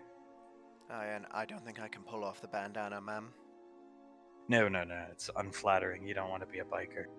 Spending your time at biker bars. Unbecoming of a ranger. Remember, our conduct outside of duty time is important. Right? Yes, ma'am. Absolutely important. Good. And make sure you kill Namaste painfully. Yes, ma'am. I'll make sure to kill him in a way that gets the message across. They're extorting money out of this colony. Small contingent. I think about 15 UIR troop. Nothing your squad can't handle. But make sure you kill him painfully. Brutally, in fact. I would gut him alive. Like a fish. Consider it. She shrugs! Will do, ma'am. Sadly, that's, not within my skill set, but there's plenty of ways you can painfully kill someone with a pistol, ma'am. That is true. She puts her finger up. Very true. Oh, jeez. Poor Namaste. Particularly fond of joints myself, ma'am. Blow his kneecaps out, let him crawl around. Yes, ma'am. Will be done. Colonel Curtis typing on his wrist computer. I mean, I'm not sure why all the Nemastes kinda look vaguely similar, but Icy has woken up at this point, drinking some water, and Banksy's like, this is what he looks like. This is the man we're looking for. Pequot. Oh, God. He's fat! Icy, who's that fat guy, Julius? Looking down at the... That's Correction Officer's Namaste. I see. How can you not recognize him? My brains are still a little scrambled. Sorry.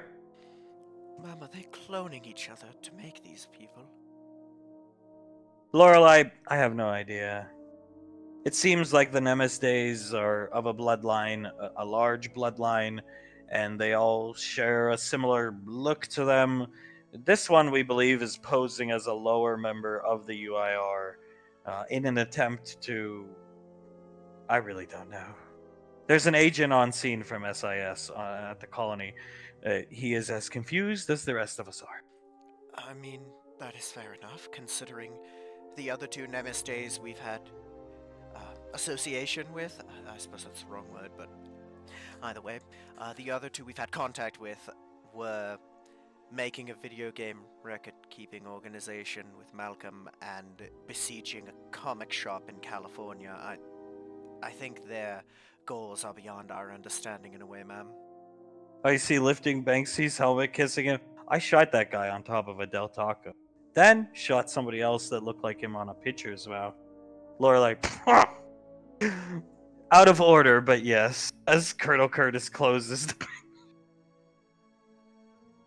Yeah, we have a storied history with the Nemastes. I'm sure they'll be around for years to come. Lorelei, perhaps it can be an initiation mission. The first mission headhunter teams go on in the future. Come back with Namaste's head. A Namaste's head. Considering the fact that they seem to breed like rabbits, ma'am, I think that may actually work. She starts chuckling as Pequod's nav computer going off. She gotta run over here. Docks the ship as she's docking Lorelei. Rangers, with me. Rain falls. Enjoy your night. You may stay, go back to the beach house. Enjoy the rest of the week. I will call you if we need you, so be ready to move. Leave your gear on the ship. Thank you, ma'am. Will do. Good. She'll clap her hands together. Krellin, tell the construct to go back to the apartment, Davy. Samuel, she turns around, follow Krellin back to the apartment. And Blaze, the exoframe there, will ask for you to help him out in the armory. Understood? Puts its hand across its chest and nods its head quickly at Davy. Krellin, salute. Very good. They're gonna start leaving. The Spartans are gonna start leaving. Lorelai's guards. Lorelai's gonna leave. Miss Davine, Captain Rainfall, if I may, thank you for keeping Captain Rainfall safe. You're welcome, Lieutenant. It isn't an issue. She's my little sister. And remember what I said, Captain J. Rainfall, if the two of us are in the same room. Yes, sir. Apologies. It's a long day. Will not happen again, sir. Understood. Go with your ranger squad. Yes, sir. He's gonna walk out. After salute and then walk out. Everybody leaving the ship. Suletta lets Tal go. You're so brave. Tal, I'm literally going to fight a Nemesis. Suletta kisses him again. Jesus, he takes the kiss. I see laughing. Well, it should be a fun time. I can say that, right? Julius thinks about it for a second. Yeah, no, that one's good. You're good on that one. I'll help out with the Nemesis mission as Nightfall leaves the ship, and then I'll hook up with where are you guys going to go after the birthday celebration? I don't know. We got the week off. That doesn't usually happen from Lorelai.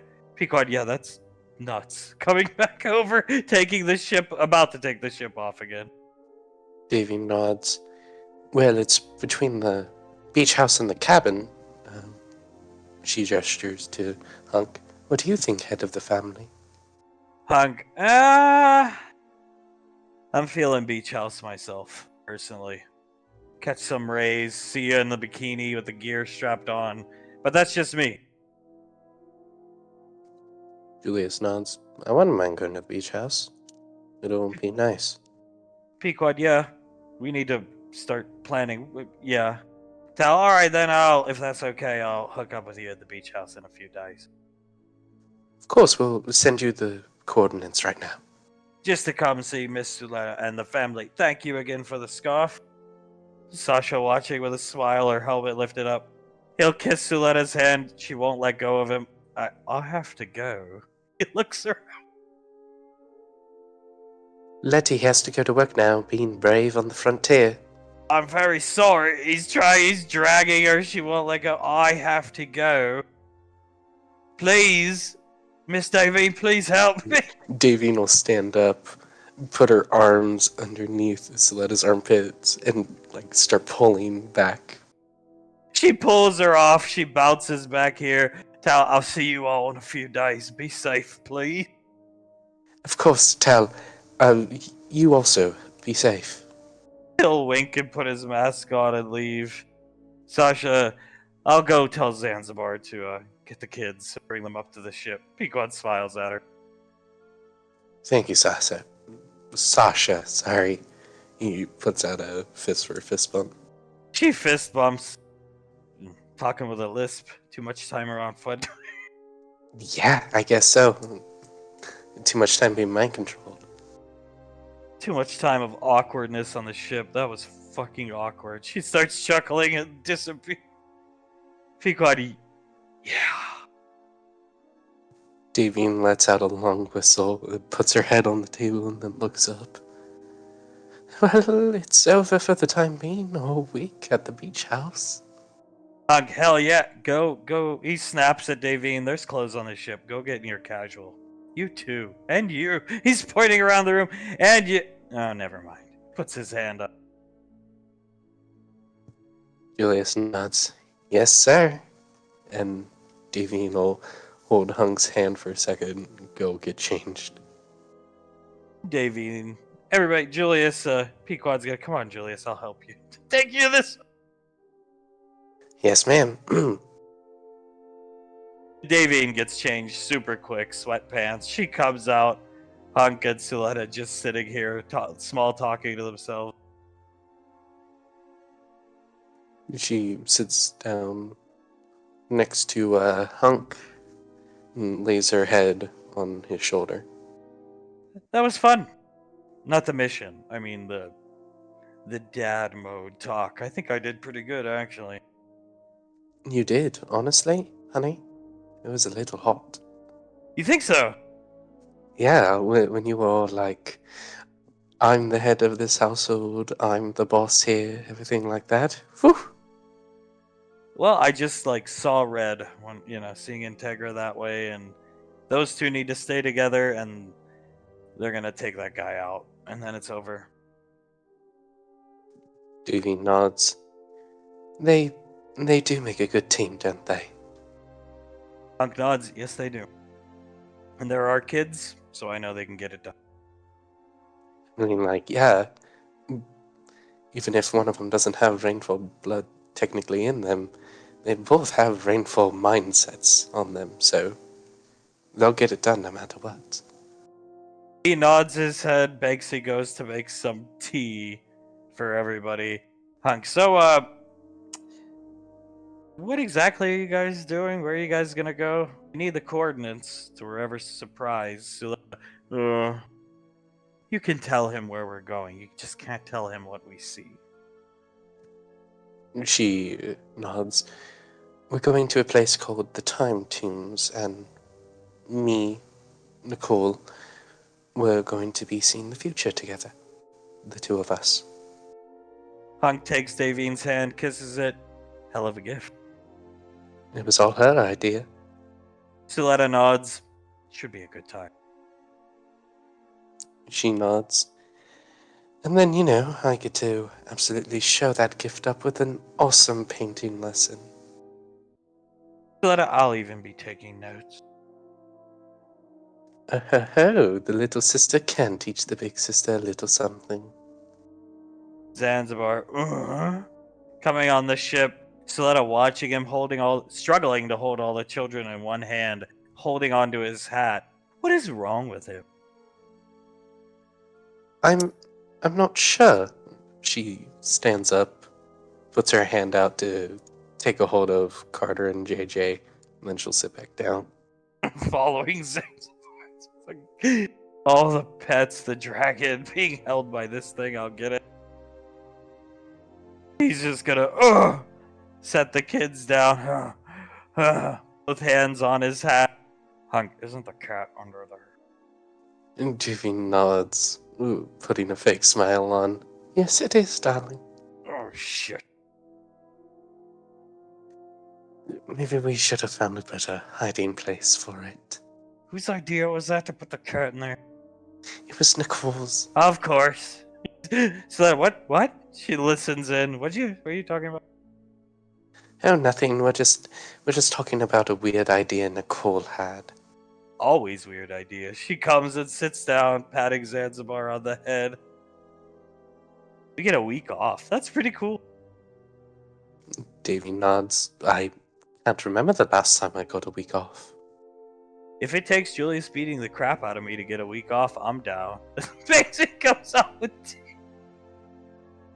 Davy laughs. Let's truly hope it never comes down to that again. In here, Pequod helping Julius put his shirt on. That was fucking god awful, Julius. Yeah, it was pretty bad.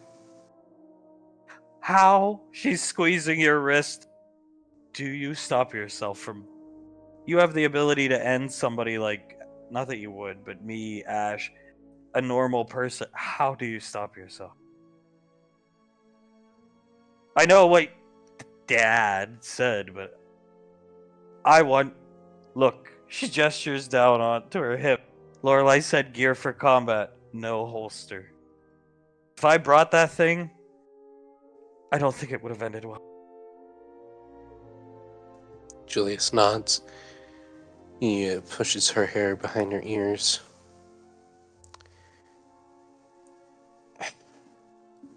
the first thing that you learn when you learn how to fight, at least with Davine teaching you, I'm sure Flavor got some pointers about it at some point, is you have to learn control.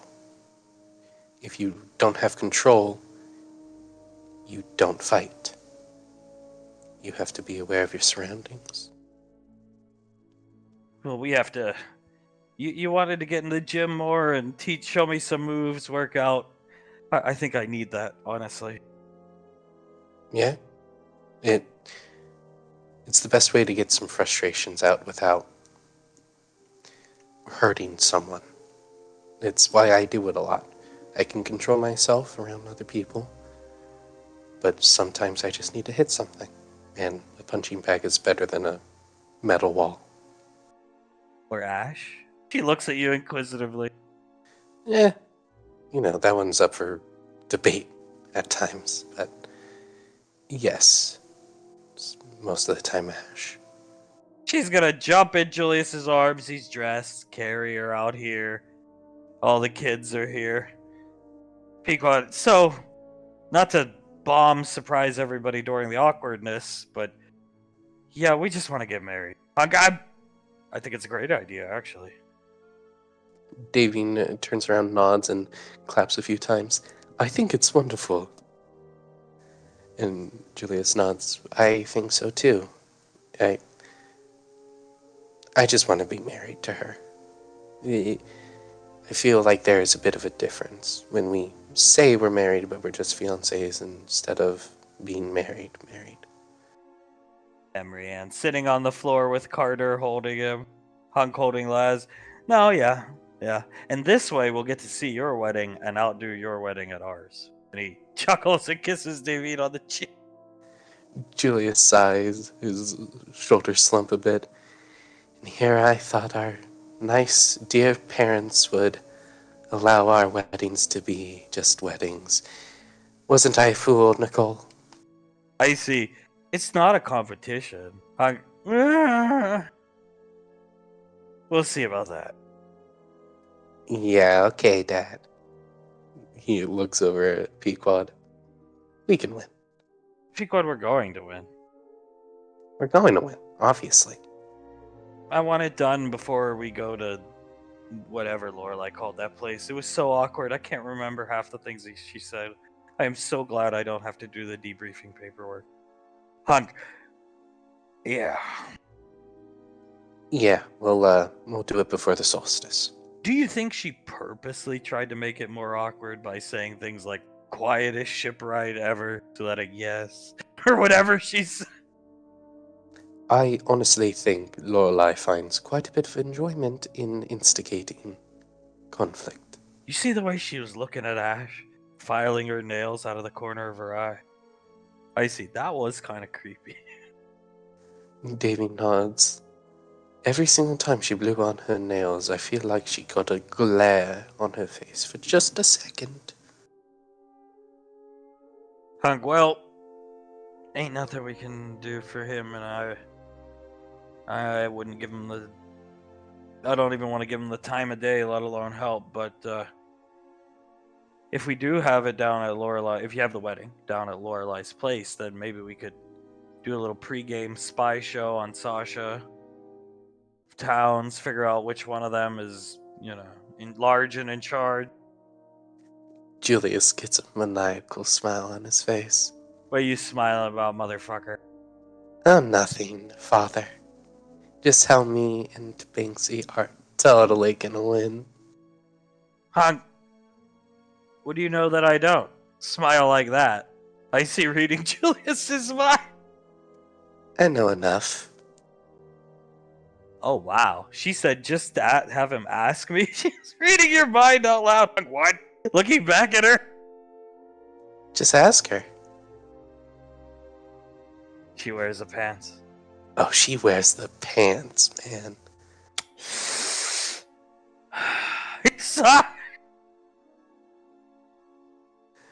Julius starts to laugh. Me and Banksy, we were right. Who could have guessed?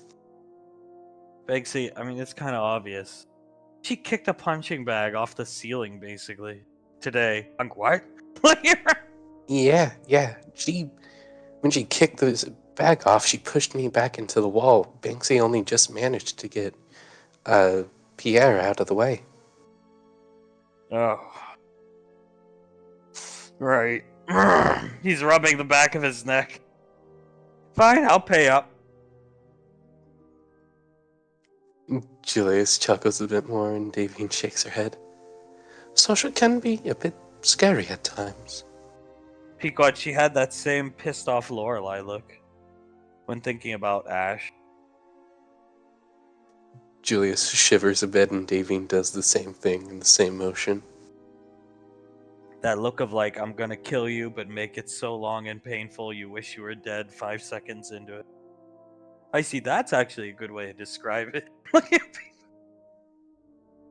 Yeah, and it's a terrifying way to describe it too. Well, yeah.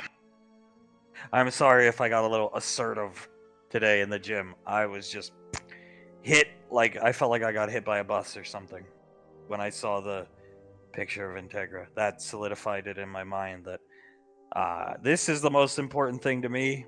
My family, you guys, he's pointing around the room. I want Ash far away. I don't care what he says. I don't care what he does.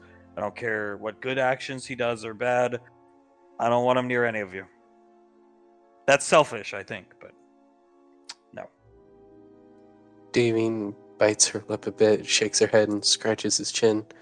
You don't have to apologize for that. And Julia shrugs.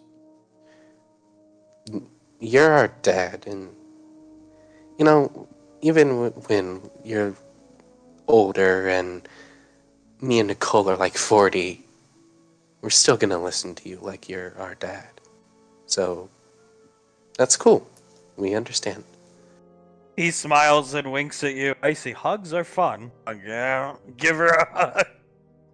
It's just a lot to deal with all at once. I appreciate those Rangers trying to help. I do. I'm glad they are.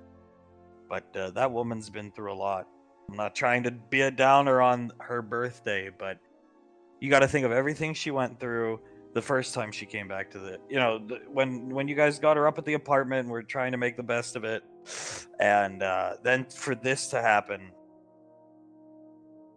he starts cracking his knuckles, looking at the boarding ramp everybody left through the elevator.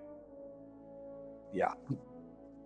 Davine takes his hands, parts them from each other, and holds them both. Yeah. It's difficult to think about. So that I wasn't around playing with her lip all that much back then in the apartment. But I do remember I came in one day. I went to get a cup of tea. I got my tea. Walked upstairs. The big television's upstairs. I wanted to watch the news. And I just saw Integra with her head down looking at the ground, and Sarah's following behind her, carrying her stuff to somebody else's room. And I was very confused. I see. Yeah, so was I. Then she just was sleeping next to me that night. It was really weird. Julius lets out a long groan. Davine looks up at him, surprised.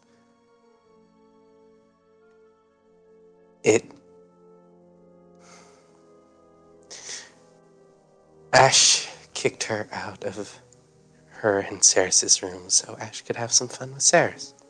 And that's all I know about it. So that I just the sight of it was strange. I see. I woke up and smelled cigarettes. And I was like, oh god, did I leave a cigarette lit? Am I going to burn the apartment down?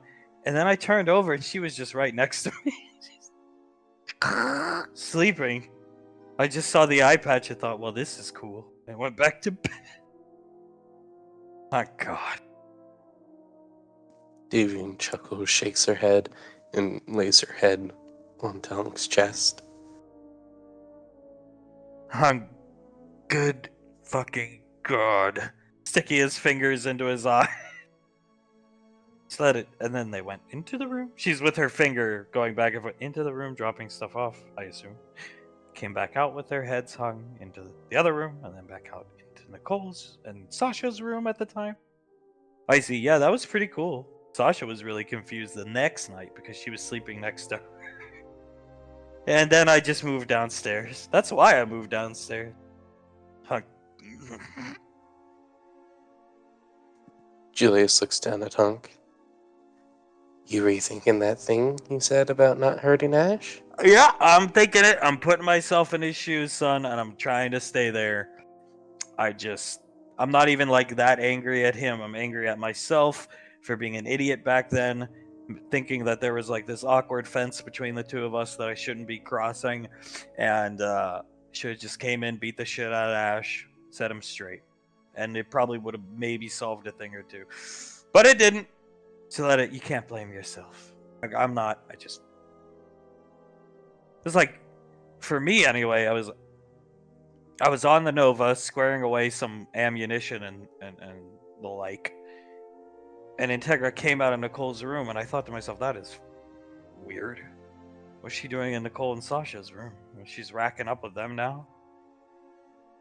And then she went downstairs, went back on the Nova, came back up, and she came back with breakfast. So maybe she's taking breakfast to Nicole. That's good. That's good.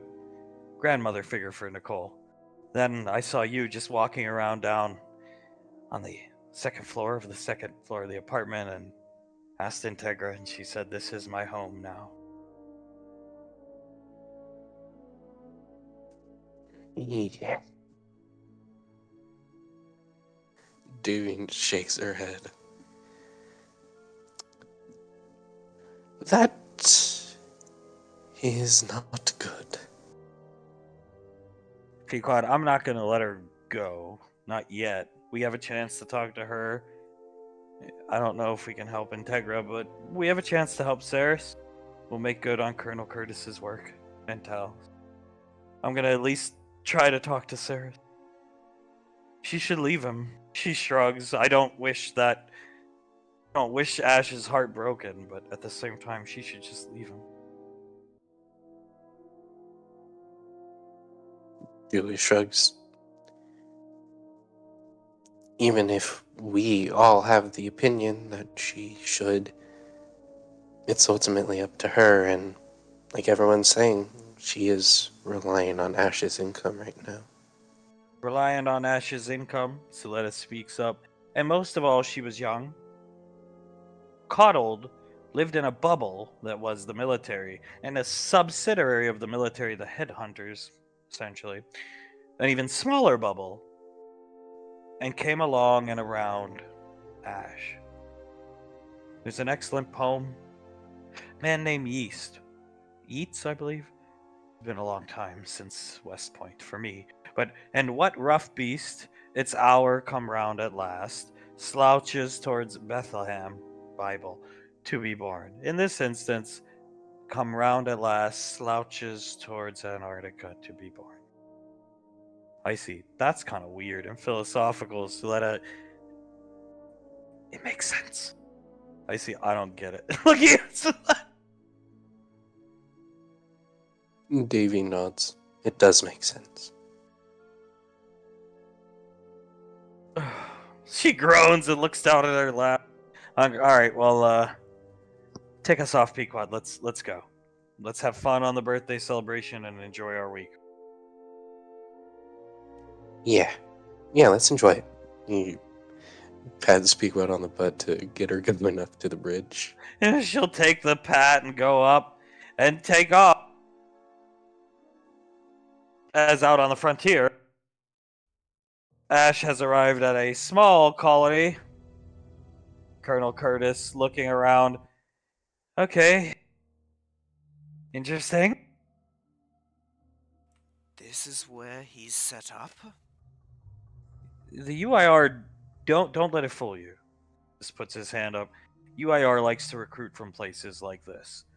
Non-Earth Gov. A lot of these people, if they've been out here a long time, the UIR comes in with food, supplies, wows them basically. right?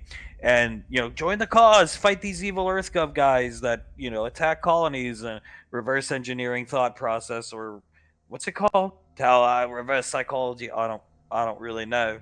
Scumbag tactics. And Curtis, and basically, and a lot of the times they'll take the kids, they'll slaughter the adults. He starts talking under low. They'll slaughter the adults, the people who free minds. They'll take the kids, indoctrination, grow up, boom, terrorists. Ash. Yeah, that'd be why their soldiers are the way they are, ready to die for the cause. Coming out of this house here is a guy who looks just like his picture. Colonel Curtis, that's probably our contact from SIS. You're up. Points up. Yes, sir. Any preference onto how I do this? Get the intel from him. Understood, sir. I cannot move the token. I got it. Boom. There you Thank you. Sir? He looks up at you, Raven 2-4, puts his hand out. It's my call sign. Asharion, sir. Lieutenant Asharion Valorius. You've been sent here to get Namaste? Yes, sir. Okay, I'll give you a brief rundown. Up in the hillside, up there, to the west, 10 UIR troops, plus constable or its corrections officer, Namaste. They come into town once a day, usually around planet side time, so not your ship time, planet side time, 2 p.m. He hands out things like MREs, food, water. This colony is small, but decently set up. They don't really need this stuff. They're pretty self-sufficient. Take a look around. Just from where you are, don't go into the town. He'll take a careful look. You see, they have running water. Not great pressure, water pressure. You can see people at a hose, water pump, stuff like that. You hear the sounds of livestock, stuff like that. They seem self-sufficient, sir. So when he comes into town, he doesn't usually get a good reception. That being said, I don't know if he has any cover agents in town, work like any UIR members in disguise. I have no idea. I just know the time they come into town. Okay, which is coming up on us very soon, I'd assume. Yes, you've got about an hour to kill. You definitely want to ditch the Ranger armor. You want a plainclothes op. A Namaste is going to know what an EarthGov Ranger looks like. Me, I've got my stealth suit. So.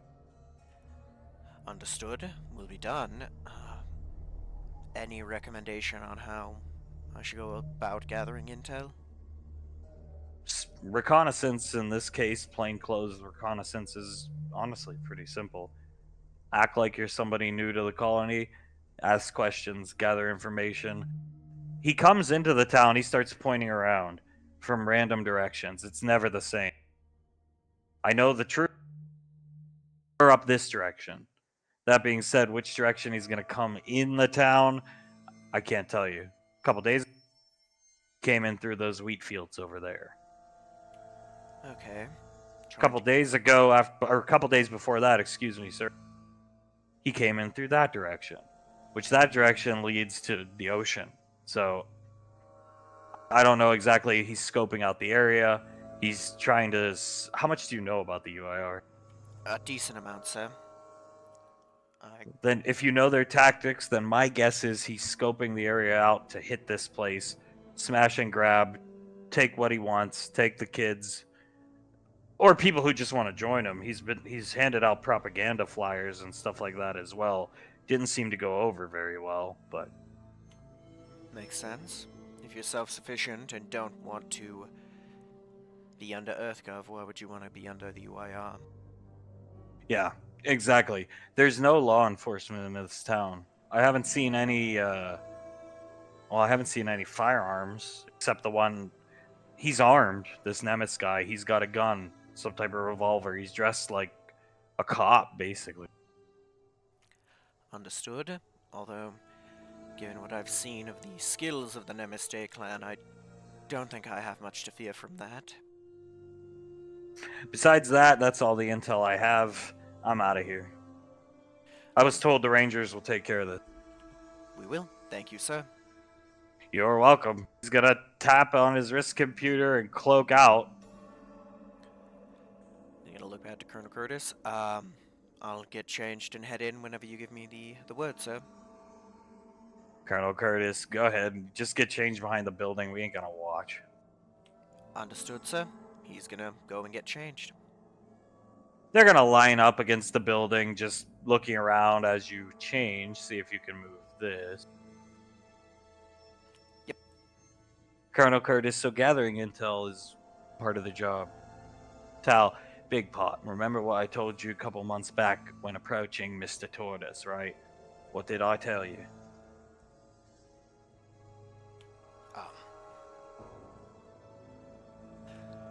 Keep calm. Keep it professional. Keep it professional, soldier. Don't threaten him. With him, you said ask if he needs any help, food, water. Yeah. Approach with all due respect, mate. That too, sir. Apologies. Nervous. Utter silence from the three of them. So, listen, Ash. Colonel Curtis shaking his head. Don't be nervous. You just go in there and you do the job and you get it done. They're normal people. Remember, you're gonna start a gunfight in the middle of their town to kill this Nemesis guy, probably. They're gonna be shocked, they're gonna be scared. There might be explaining to do after the rounds go flying. You know what I mean? You have to control the situation. Yes, sir. Understood. We're staying back here. If things get out of hand, we have your back. We're coming in. But ideally, this ends with Nemeste dead, because that's what the Ranger General wants. And it's not our place to question her. It ends with him dead, these people being liberated from this guy, and that's it. Maybe we go grab a beer here. There looks like there's a bar here. We're not going to talk to them about joining EarthGov. We're not going to ask them. In fact, apologize for the inconvenience when you splatter that idiot's brains all over the dirt. So, yes, sir. It will be done. We'll be here. We got to stay out of sight. We'll be back here. If things go crazy and those troops come over the hill, you're not alone. Look for cover. We're coming in. We got your six, okay? Yes, sir. Get Saris out of your mind.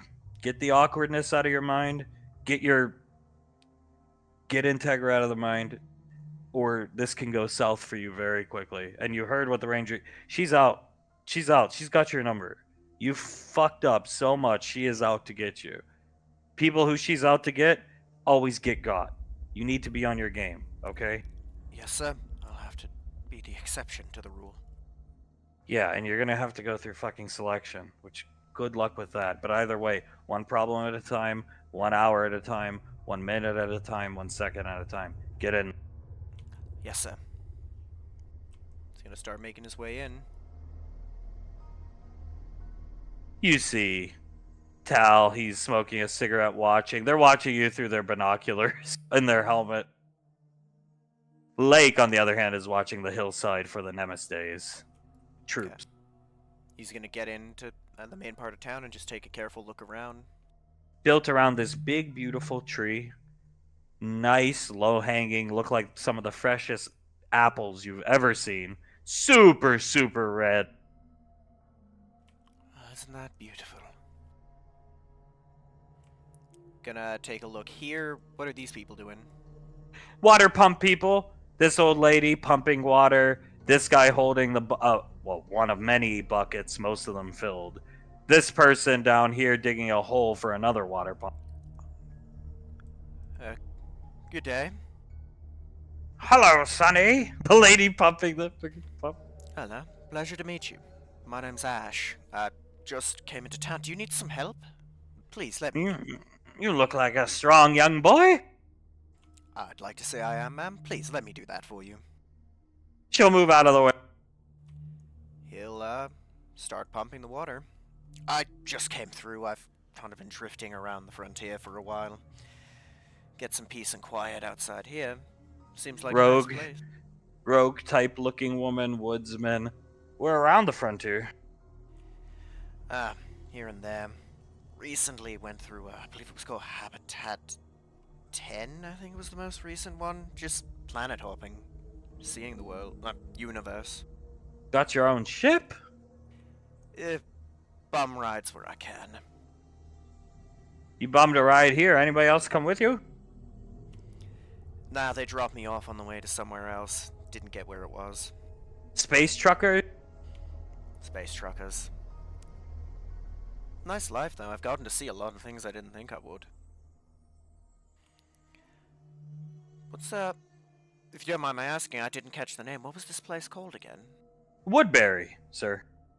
Woodbury. Named, it's a beautiful name. Built around the tree there? Yes, This colony's been here for generations. Something called Calamity Wars. A couple hundred years after that, too, I think. The original settlers settled here, planted that tree. It's an apple tree from a place called Earth. Oh. Well, that makes sense to me, although I've never seen one grow quite like that. Oh, it's been around a long time, Sonny. That's damn beautiful. Well, seems like a wonderful place. Seems like it'd be nice and quiet out here. It's a peaceful life, a hard life, farmer's life, but peaceful. Hard life doesn't mean a bad life. No. Quiet, good work. And peace and quiet, that's one of the best things. The, more EarthGov, the core worlds, they can be so chaotic. Never seen. Oh, my.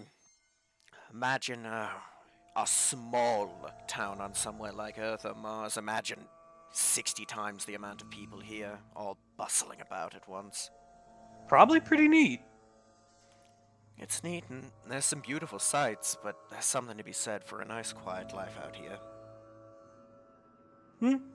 He nods his head while you continue pumping. If you don't mind my asking, anything happened recently? Any news? The mayor getting into arguments with some fat guy. Oh, some fat guy. I hope everything's alright.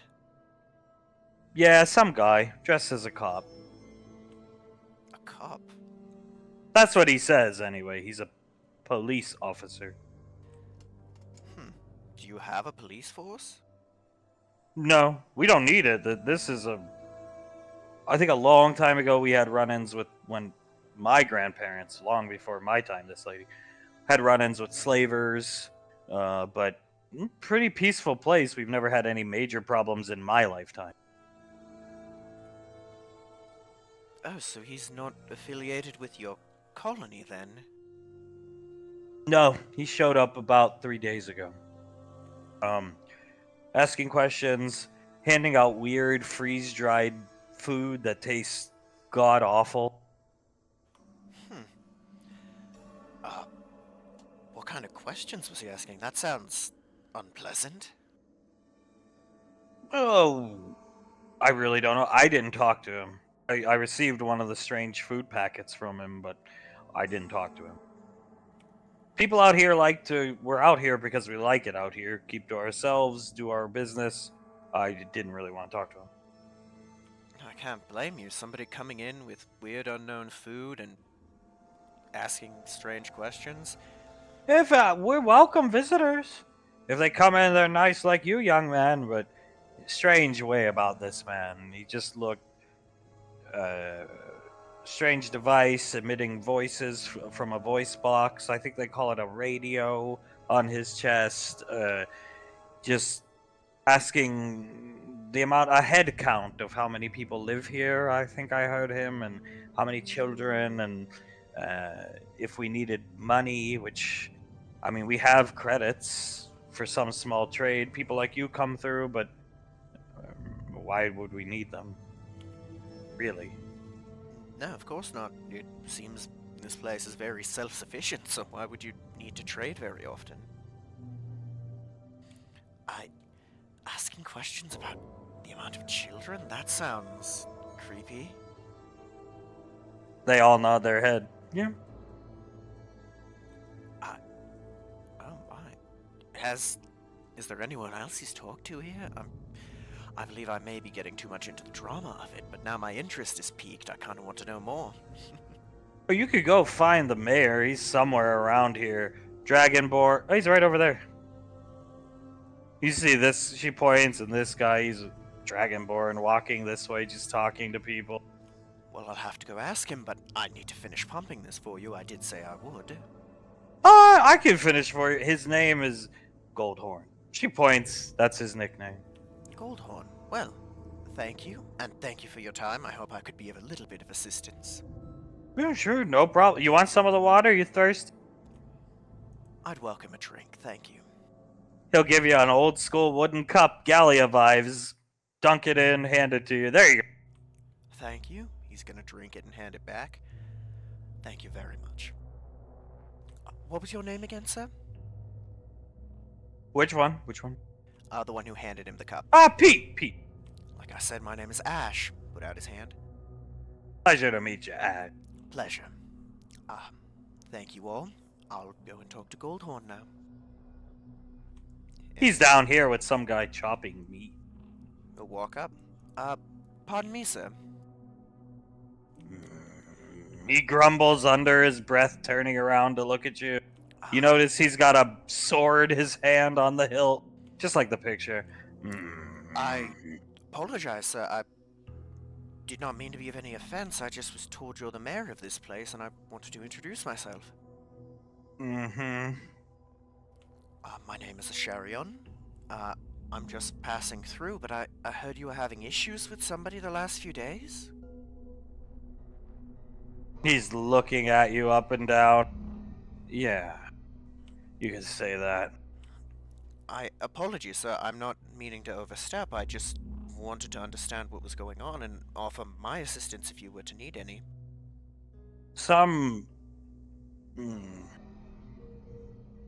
Let me get a look at you. Stand in front of me. He'll come and stand in front of him. Unlike most people here, I come from the core worlds. I've lived a long time. He's looking you up and down. Wouldn't happen to have a sidearm under one of that shirt, maybe? Bootstrap pistol? You have something, because you gotta kill Namaste with it. The bulge on the waist. Well, sir, it would appear you, have... Let me figure it out slightly. Just like the Namaste fella. Yeah, not quite. I'm just here to help, sir. I don't want any trouble, I just want to get rid of him, because he's threatening your colony. He's looking you over. The beard. The cut. The way you stand. You're Earth Goat. Look around. Yes, sir, I am. And they sent you in here undercover? Yes, sir. Didn't want to cause a commotion that may lead him to run away or do something rash. First rodeo? Not with missions. My first time in deep undercover, but not my first time with something like this. He's gonna lean in. This guy goes over here to start cutting. I think that guy is UIR. Our intelligence says you are correct, sir. That's why I'm here. Well, he's been coming into town asking probing questions. Yes, he has, sir. That's the debriefing I was given. He appears to have been, to my knowledge, coming in from a different direction each day as well. He hands you one of the propaganda flyers. It doesn't say UIR, but it just says, join now, help the fight. It's blah, blah, blah, typical propaganda stuff. Is that UIR, or is that something, is this like a slaver ring, or... He's gonna look, it might not say UIR, but to our knowledge, the Nemes Days are high-ranking officials in the UIR. And why would he come here? I told him straight up, we don't even have a bank. We probably have, he gestures around, maybe 1,000 credits here in people's pockets, under our beds, in closets. Well, sir, um, I think it may be the people here that he finds useful, not the credits. When I was in the core worlds, UIR, well, sporadic engagements on small colonies, up moons on Jupiter, moons of Jupiter, if that's what it's still called. Pluto, UIR was still a threat near the end of the Milky Way. Um, yes, Now they're all the way out here? for the most part, they've been driven more to the frontier areas, yes, sir. And what's he want to do? Take us as slaves? Um, I can't say for certain, sir, but I have been informed that a tactic of the UIR is to storm small undefended colonies, kill the adults, and then take the children to indoctrinate as soldiers. We're not going to have that. They sent you in to capture or kill? Kill, sir. He's come in multiple different directions. I can't tell you which way he's going to come in. That's fine by me, sir. I'll just, if it's alright with you, hang back and wait. You want to set up somewhere to watch the town, get a good look of. Is he going to recognize you? I don't think he would. I've had dealings with an MSA before, but I don't know if this one would. Okay. He's looking around. You got. You want to stay in cover, or you want to be out in the open? What do you want to do? Honestly, if it comes down to it, I'd prefer he lock onto me as opposed to one of your people, so I'd say out in the open. Agreed. And I'm in charge of this place. I'd prefer him to. These people are my responsibility. I'd prefer he lock onto me instead of them. What do you say? He looks back at this guy cutting meat. What do you say we have a sandwich? I agree. I think that'd be I'll wonderful. take you around town. Act like you're a new person here. Play along with me. Look like a starstruck, dumb tourist when we see he's coming into town. Try to get his attention on us. He'll see a new face, probably come for us. You, I should say.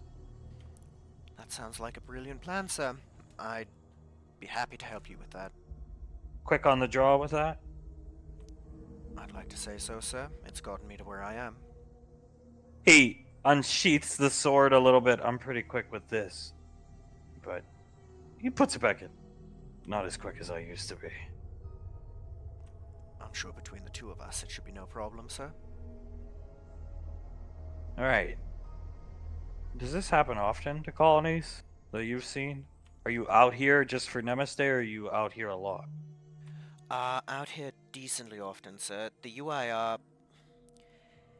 Tim, I've been out on the frontier after they've been somewhat crippled as of late, but I do know that they attempt things like this whenever they think they can. If they've been crippled, they're hurting for bodies? I would say so, sir. Okay. Probably not the last time we have a run-in with them, or you think? I'd say it most likely wouldn't be the last time, just to be certain, but I cannot say for certain, sir. He nods his head. Let's get this sandwich. Just post up. When we see him coming in, when we hear him coming in, and we'll know. I've got lookouts. He points around, looking for him, because he's definitely creeped a couple people out. We start the tour. Just ask questions, about the city. Let's make it convincing. Yes, sir? Talk about how much money you have. His hand hits your chest. He seems to go on money. Asking about money. He said I look at me. He said my sword must be worth a lot of money. I don't even know what it's worth. Well, that should be no problem, sir. Act like a rich tourist doing This is a tour of the frontier. Act like you're trying to buy the place or something. And then when he says that, you think back, oh, I could act like Tommy. Maybe not a Tommy voice, but I think I can do that, sir. all right. Let's wait on the sandwich. This guy's slaughtering what looks like a lamb, or it is a lamb, I should say. Slaughtering the leg. He'll come. Can't get fresher than this. No, it cannot. Always something nice about getting completely fresh meat. The bartender comes out, starts a fire. They're gonna put the leg on a spit and roast it. As coming out to the entrance of the time tubes, Icy looking around. How exactly are we allowed to go in here? Isn't this place off limits?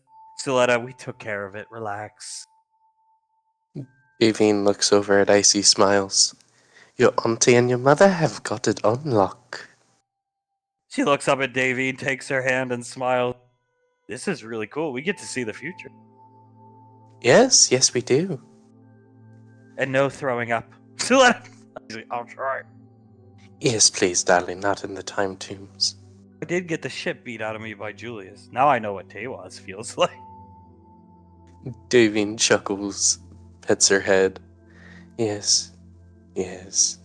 I'm sure it does not feel great. So, Icy, you did teach him really good. Thank you. I hope I taught him more than just how to punch and kick and fight real fast. Suletta presenting the crystal. It levitates out of her hand since it's in the tombs. So, we're going to go in and we'll see. I'm not exactly sure. Nobody's been in here in over 500 years. Icy. Oh, wow. Look. That is quite a long time. That's Calamity War era, correct? Suletta nods. From what Master Yen and Ebenezer informed me, we'll see your future, Davine. Nicole, your future. Shouldn't see any others. So, and please remember, for your sake, you can't tell anybody what you saw, no matter how much they ask or try. Okay? Davy nods. But what if the memory or whatever was seen happens? Could we then tell someone, I've seen this before type thing? Oh, of course. Of course. I don't know what we're going to see, but let's say we see Julius with a fourth child. He's part of us. Odds are we may see him, is what I'm trying to say. So I'm a bit nervous going in here myself. It's going to be hard to keep a secret like this. But either way, we can't say, oh, you're going to have another child before it happens. We need to let it happen. Yeah? Davy nods. Understood. She'll walk them up the stairs. She presents the crystal to the door. This, just like the map, it starts spinning. Different circles, outer circle, inner circle, middle circle, smaller circle, clockwise and counterclockwise accordingly, going in. The door opens and she walks you guys through, the crystal glowing and levitating in her hands. And you find as they walk in, it was like a white room and white fog. And as you walk through the fog, it coalesced into an image of this. I see, what the hell? Pointing at the robots. Davine turns all the way around, lets out a long whistle. Wow. Suletta, looking around, the crystal, I'll get it. I'll get the crystal. It doesn't really matter. Suletta, where are we exactly? I don't know, but a large house, fountain out in front, and Mercurius units seemingly guarding the place. I'd put money on something like Rainfall Lane, or... This couldn't be the Academy, it's too homely for that. Suletta, oh dear God. I read she's walking up this way, you guys follow her. Sasha's budget report. A battalion of Mark 10 Mercury... We're at Rainfall Lane. I see. Nice! This is Rainfall Lane, or at least a house in it. She gestures out to the house. Suletta, I'm going to get to live in one of these. Looking around. This is amazing. Darling, I'm going to get to live in one of these. And that's amazing. She gives Davine a high five with her free hand because the crystal's levitating in the other. Davine chuckles, looks around. Can you tell whose memory it is? No. I suppose we should... She points to the door, opens it up, walks in, go in. It's not like they'll notice us. Davine nods, looks left to right, but still acting a little sneaky just in case. Suletta looking around. Pequod really ends up sparing no expense. She's awestruck. I see. It's baby Davine. Pointing. There's this little girl who looks a lot like Davine just staring down at her hand. I'd like to add she is also biting her thumbnail while staring at her hand. There you go. Suletta looking up at the huh? Looks down. Oh my god. She's looking at... Davine covers her mouth with both of her hands. Oh my! She's so beautiful. She is gorgeous. Walks up to her. Suletta. Elven genes are the dominant of the two. Walking up. I suppose so. She walks up. Why is she staring at her hand? She leans in close to her. I see. Holy crap, she is beautiful. Looking at her. She looks literally just like you. Yes, just a bit more petite. Almost the same size as you. I wonder what her name is. I see scratching her forehead. She hears, honey, door open. Sweetheart? Huh? I see, there's Dad. Suletta, still ripped as ever. Davine does like a little cackle whistle. Yes, he is. Kneels down on one knee. Elizabeth takes her hand. What does she do? She jumps. What, Dad? What? I wasn't doing anything. What? Oh my god, she sounds so cute. I see looking at her. Suletta, hand over her mouth. You okay? I'm fine. I was just... It looked like I had something on my hand for a second there, and I was just trying to make sure. You always bite your nail when you think you have something on your hand. You've been standing here for like 4 hours, sweetheart. And neither of you decided to wake me up or whatever it was I was doing? It cannot be 4 hours. He opens his wrist computer, a little more futuristic looking one. Oh god, it's been 4 hours. It's been 4 hours, baby. How was the work week? She shrugs. It was work. Yeah, somebody kissed that hand of yours. They You look just like your mother yeah. They see Elizabeth's face turn completely red. No one kissed it, no one at all. And Davine covers her mouth. Oh, she's a terrible liar, just like me. I see laughing. So it's adorable, really. Hunk to Elizabeth. What's his name? Elizabeth bites her bottom lip, scratches her jaw, looks down.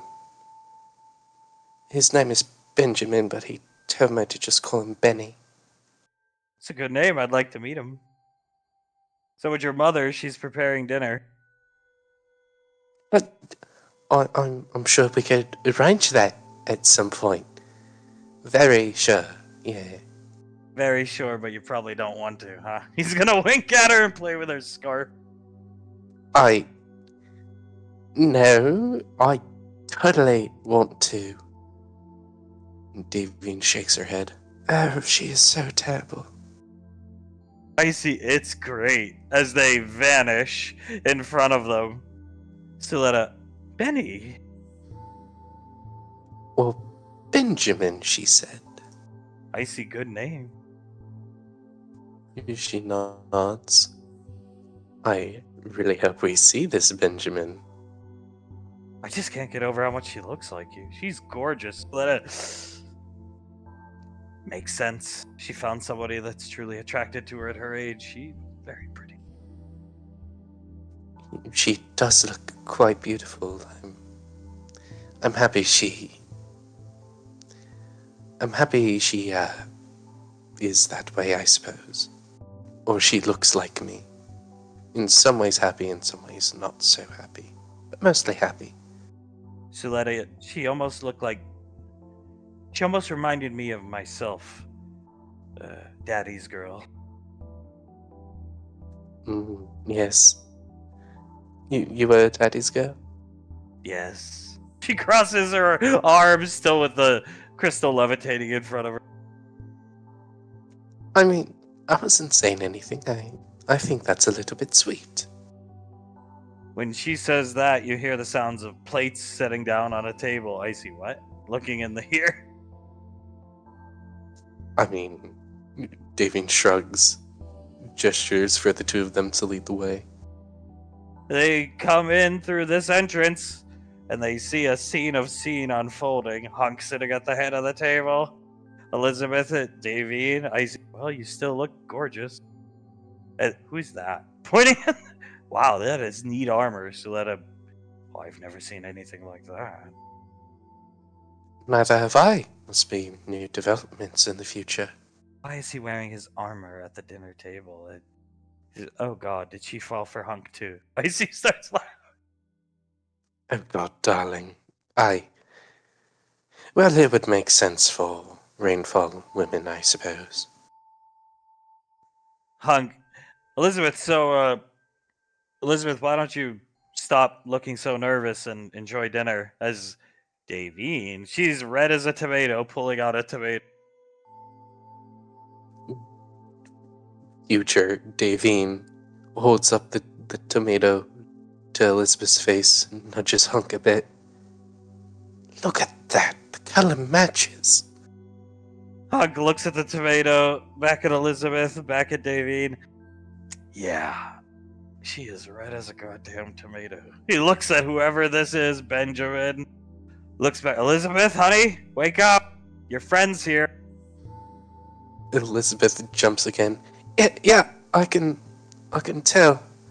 It almost looks instinctive in a way. She goes up to her left earlobe, grabs onto it, says a silent curse to herself, and puts her hand back down onto the table.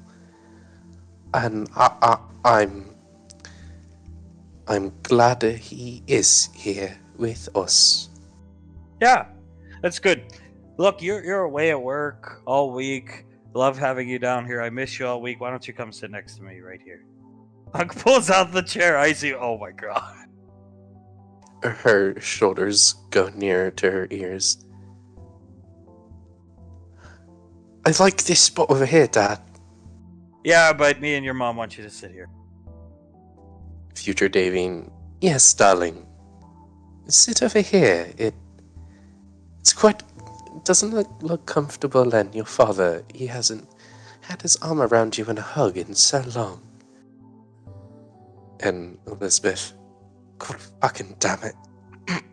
Icy laughing at that. Stands up, walks over, and sits down next to them. Duncan, what's your deal? Why are you wearing the armor? Take the helmet off. Relax, please, for God's sakes. Nobody's gonna hurt you here. This guy shuffling in his seat. Just never seen a place with this much security, sir. Hank, you get used to it, trust me. Safest place in the galaxy.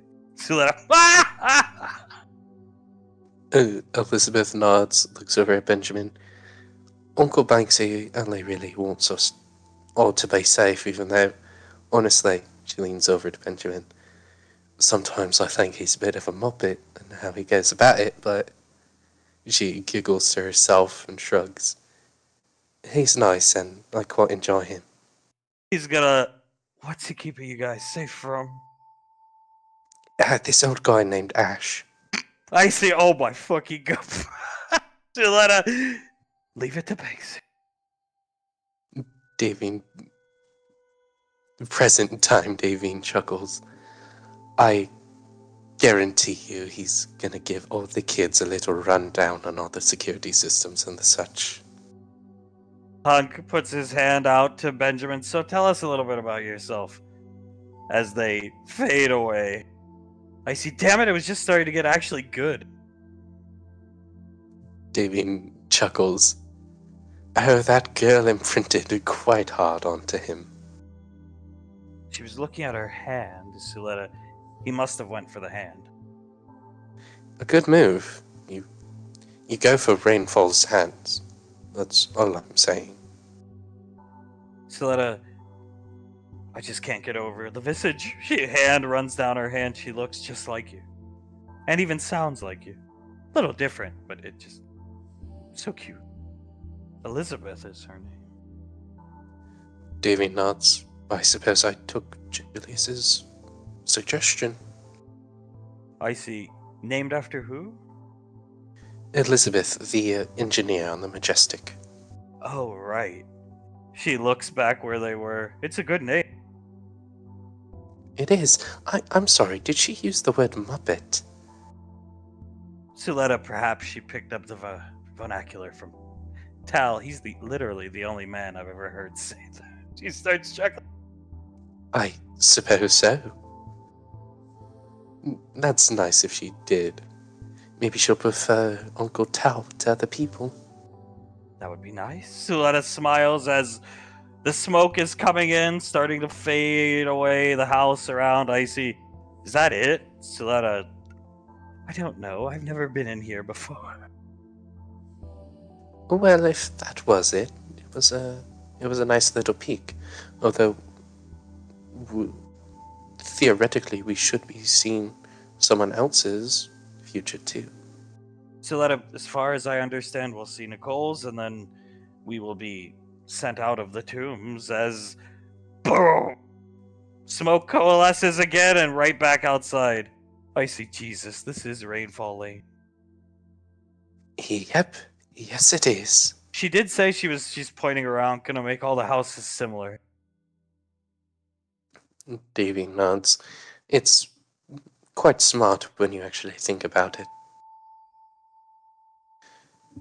She looks around, and still with the army of Mercurius units. I see. I guess there's no talking him out of it. I guess not. When he sets his mind to something, he will get it done. Suletta, it's endearing. You should be happy as there's a sound like something's rising up. Then the fountain lifts up, and from an elevator, just like Banksy said, underground subtrading complex comes that person. She walks this way, waves to the Mercurius units. I see. Oh shit, that's me. Davine puts her hands over her mouth and she sort of lets out a little squeal. I am fucking taller than Julius! Oh my god, look at you! Suletta, don't just stand there. She starts walking this way. Following her into her own house. Suletta, it is literally the same in here. I see. I met that person, that terrible dirt. You don't know it's going to be. You don't know it's you. But looks definitely like me, kind of.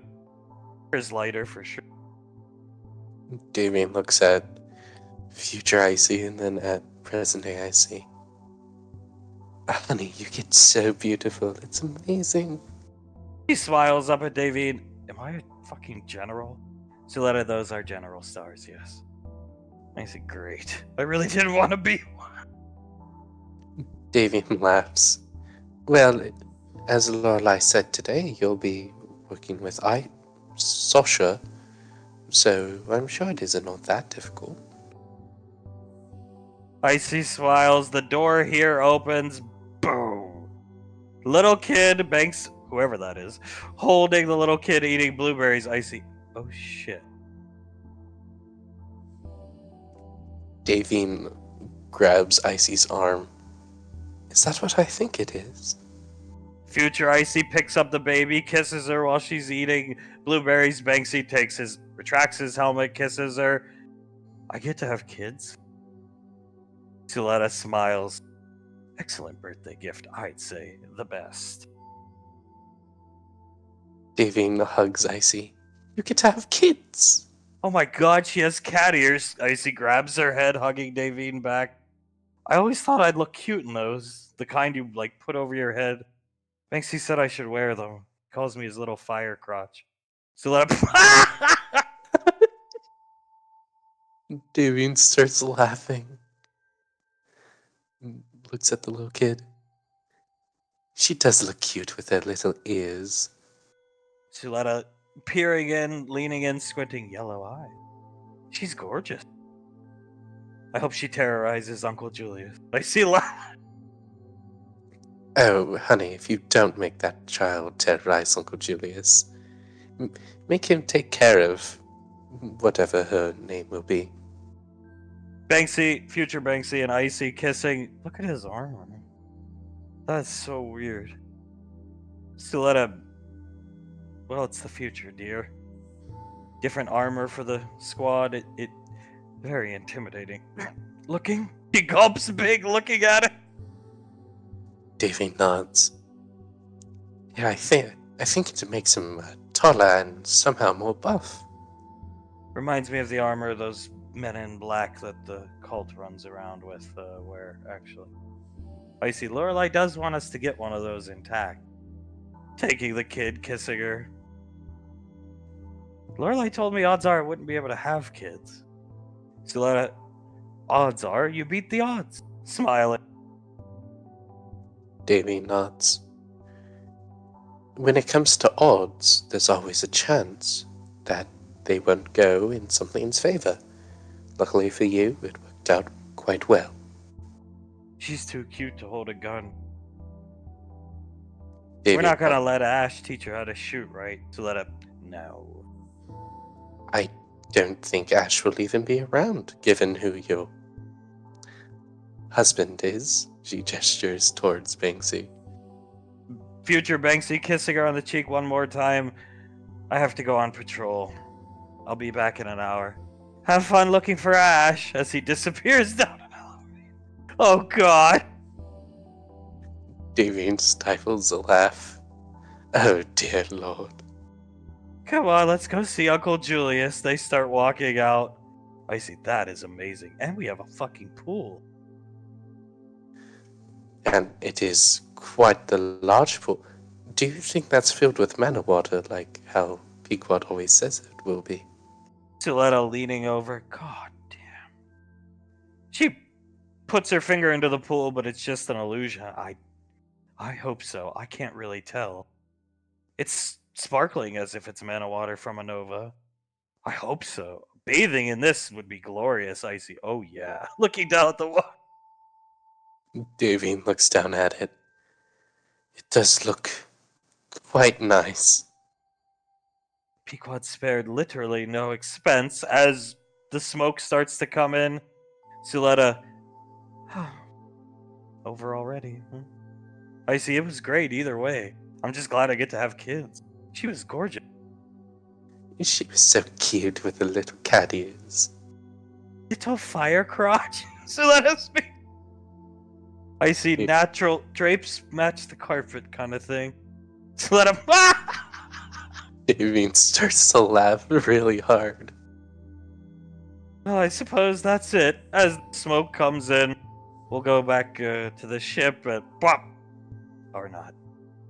Suletta looks around. Or not. I don't know when this ends exactly. It, technically speaking, should be over. Davine looks around. Yes, you said it was only our futures, correct? That's what I was told it would be, unless maybe because I am here, I'll see. I was told that the holder of the spell, this being me in this equation, you don't see their future. So she shrugs with the crystal hovering in her hands. Yet she's looking around here. Perhaps another glimpse of one of our futures, then? So that could be. As walking through them, like apparitions, are these two people. This guy on the right. So you're telling me your parents, who are like the richest people in the galaxy next to that creepy Tommy guy, don't have sandwich goods at their house, Carter? Carter looks over at him. Obviously, they do. You do know who my father is, like the chef of chefs or whatever. Yeah, Well, so my why did we have to go get fresh sandwich ingredients then? because I want to make the sandwich fresh for her, obviously, Colt.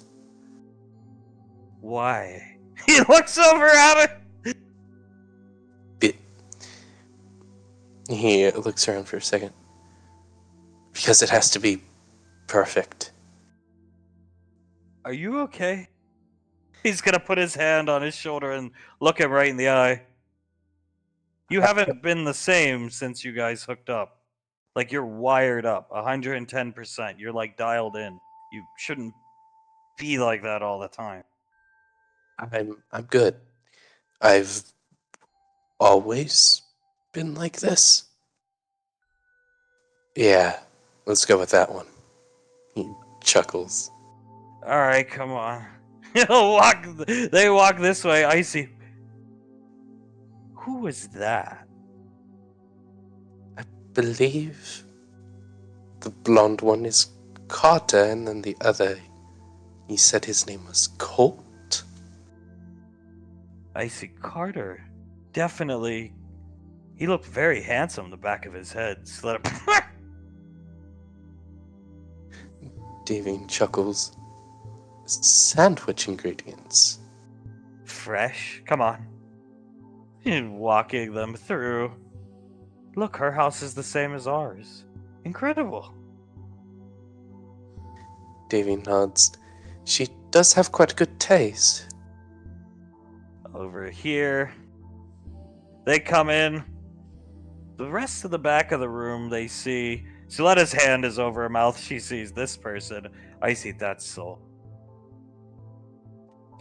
Silver eyes, red hair, that is definitely so. She is gorgeous. And so is our memory on. Suletta not saying anything. Davine lets out a long whistle. She is quite beautiful. Oh my. We can see this because she's my child, not my future. Davine's eyes widen and she nods. Right. What are they doing? Pointing over here. This guy's making a drink. Carter is trying to cut the cucumbers as thin as humanly possible. Colt making the drink. You're gonna cut your finger off. Nah, I got it. I got it. Take a breath. You haven't taken a breath since we walked in the front door, Carter. It's cool. It's cool. As you almost can see static energy build around his head. It's cool. I got it. Carter, we're on leave. You gotta relax. I'm gonna get out of these clothes in a minute. Like, chill out. Yeah, I am chill, man. I'm good. As you see his hands start to shake, he has to set the knife down, rub his face, pat his cheek 4 times, and then shake his head, go back to what he was doing. Chill out, Four Eyes. In a perfect Tommy voice, I see. What the fuck? Oh, come on. I don't need the glasses anymore, man. I know. You also don't need to act like this. As he takes whatever drink he's making and walks over here. I see. Oh, wow. He is handsome. Pointing over.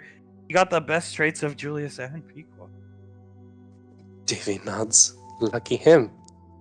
He's gorgeous, but quite handsome young man. Looking.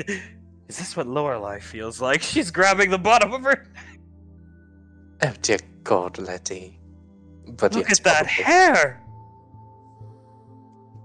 That is probably what she feels. Hey, you guys walk over here. I see. I just wonder who that random guy is. Davian shrugs. Well, we know his name. We're unable to see his face, which would give us a good hint. But if we ever hear someone's name being called or meet a cult, a young cult, then we know who it is. Shirley Temple, just the way you like it. 3 cherries. Sets it down in front of Soul. Soul looks up at him, takes her legs, wraps them around his waist, and brings them in close. Okay, let me get the gear off first. I see. Nah, you're good. Just like this. She Okay. takes the mask up just a bit, gives him a kiss, puts it back down. Suletta, look at his shoulder. This guy. There's an emblem on his shoulder that looks just like this. I see. What does that mean?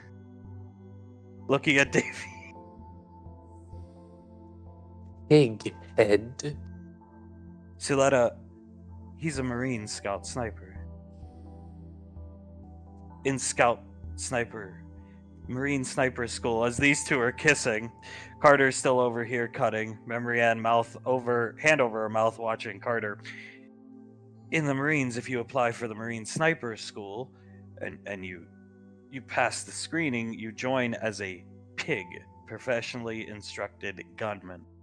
Over time, once you get into the sniper school proper, you become, she gestures at the emblem, a hog, hunter of gunmen. That is a hog insignia. He's a Marine Scout sniper. Or at least he went to the school. I see. Doesn't Sasha looking at the didn't uh-oh. Davian covers her mouth. Well, we couldn't be sure about that until either it's proven to us or it happens. I see. Sasha's a Marine, right? Suletta, Marine Scout Sniper School, and then applied for Ranger selection. Oh. Just looking at them kids. Well, that's great. I hope it's Sasha's kid, right? Yes, of course, that would be amazing. She is sucking his face off. She definitely seems to like him as she pulls away from the kiss. Thank you very much for the beautiful Shirley Temple you made me. You're welcome, sweetheart. Your brother is. He gestures over here. Not doing great. Memory, did I do this to him? Soul looks over at her. Ever since things happen, he gets a bit OCD about things. I mean, A bit. Things make. yes, dear, a bit. She stands up, unwraps her legs, smacks Colt's ass, and walks Jeez! over to Carter. That is Towns' kid. I see. I'm telling you. Yeah, I'm sure it is.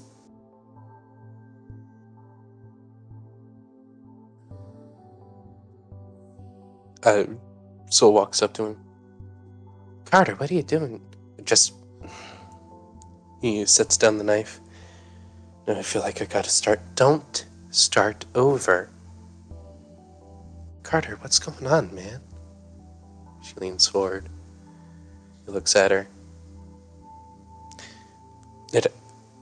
It has to be perfect, It has to be perfect for her. It really doesn't, man. Says you. He always makes the drink exactly how you like it, even when you guys were having all those issues way back when. He always made it exactly how you liked it. Somehow he knew. He leans on the counter, shakes his head. You do realize he doesn't always make it perfect. You put too much grenadine in this. But I still really like it because he made it for me. And I think, that's all that matters. He nods his head. I know you're right. I know you're right, but she shakes her head. But you want it to be perfect for her. You want it to be as good as you always imagined it for her. She sighs. I understand, buddy. But I don't know, I think you're worrying her a little bit right now. Carter turns around, covering one side of his face, tapping his thumb against the side of his head a couple times, looking back at her. Yeah, probably.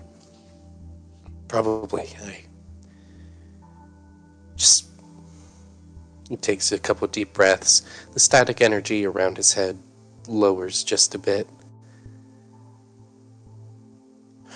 Let me, just cut up the cucumbers. It'll be fine. Soul shrugs. All right. Does not have to be perfect, Carter. And he nods dismissively and starts cutting up the cucumber quicker than he was before. Colt handing a drink to Memory Ann as Memory Ann makes her way over to cart. Excuse us. Sorry. She takes a step back. She makes her way back over here. Colt, no luck. She shakes her head, as usual. She's gonna set down the drink, come behind Carter, put her arms over his arms, hands over his hands. Let's relax, Carter. He stops chopping when she does that. Sets down the knife, puts his hands flat onto the countertops. She's gonna inhale deeply, exhale big, feel my chest, feel my breath, try to match it. Calm down. Breathe. She'll put one hand on his chest. He'll try his best to match her breath. Calm down. She'll kiss the back of his head. And just relax, please. She rests her chin on his head. He smiles, turns around, moves her chin up so she can look at him. Sorry.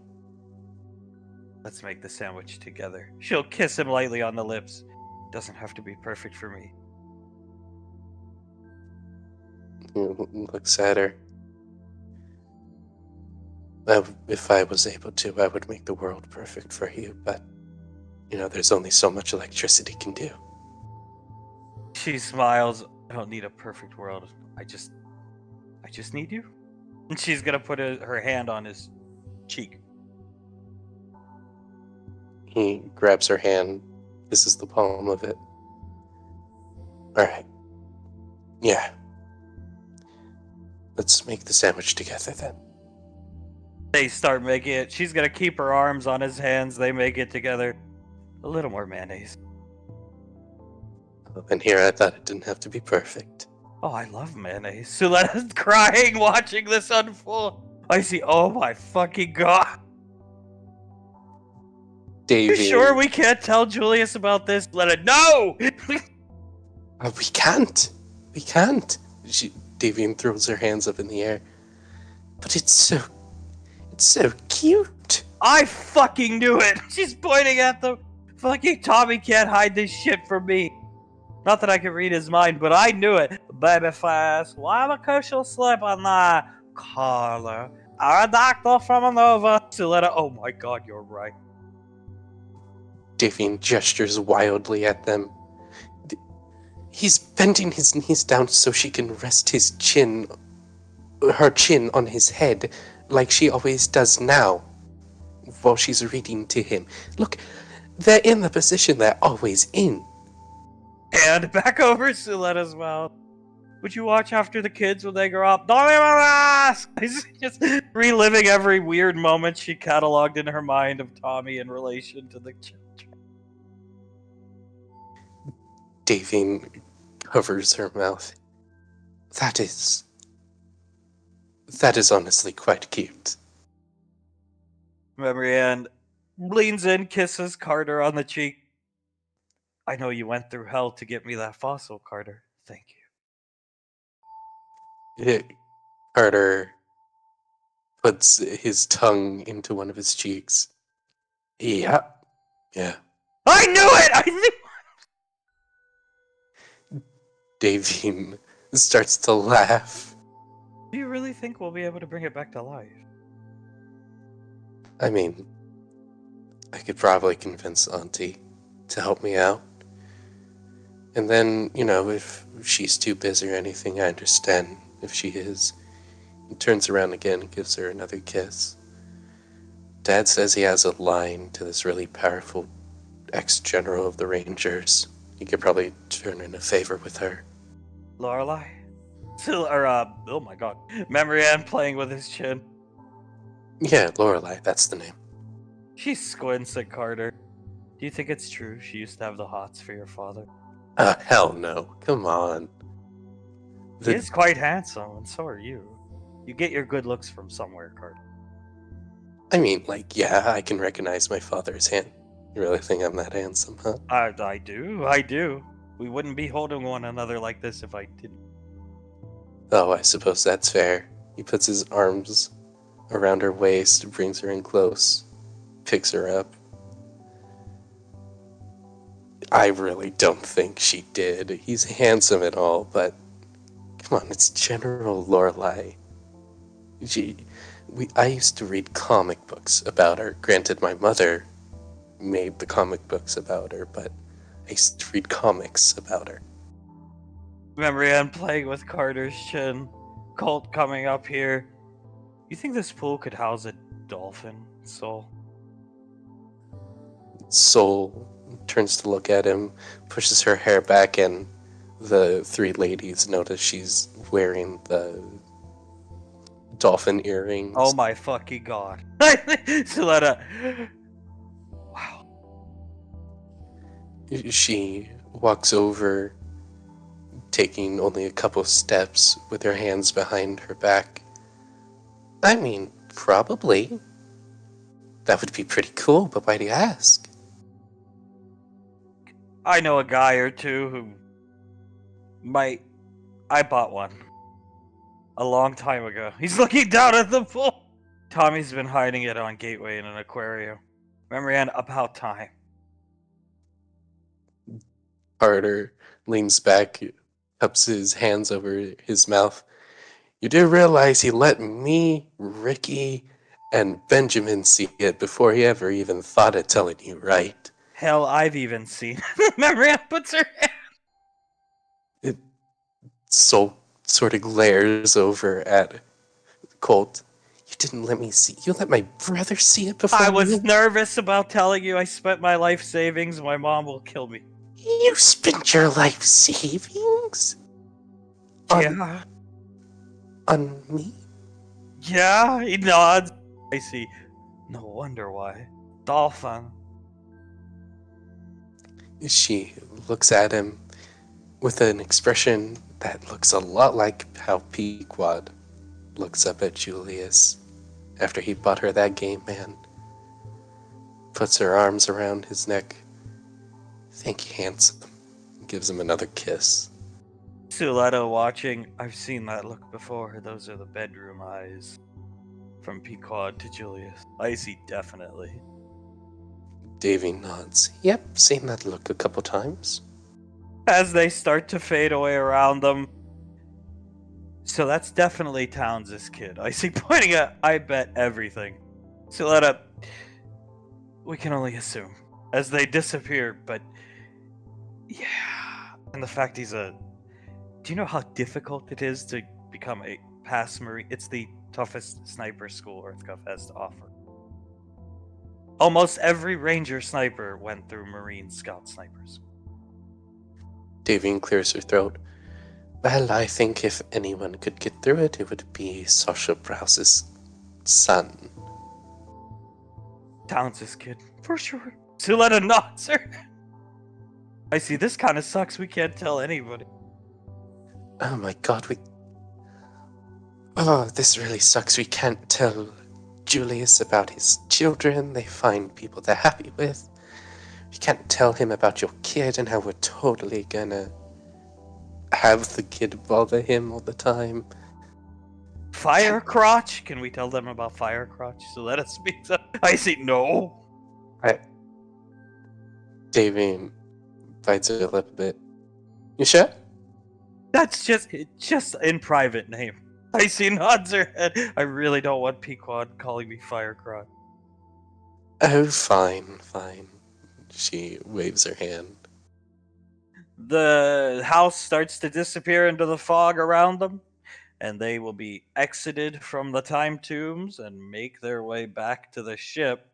Hard for them probably not to talk about certain things they've just seen, but such is life. As back here, Ash and the mayor, you've been waiting for much longer than 2 hours. Maybe he's not gonna show. Maybe not, but then again, the UI aren't always the most competent. Maybe he's running late.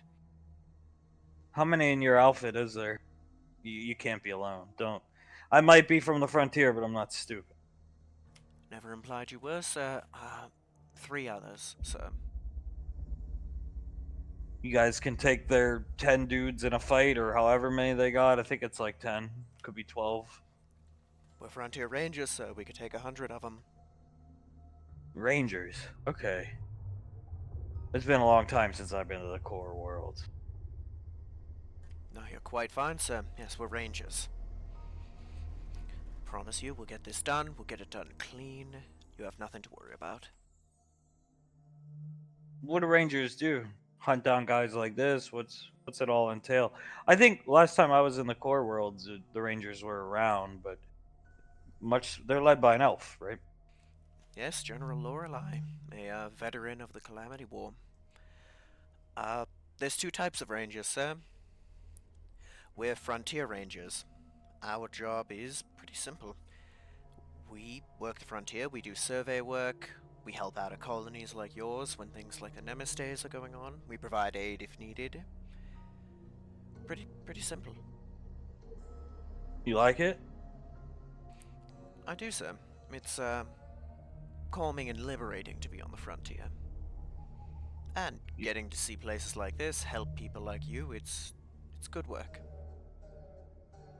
What happens if EarthGov wants to take over a colony, help a colony? Some type of mutual deal, or do they just imperialists march their way through a colony? We'll offer assistance in times like this. If something bad is going on, we'll come in and help, but no, it's got to be a mutual deal. The colony needs to consent to join, sir. They bring in some better tech, medical equipment, stuff like that. Anybody you see here besides me, never been off this planet. People here probably seem a little uneducated, but we have a small schoolhouse. He gestures here, so not completely uneducated, but what I mean is, most of them don't even know what Earth is, let alone where it is. I noticed that, sir. I was talking to them over there, and one of them mentioned that they didn't even know what some planet called Earth is where the tree came from. Running with this guy, I thought he was a slaver. So, running with this guy got me thinking, and then you show up, so maybe it's about time to. He tries to salute, he puts his hand up to his horn, join up. If you'd like to, sir. Do they protect a colony like this? Yes, we do our damnedest to protect every single colony under EarthGov's umbrella. UIR, you think they come back here, or do you think we deal with him today and we'd be safe? No guarantees, but in your estimation. It's hard to say with the UIR, but I think they're foolish enough to try again. I've Especially if we got no real way to gestures onto the sword. defend yourselves, yes. I've watched them try for the same thing repeatedly before. And if they think they can, they probably won't be so subtle next time. Right. I could be He- completely off base and wrong, but that's my estimation. He's asking questions about how many people are in here, how many kids. Take them, indoctrinate them, you said. I mean, we couldn't put up much of a fight. We got the sword, I think we got some, what you call these things? Wood grip, wood stock, kalash. AK. That would AK. We got a couple of those, but I don't know what the shelf life on ammo is. They've been here since whoever founded the place. I'd say it's the best bet to assume they wouldn't be functional. Nobody's touched them or cleaned them since founded the place. I was here when it was founded, sort of. Originally, he's gonna point back. They wanted a seaport colony closer to the beach. So I was down there. 2 colonies here. If you go down there, there's still some vague structure, some structures down by the beachside, seaport colony, fishing, and then those colonists decided to leave. I was gonna leave Planetside with them. Heard that they were setting up another one more inland. Talking about giant, he gestures over here, tree. I decided just to roll in here. Ended up the mayor 50 years ago. Seems like a nice peaceful gig, sir, if you don't mind my saying. Yeah, I can't beat it. Not very exciting, but definitely got me on my toes as of late. With the, what'd you call them? Namaste? Namaste. It's a family of officials in the UIR, sir. Well, maybe they left Planetside. I would hope so, but I don't know. My experience with them says they aren't smart enough to make a good choice like that. You hear the sound of music blast all of a sudden. You see him pull out the sword out of the unsheath it. I can't say that word. Slightly. What is that? And it's this. And when the saints come marching in, is blasting from the hillside. That's music. What's the song called? When the Saints Come Marching In? Hey, man! Well, there's our quarry. He walks over here, pumping some water, man. Start. Okay, let's go. I'm not a professional at this. Lead the way. Alright. You're the dumb tourist who wants to buy the place. You got too much money for your own good. I'm the simple shit mayor with a sword. Oh, so this is your colony. Ah, it's such a beautiful tree. Can you tell me about that, sir? Oh yes, this is a woodberry tree. Come on, come up here. It's a woodberry tree. Freshest woodberries in the galaxy. I've never Woodberries, man. Well, I've never heard of a woodberry tree before. It sounds exotic. I wonder, is the fruit any good? Excuse me, ma'am. Lord Nemes tipping his hat to her, or corrections officer Nemes tipping the hat to her. That's not a woodberry tree, man. Those are apples. He comes right over, man. Oh, and you might be? I'm corrections officer Namaste, man. Nice to meet you. Hand on his sidearm on his hip, puts his hand out. He'll shake it. Well, it's a pleasure. My name is Ashton James. I'm here looking at this nice colony. I was looking to buy a home away from home, and, well, this place is quite beautiful, and I was seeing if I could buy my way into procuring the ownership of it. I see, man. How much money you got? Well, I don't tend to carry much on me, but a very large amount, my boy. Does that exact sound? Excuse me, man. It's that time of day. Unrolls some white powder, pours it onto the palm of his hand, snorts up one nose. Needed a hit, man. very well, I can understand. One. What is that? Comes over here. Oh, it's just a pick-me-up, right? I know just what you mean. It's crack, man. Why, it is. Believe me, I've seen my fair share of people using it. I have no qualms. If you want to buy this place, man, how much you thinking about offering? I tried to come in and help this place, man, but they don't want to listen. You a fan of EarthGov Ashton? Not very. That's why I'm buying a place way out here, is it not? A small, quiet, independent place. But as for something like this, my evaluation, I haven't completed it yet. We were just having my tour. But I was, thinking bare minimum in the millions of credits? Probably more. You got that much money to throw around, man? Why, of course, sir. I do. Yes, we're considering selling over to him. You'd sell to him, but not to me, man. Well, he's got more money than you. The mayor smiles. Namaste looks over at Ash. He doesn't have that much money, man. Oh, is that so, my friend? What would make you say something like that? Because your real name's Asherion Valorius. He's hand on his pistol. You hear the click of the holster being unbuttoned. He worked with Malcolm Chance and one of my grandfathers, man. Is that so? Responsible for one of their deaths, man. Well, You hear over your little earpiece, I think you've been made, Ash, from Colonel Curtis. well, I'll give you credit. That's not a bad catch, but you're a bit slow, and he's gonna try and quick draw Ravage. Shoot him. And then do a Nemesis unenthusiastic death scream. Meh.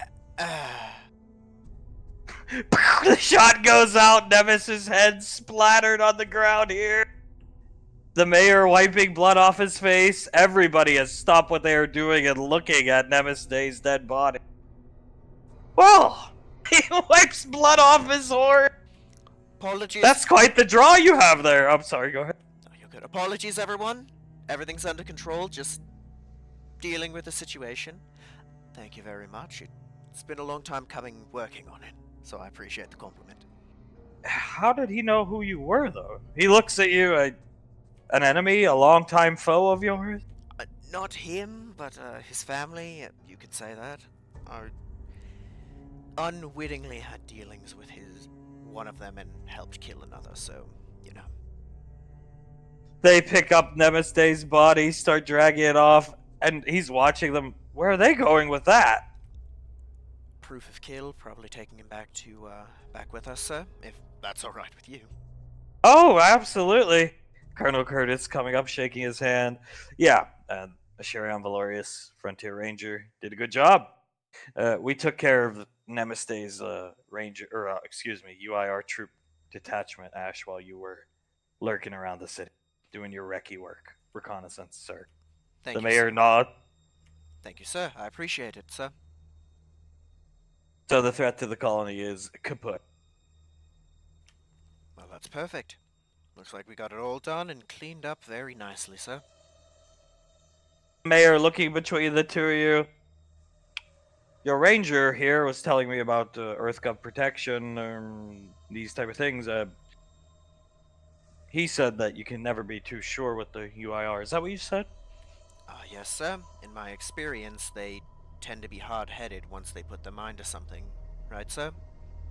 Colonel Curtis looking at the blood spot on the ground. Yeah, sir, that's correct. I mean, he was a high-ranking official in disguise. Seems weird. We're not really sure why yet. We'll figure that out. But either way, taking him out will slow down their movements in this sector. But I'm not a betting man, but I'd bet at least a couple hundred credits that in time they'll be back. Maybe a couple years. So you'd have time to prepare, sir. He looks around, and if I accept EarthGov protection. What exactly is Tal? Comes up smoky as cigarette. What exactly is all entailed? Colonel Curtis, you have to. The Rangers come in, protect the place. Uh, you can put in requests as to what you'd like built. If you need a better medical facility, it'll be delivered.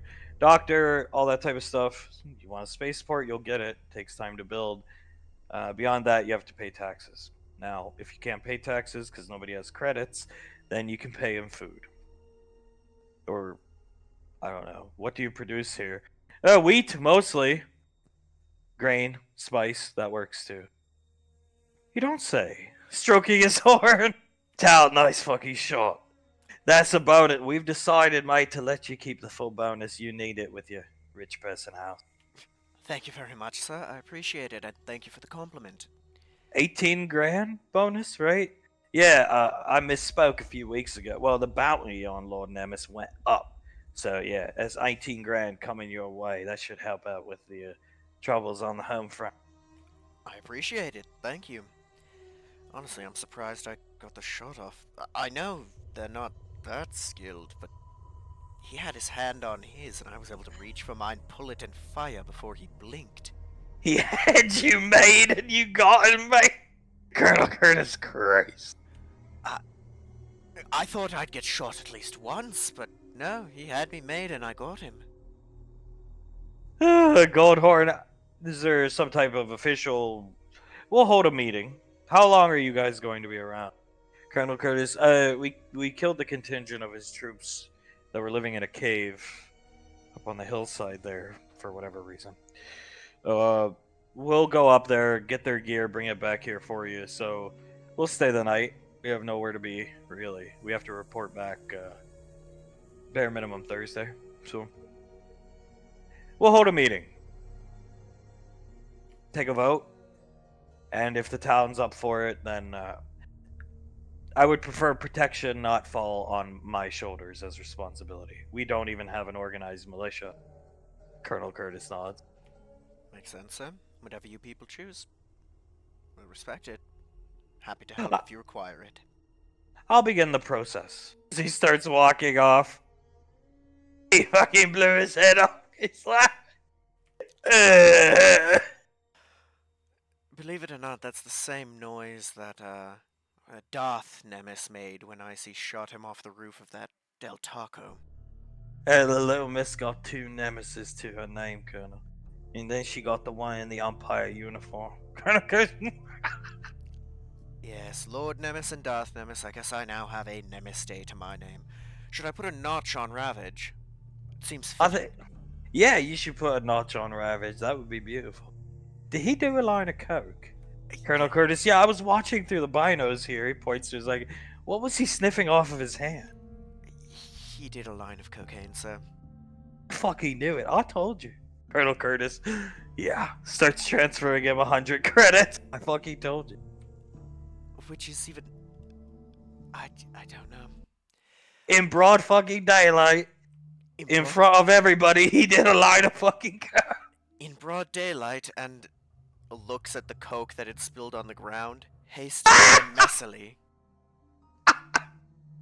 Colonel Curtis, I've never been that close to a Nemesis state. Did he smell? Gods, yes. Oh, he did. It's like he hadn't showered in a week. Although, based off the uniform, I think he's been wearing it for a week. He'd been walking around dressed in corrections officer outfit, come down to town, going to do a line of coke, and then gets his head fucking blown. Yeah. Seriously. You can see the outline of his boot. He basically spilled 98% of the bag. God, it explains why the URL has become so incompetent since the lightning counts. Well, first demise, Colonel. Colonel Curtis, yeah, the day the Nemesis days were inaugurated into office, I think it was done. The UIR was kaput. Yeah. I mean, good for us. It means we're not gonna have... It means they're gonna be even less difficult to deal with, but... Is it strange that I almost feel bad for them? Did you see the way he talked? Yeah, man. Yeah, man. He doesn't have that kind of money. Oh, He was coming for you. He knew a sherry on Valori. he did. Uh, apparently, I killed one of his grandfathers. Who knew? I didn't know I killed him. He did, though. Curtis shakes his head. Maybe I'll get to kill one of these days. He's gonna come over here. Where's Lake? He has to do the DNA test. Come on, you sit down. He has to do the DNA test to be sure he's an MSD, and he's reporting back to Lorelei. He sits down in a chair. Works for me. He's gonna kind of just sit down next to him. Really is interesting to deal with that. Nice and Came relaxing. strolling into town. Did you see the size of his beer belly, Colonel Curtis? Why are you asking? How could you miss it? Beer belly? I think that's an understatement. That's more of a 12-pack than anything else. Curtis shrugs. Tao, that was fucking beautiful. I got it all recorded. Can't wait to show Miss Sue later. Colonel Curtis, Oh, she'll love it. Trust me, she, not a fan of the Nemesis days. looking down at his shotgun. Colonel Curtis just sighs. Up and down, up and down, up and down, roller coaster of a day. Yes, it has been.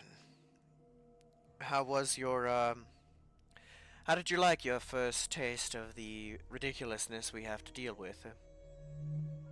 Tell, you mean like going on the mission and all that kind of stuff? Yes, sir. How'd you like the alien planet, the ancient Krell constructs? It's an honor, mate. I'm privileged to be able to see it. Colonel Curtis nods his head. I mean, we're the best of the best, the few, the proud, 1%ers. That's why you do it. Get to work with the best, be right next to the Ranger General, the Rainfall Captains. I mean, if we got into a scrape, I would have been ready to go. Rock and roll. And I would have had a lot of fucking confidence knowing who's behind me, even if the Ranger General wasn't there. Yes, sir. It's a wonderful way to look at it. You know, it's strange. I've been involved with the cult so long that it's almost feels not mundane, but just part of the job. But that's the thing that I don't understand about you, mate. The fact that you miss the whole point of how much of a privilege it is. Like, you was with Malcolm. And from what Mr. Was telling me, Malcolm had never even cast something like haste on you. Then you get in the squad and you got a little sister. She teleports you around. She heals you, protects you. I mean, how fucking, he's rolling a cigarette, blind can you be? Very blind, sir. It's just another thing onto it that I had missed. It's not to beat you up. It's just like you had. I'm sure you even were stunned the first time she cast something on you. Like, oh my god, this is what it's like to fight with, like, not a moron for a captain. Yes, I was. It felt invigorating, and you're right, a shock at first. And that's their job, and she does it. And so you had the worst of one world, best of the other. And yet somehow it flew over your fucking head. And now we got your screaming wife about to kill Colonel Curtis. Curtis, Oh, yeah. I'll be buying you a drink tonight as a thank you, sir.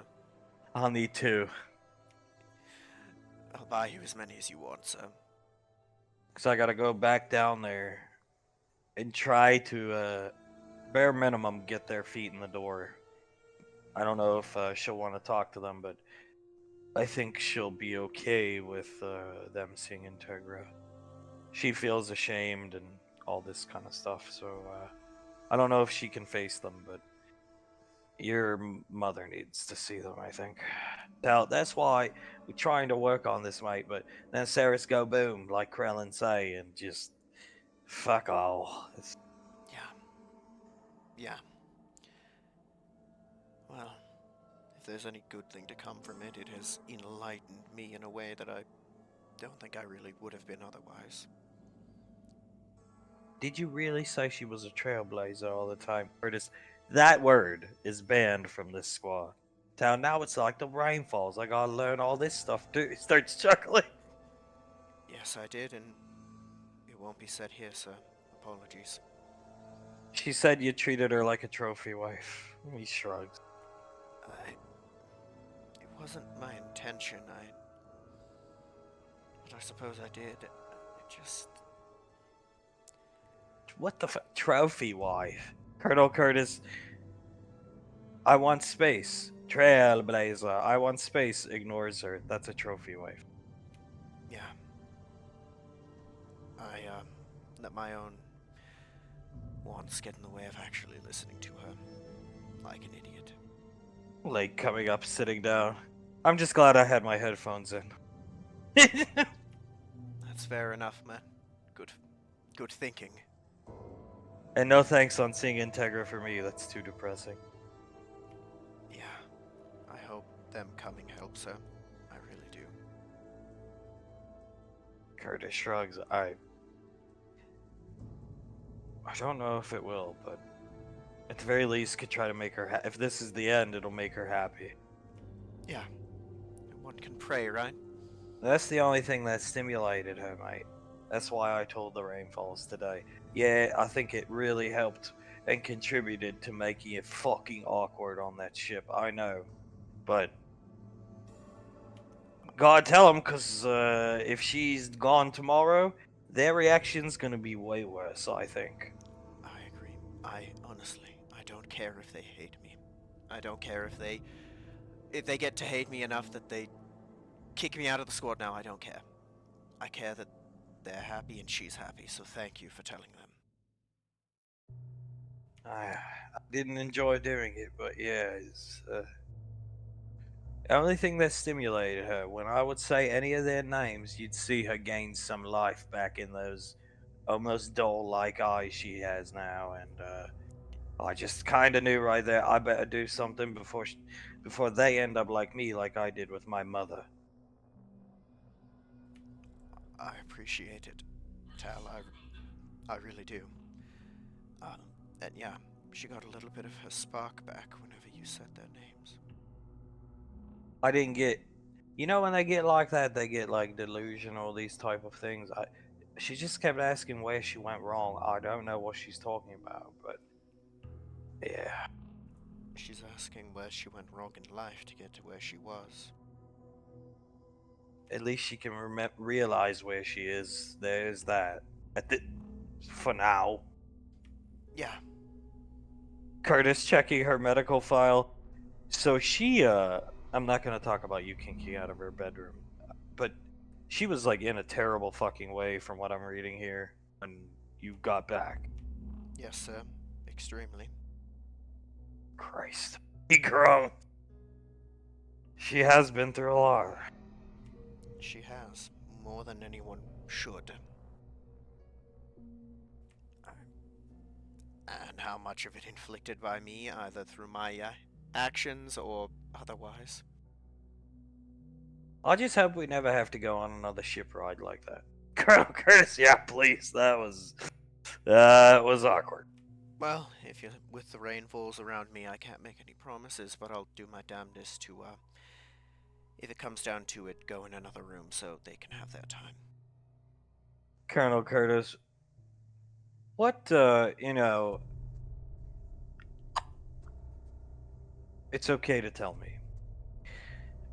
Because I'm not going to go tell anybody, and I'm not asking for much here. I just want to know, what is Hunk's relation to Integra? Because when he saw the picture of her, he was losing it.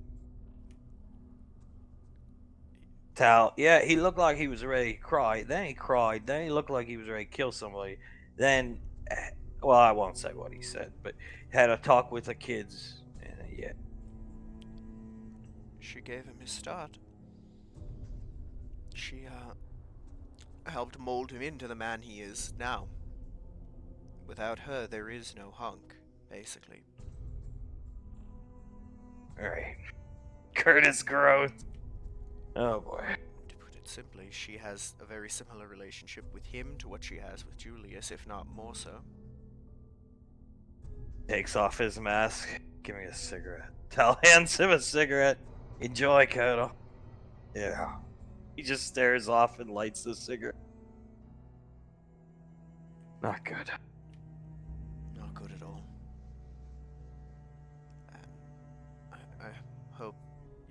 get them in because she deserves to see them again. Yeah. Takes a long drag off the cigarette, just staring at the tree. We'll fix it. We'll arrange something, and hopefully when we get back, Ceres is a little more rational, and I think I know it's your house, but you're not coming down when I have another talk with her. I think just the sight of you sparked it.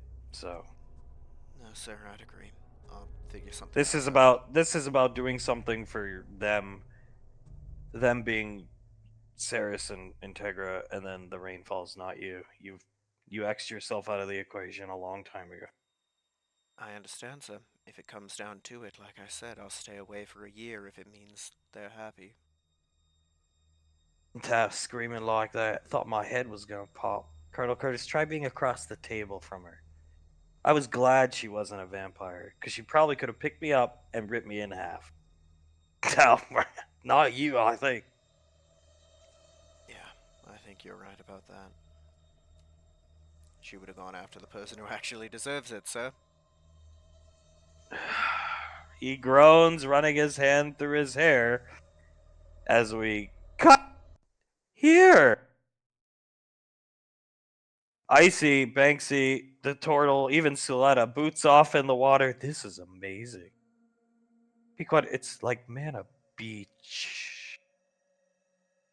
It's quite beautiful, isn't it? Pequod starts taking off her shoes, goes up to the water. Hunk, take them off, come on. Relax. Davine takes off her shoes. You two, come on now. He And takes them off. Julius chuckles. He does the same. Runs up.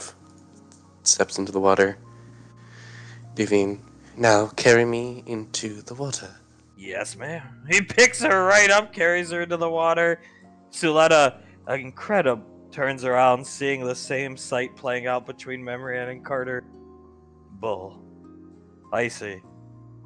We'll have a house you'll sleep all night. Suletta, quiet. Just looks back at the water. Julius looks over at Icy. God, not you too, saying that. Icy laughs. Hunk, gonna set Davine in the water, her feet, just so her feet can touch the water. Arms around her waist. Talk about a good birthday spot. Yes, it was a good idea. Thank you, Julius. And he nods. Not a problem. Icy starts swimming in the water. Hunk, don't go out too far. Icy, just floating here. Suletta, I feel actually great in here. Suletta, and starts swimming into the water. Julius chuckles, looking at the two of them. Pequod, what exactly does it feel like? Icy, I don't feel sick to my stomach. I don't feel like my ribs are still healing from being broken in 17 places. Looks at Julius. Pequod, yeah, what exactly happened? I got mind controlled by Screaming Mantis. I told her to try and knock me out or do something that would stop me from doing it, but she wouldn't do anything. And then I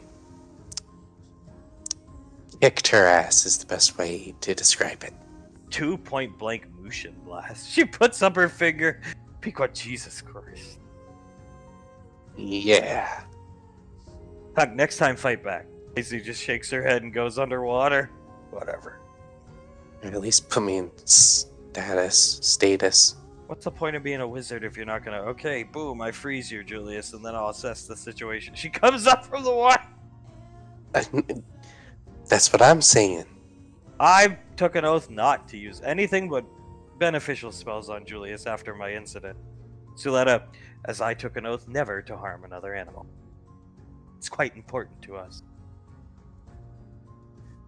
Julius looks at the two of them.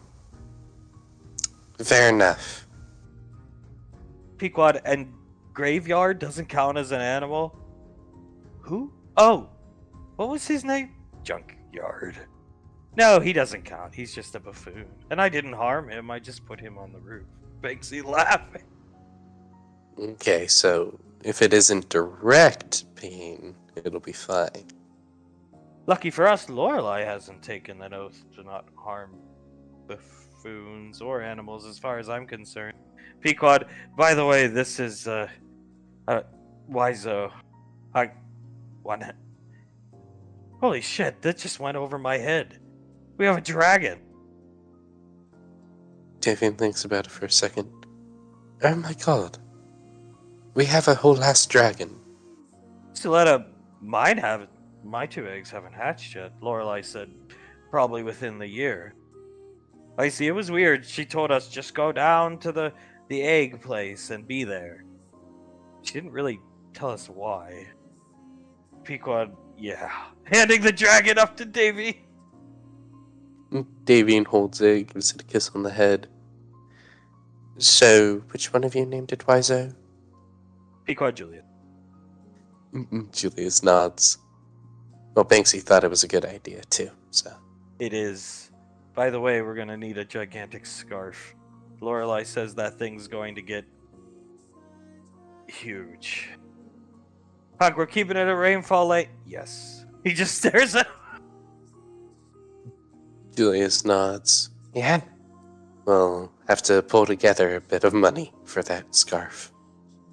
Pequod, more like a boat mast. Banksy bigger.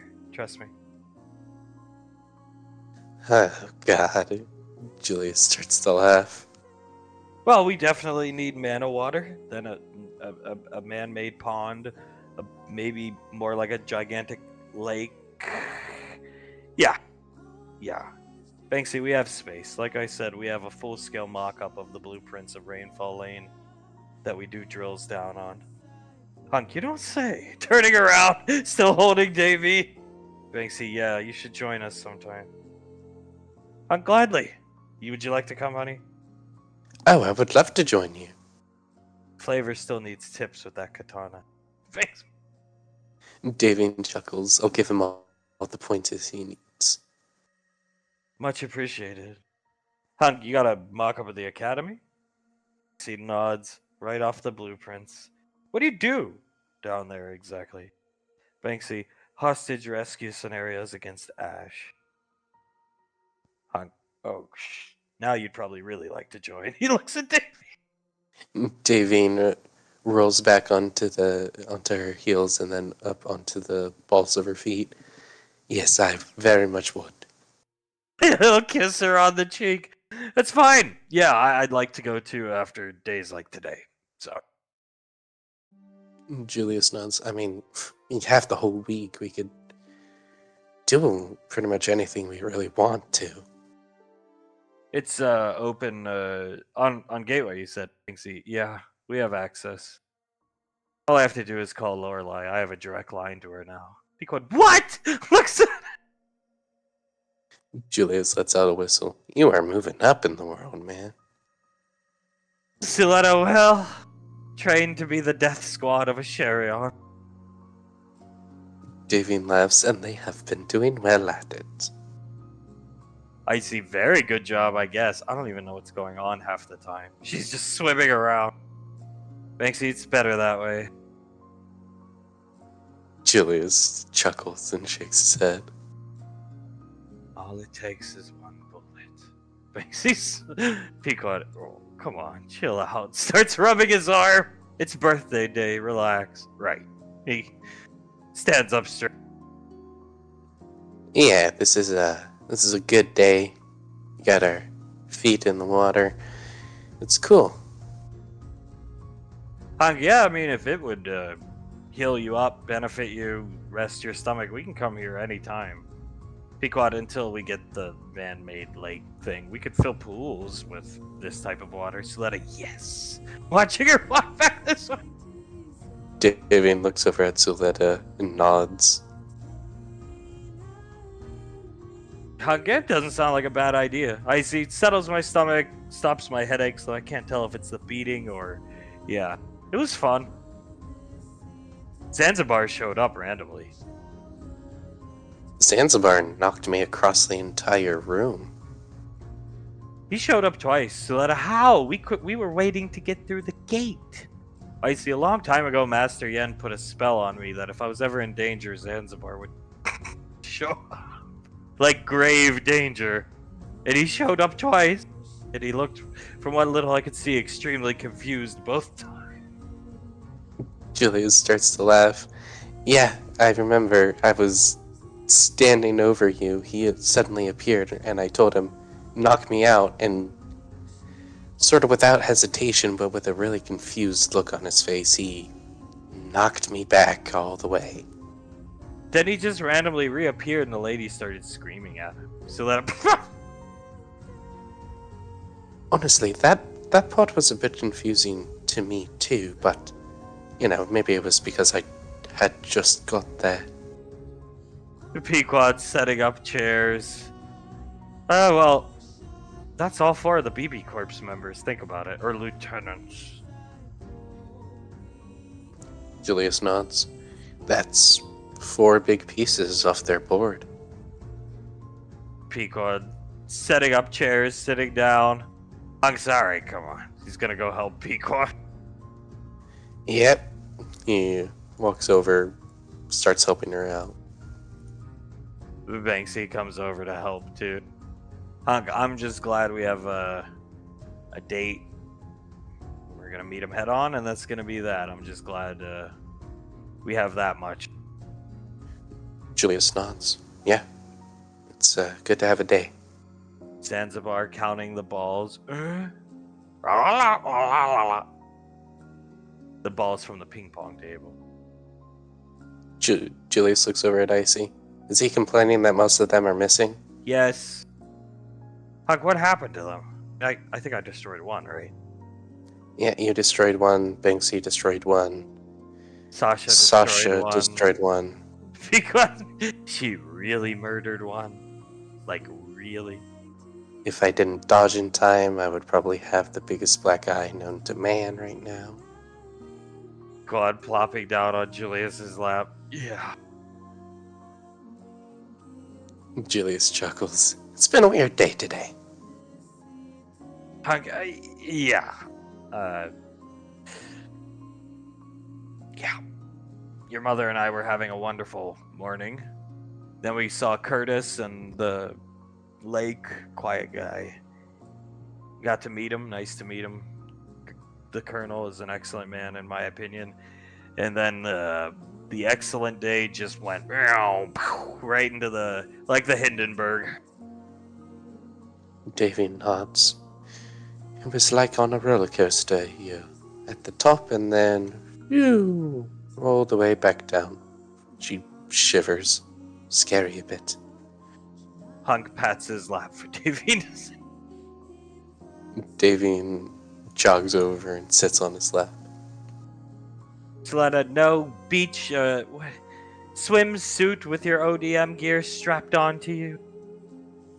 No, we save that for the beach house. This is the birthday celebration. Suletta and Icy coming out of the water. Suletta, well, yes, it's nice. Things are, she with her fingers winding down, I suppose. Yeah. Julius nods. The solstice. Just, what did he say, 3 months out? Pequod, yeah, pretty sure. And now we have a... Did you see the replay that thing played for us? That rifle, like, with the... And it, like, disintegrates things. Now we have basically anti-Ash 2 million. Icy starts laughing. Davy chuckles. I don't think Ash will ever set within 500 miles of us again. Hunk, if he's smart, yeah. If he's crazy, suicidal, then maybe, for sure. Julius chuckles. Yeah, only if he's suicidal. That's all. Pequod kind of shrugs. It's all kind of coming together. A lot faster than I thought it would, but I'm glad. Rainfall Lane was just I honestly thought just a stupid idea. It was I drew a box with some squares. That's Julia. She looks up at you. Yeah, it was a box with 4 boxes in it and a circle in the middle, and that's it. Then it turned into an academy and a couple extra houses, but yeah. It'll probably take a long time to construct. Banksy, no expense spared. Should take under a year. Julius looks over at Banksy. Very nice. We'll be supervising the construction along with Lorelai and Sasha. Just to make sure Ash doesn't sabotage anything, I'm guessing. Now you're thinking like the Ranger General. Banksy looks. Julius laughs. Krell, and Icy speaks up. Pequod, no, I think Krellin's trying to be nice to him. He did put that cannon on his armor. Davy nods. He has been better ever since the Oscars with it. Pequod, he did tell me he wanted to focus on pursuing his friendship with Fledwick and let all the hate go because it was too. How did he say it, Icy? Too toxic, too much time. Deal with Ash. Fledwick, best friend. Davy chuckles. That's really sweet. Did you all see the two of them drinking out of the same milkshake cup with the two straws? Icy starts laughing. Oh god. Pequod, kinda creepy if you ask me. Julius shrugs. Honestly, I cannot get a read on the two of them. Hug. Hey. I might have grown up killing people in the military, but make love, not war, as far as I'm concerned. Got nothing against it. I think those two are gay for one another. Nothing against it, but that's just the way it flies, I think, with those two. I'll be right back. He goes to the ship. He got. What a hell of a thing to walk out on us on. Davian starts to laugh. I think he's right, though. It would be sort of funny and sweet. Not funny, but sweet if that were the case. Zanzibar setting up the painting stuff. Icy, we should. Honestly, I forgot Ash asked about his wife, but I think he likes us all enough now. Maybe we could try to get to know him more? Pequod, he's part of the family. As weird as he looks, so yeah, probably. It might be a good idea, learning a bit more about him. Did you see how he talked to my dad last week? Ask about my dead wife, General. Oh, my dad looked like he wanted to die. Julius starts to laugh. Yeah, I honestly got a little freaked out when he was like, "Oh, I see you two snickering back there," and pointed at us. Hug passing out some pizza, sits back down as he's just passing it out, pulling Davine onto his lap. The pizza party for the birthday, ping pong, painting set. Wait, does your dad know that Rainfall Lane's basically all because of Ash? Yeah, he found out during the meeting. Pequod, at first he was really angry. Then I think Sasha saved the day with her psych report on Ash, and it's just a good thing I'm an only child, I think. Yeah. And thank God for Sasha, we would have not gotten out if she weren't there. I think he kind of thought the subterranean complex was a bit too much, but too bad. Oh well. Right, Banksy? Oh well, Mom. Davine chuckles. Yes, oh well indeed. That's the motto of our squad. If you look at my emblem, he shows her, flexes his shoulder to her, and in Latin, around the Ash emblem, it says, "Oh well." Davine starts to laugh as Julius chuckles. It's a good motto. Lorelai really fucking drew that. Banksy, she drew the prototype and then, got somebody more talented like Julius to make the real one. Pequod, well, we could substitute "oh well" for headhunters. Yeah. Yeah, that's a good idea. I like it. Yeah, think about that.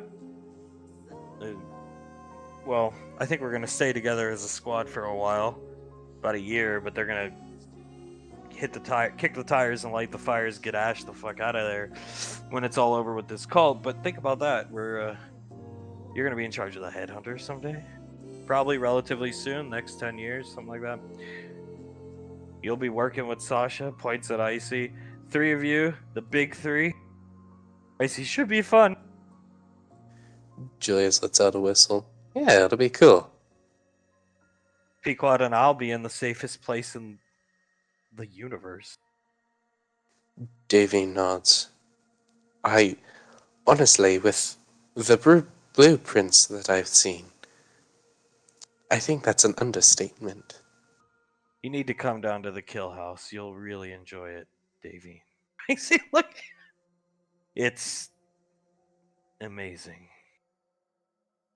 I'm sure I will enjoy it. She rubs her hands together. It will be a good treat, a good way to calm down. Sletta, I would like to come. You're more than welcome. Pequod, what exact type of scenarios? Hostage rescue, but Ash having you hostage. Ash having Nicole hostage. Ash having any woman we care about hostage. Icy, that's so weird. Banksy, no, it's not.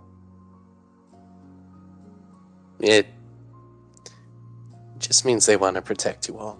And that's pretty cool. It's pretty sweet. How much money did Lorelai spend on this mock-up? Millions. Pequod. Yeah, well, no expense too great for Lorelai, I suppose. Pequod, yeah, we gotta talk about the whole nukes under Rainfall Lane. They're not gonna be under Rainfall Lane. We've been over this. They're gonna be under the subterranean complex under the mountains. Well within safe distance. Well over minimum safe distance. Pequod, my god. So, Some hobo's gonna wander on and get nuked. yeah, so how easy is the subterranean complex to access? Like, is it easy enough for these ones, and he gestures to the kids, when they're older, like teenagers? Is it easy enough for a teenager to access? Absolutely not. Bio-DNA sensor scanners. They couldn't even get down to the tram line we're gonna have down there. Pequod, tram line! Julius clicks his tongue. Good. I was just a tiny bit worried about that one. No, they'll never see it as far as I'm concerned. It's just there, just in case. Julius shakes his head. If we ever need to get a point across to the kids about how much it's important to protect everyone here, we'll show them. I see, I saw Flavor and Frost looking at a clip on their wrist computer. It would look like a target of Ash flip up and just say Mum.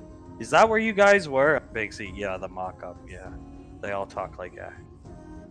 He went, oh god. Davian starts to laugh. A lot of the words on the trigger list. Yeah, Okay. we'll be adding Trailblazer to that list very soon. Oh, I'm already on it. He pulls up the trigger list paper. Number 222. Trailblazer. We've been through a lot. He kisses Davine on the head. Eat your pizza. She takes a bite of the pizza, swallows it, and gives him a kiss on the neck. Pequod pulling out the homemade photo album, raising it up to Julius, winks at you. Best gift. Beats painting, beats a ping pong table. Technically speaking, coming here was your gift because you thought of it, as well as this. Best gift. Julius nods, winks at her. I'll give it to her. She opens it. Look, there's old pictures from the Headhunter days, the few times you did cross missions and trainings. I got digital pictures made into Polaroids. You can't beat this. He rubs his hands together. We got this. We got this. Let's take it together. Yeah, let's do it. You guys will start making your way over. Pequod, set me down, Julie. He sets her down. As you've done that, Banksy's pulling out a ring. Pequod, what the fuck? Put the album away. and act like we were just No, going to this is water. better! Than him proposing? Oh my god! He starts crying! Is this a nebula ring? She's looking at it. Lorelai, help me find it on a Nova. Icy crying, gives him a big kiss. This is better! Julius pinches the bridge of his nose. I don't think it is.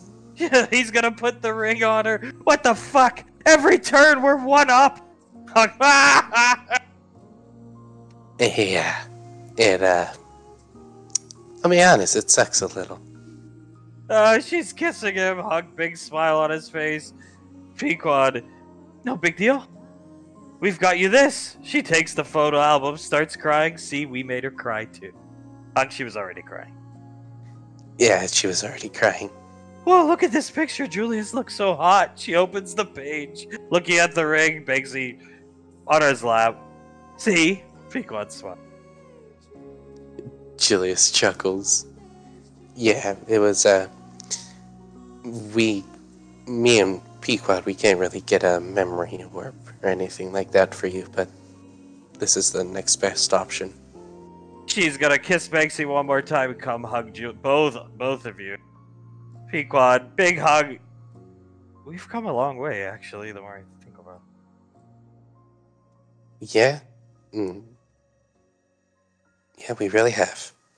And he pets Icy on the head. I'm gonna sound just the tiniest bit like Ash, but I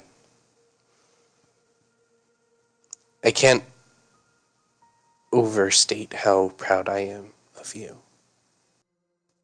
She looks up at you. Same look when she gave you the piece of gum. Super happy. Really? The proudest. Hug. Oh god, I might get choked up. He starts sniffling. He hugs her close. We've both grown up a lot. And you'll always be my little sister, but I wouldn't be surprised if you somehow got bigger than me. Sulana chuckling to herself. I see, well, I always want to be the little sister anyway. Yeah, alright, maybe I'll stand on my tippy toes or something. He pulls back, pats her on the head. Pequod coming over here, page through the album together. So the only thing left to tackle really is wedding.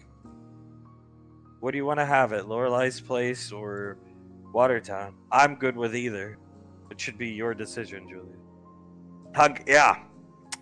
And we'll cover any costs. Don't worry about asking Dad for money, and don't use your money. He's pointing at Pequod.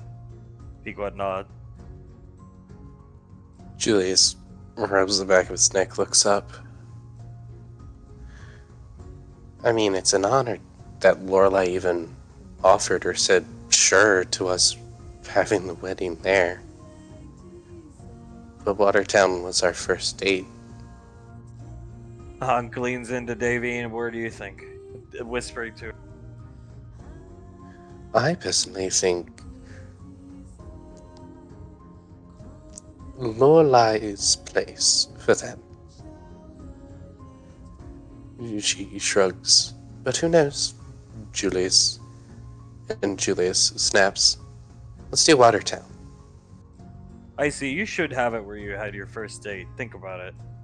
Or at least, if me and Banksy had ours where we first met, it would be in JSOC. That would be weird. You should capitalize on the fact you have it at a cool place like Watertown. Pequod, yeah!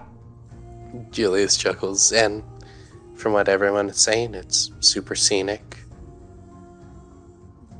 We could totally do it there. Watertown to Tommy's? Watertown to Tommy's. And hell, maybe they still even have that Euro stand there. If they don't, we are definitely getting one. We'll ask Tommy. We'll go scout the place with Tommy, I think. Yeah. We'll have to let him know our plans and everything like that, but I'm sure he'll be willing to help us. Watertown it is, then to Tommy's. Who knows? Maybe Tommy knew all about this all along. I was down there picking up lunch for Nicole and Davine the other day when you guys are out and about, and I saw him pushing the biggest wedding cake in the world. Well, the Saint was pushing it on this like cart, and Tommy was standing there saying things like, "Go easy, Saint. Be careful. This is very important." And they were pushing it into one of the freezers. He said something like, "You were there." He points at Banksy. "This kayak blessed by Lorelei will stay good for 25 plus years." I see. Davine chuckles a bit. Oh, that crazy Tommy, looking over at Suletta and Icy. Icy with a big grin on her face, Suletta snickering to herself, but she's looking at Marianne Carter. Honestly, even our resident mind reader here can't peer into Tommy's mind, so who knows what's going on in there. Clapping monkey. Icy speaks up. Hunk, what do you guys think about going golfing? I've never been golfing. Hunk, then we should go. All of us. We can bring the kids. I know a nice course. I hear there's a course in Lorelei's hometown.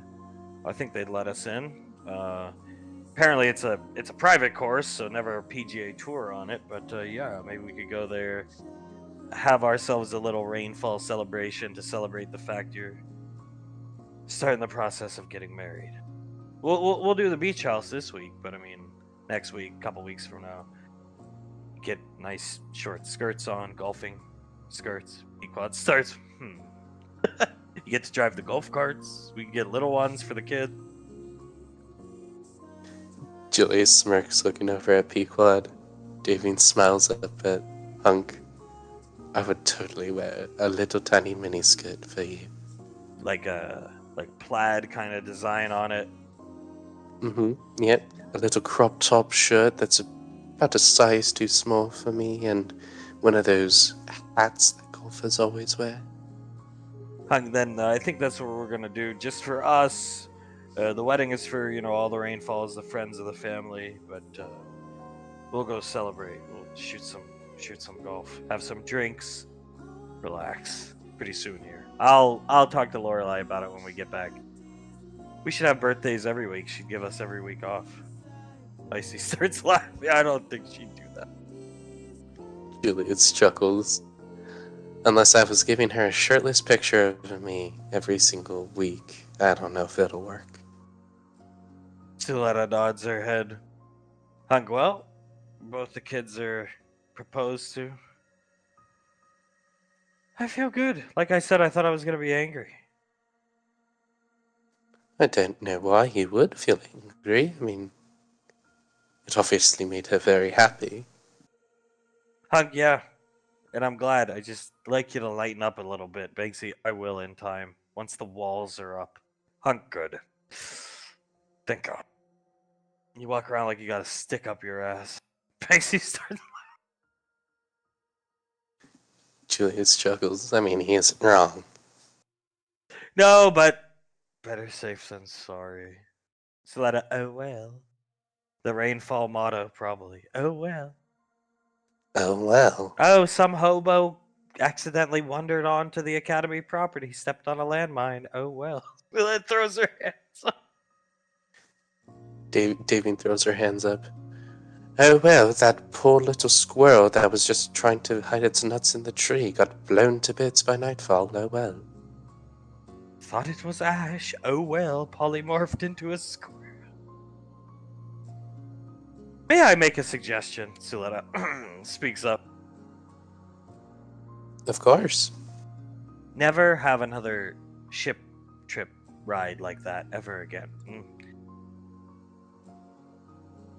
Ship trip ride? The awkward ship ride to this planet, Krell, it was just so awkward. It was oozing out of my skin. I could feel the awkwardness envelop me. I was glad I was knocked out. Kind of. Yes, it was not the most fun experience being on that ship. Pequod. No. No, was very awkward. Yeah. I just didn't have anything to say. Well, I don't think any of us had anything to say or that we thought was okay to say at that moment. Just, it's worth reiterating one more time. You gotta slip yourself in his shoes, realize he's the one that's gotta live with this, and focus on that. And then one day he's on his own, trying to become a ranger, and it's no big deal after that. It's all on him. But goddamn, it's hard. Julius looks up. So you're telling me it wouldn't feel at least a little good to punch him in the face? No, it would. It really would. But the sad thing is, it's just like disappointment. Since we can talk about this freely, it's like you grow up being a loser like me, and you want a family and you want all these things. Then you meet these kids who look up to you, and part of it, just how he ended up this way, it's like Sasha says, it hurts in more ways than one, and it's like, come on, where did I go wrong? Hug points back to himself. It's like, then you realize it's not your fault, but at the same time, it's. If you had told me this was if we go back in time and you'd said all this stuff was gonna happen, I wouldn't have believed you. I would have bet my life savings against you. Pequod groaned. Julius shrugs. I probably would have taken that bet too. But we'd both be some broke motherfuckers. Goddamn right. Speaking of which, he pays you in Banksy. There you go. Julius pumps his fist in the air and gives Banksy a high five. And I'm a man of my word. I'll send $6,000 to Ash too, since we had him in on the bet. He sends it to Ash. Should help him with whatever debt he's incurring for that house. Julius sucks some air in through his teeth. Yeah, can't be easy paying that one off. Suletta, they're going to put him through selection. Yes, Tal and Colonel Curtis, both of them were telling me a bit about it. She groans a bit. I don't know about that one. Pequod, well, it'll be good for him one way or another. Maybe help him find himself again, because I don't know how bad it really is. Tal made it sound kind of bad. If he wants to fix his marriage, he needs to find who he was back in the Headhunters, not the man he turned into. Julius nods. Yeah, I agree. That, I think, is the only way. Suletta, yes. For his sake, hopefully. Time to beat Nicole in ping pong. Come on. They come over and start playing ping pong. Pequod on Julius's lap while our gift still made her cry. So. Yeah. I mean, like, I think, other than Banksy here, we got the best gift. She's probably gonna start crying when Davian starts teaching her how to paint. You know that, right? Listen, man, I know. Just let us believe something like this for a little bit. Hunka Davian has moved closer. Hunka, yeah, but I think Mom's got away with her, so. Davine shrugs, and Julius looks at him. That's true. Just like, he leans over. Let us believe we're the best in something for a little bit, man, please. Pequod golf trip. You'll see. Trust me. I have a plan. I look forward to seeing it. Healthy competition. It's good. It is. Always striving to be better than last time. Huck looks over at them playing ping pong back at you guys. This is good. Yeah. Way good. And he'll lean back. Uncle will do the same, lean back with Davine, and we'll cut there.